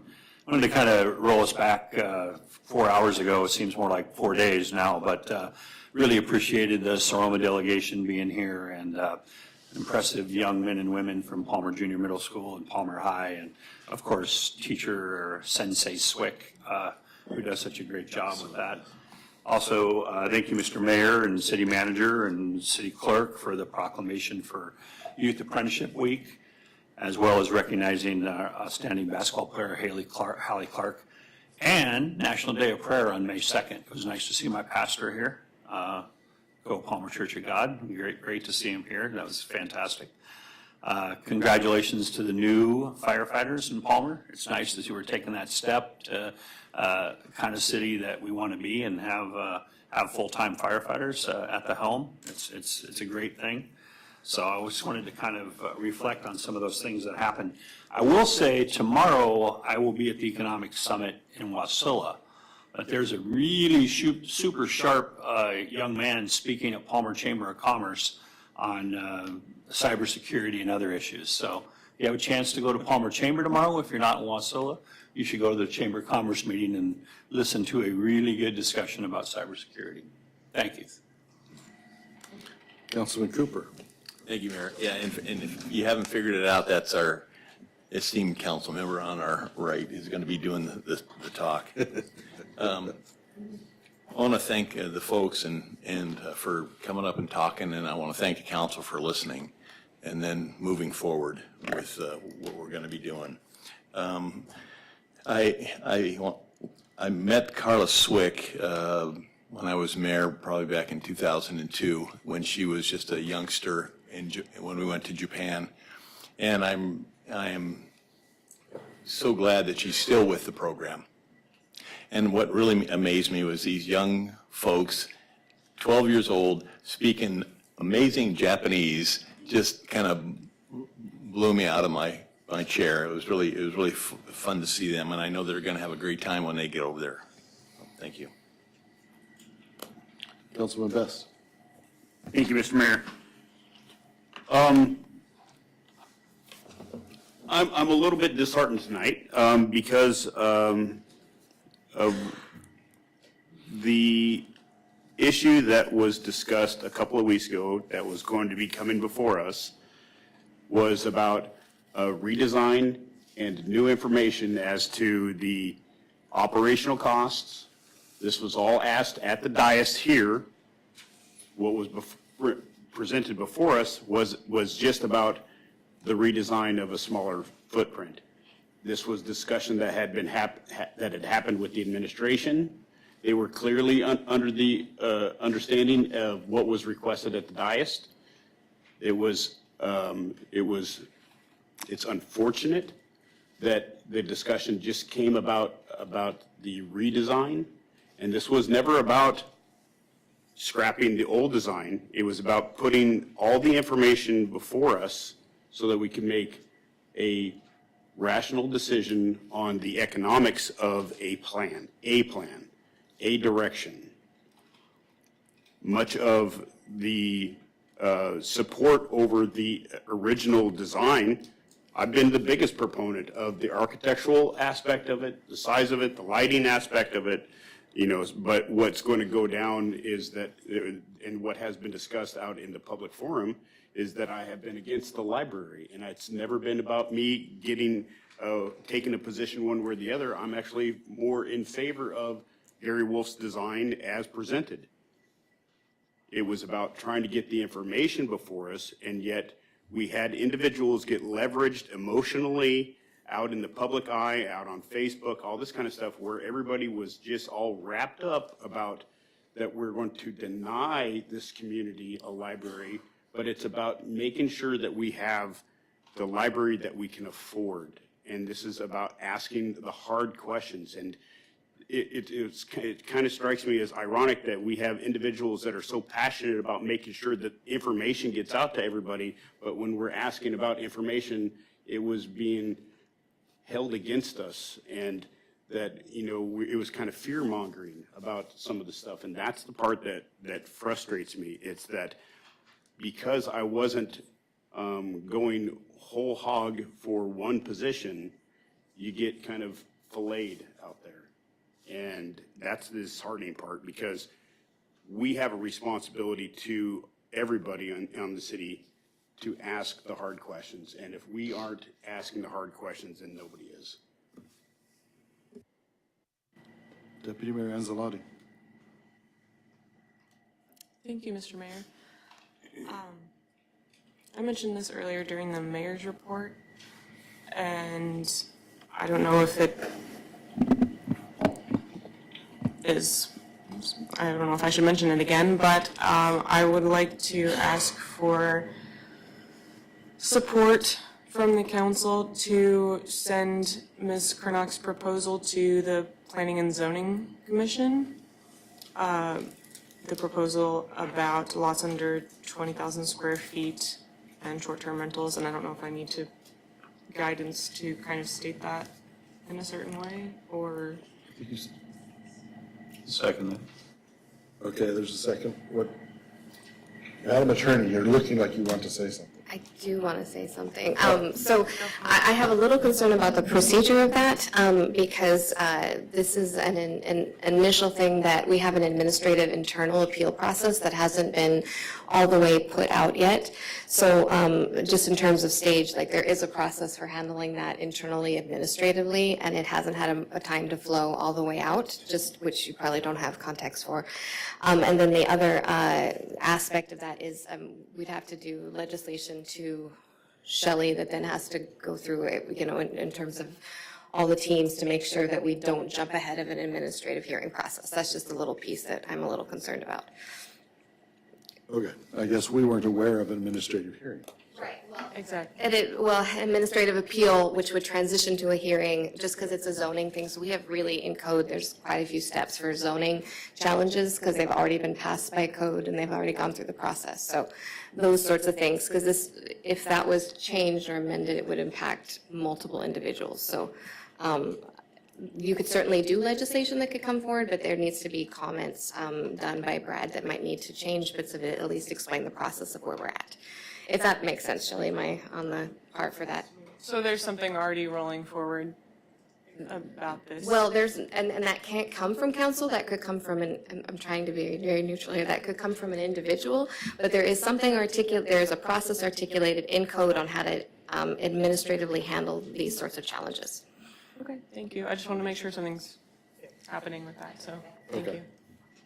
All right. That is all. That's all. Okay, and we still have one more agenda item, but everyone gets to leave for it. I'll just say, as I mentioned before, that this is a process. This is not over, but we'll keep working it. So we need a motion. You think we're going to be done in? Either have to be or not, so you might as well just do it to go past 11 and. Ask the attorney how brief is a brief. She's not briefing. It's not her. I'm out. I'm gonna go Right, wait in the let's do the back vote. corner. We'll just make sure we're done. Okay. Yeah, Mr. Mayor, I'm not sure what the proper procedure is, but just in case it runs over, I'd like to have it on record that we want to vote to go past 11 o'clock. So you're moving that. Is there a second? Second. Okay. Madam Clerk, you want to call the roll? Councilmember Alcantara, Yes. Councilmember Moline, Yes. Mayor Carrington, I want to say no. Yes. Councilmember Tudor, Yes. Councilmember Best, Yes. Councilmember Cooper, Yes. Deputy Mayor Anzalati. Yes. Okay. You're safe. Now, that means we can go till midnight. Executive session, matters the immediate knowledge of which could clearly have an adverse effect upon the finances of the public entity, negotiations for potential property acquisition. So we need a motion and we'll vote on that. Motion in a second.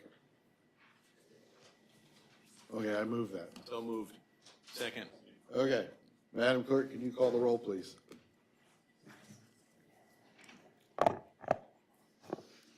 Councilmember Best, Yes. Councilmember Tudor, Yes. Mayor Carrington, Yes. Councilmember Moline, Yes. Councilmember Alcantara, Yes. Councilmember Cooper, Yes. Deputy Mayor Anzalati.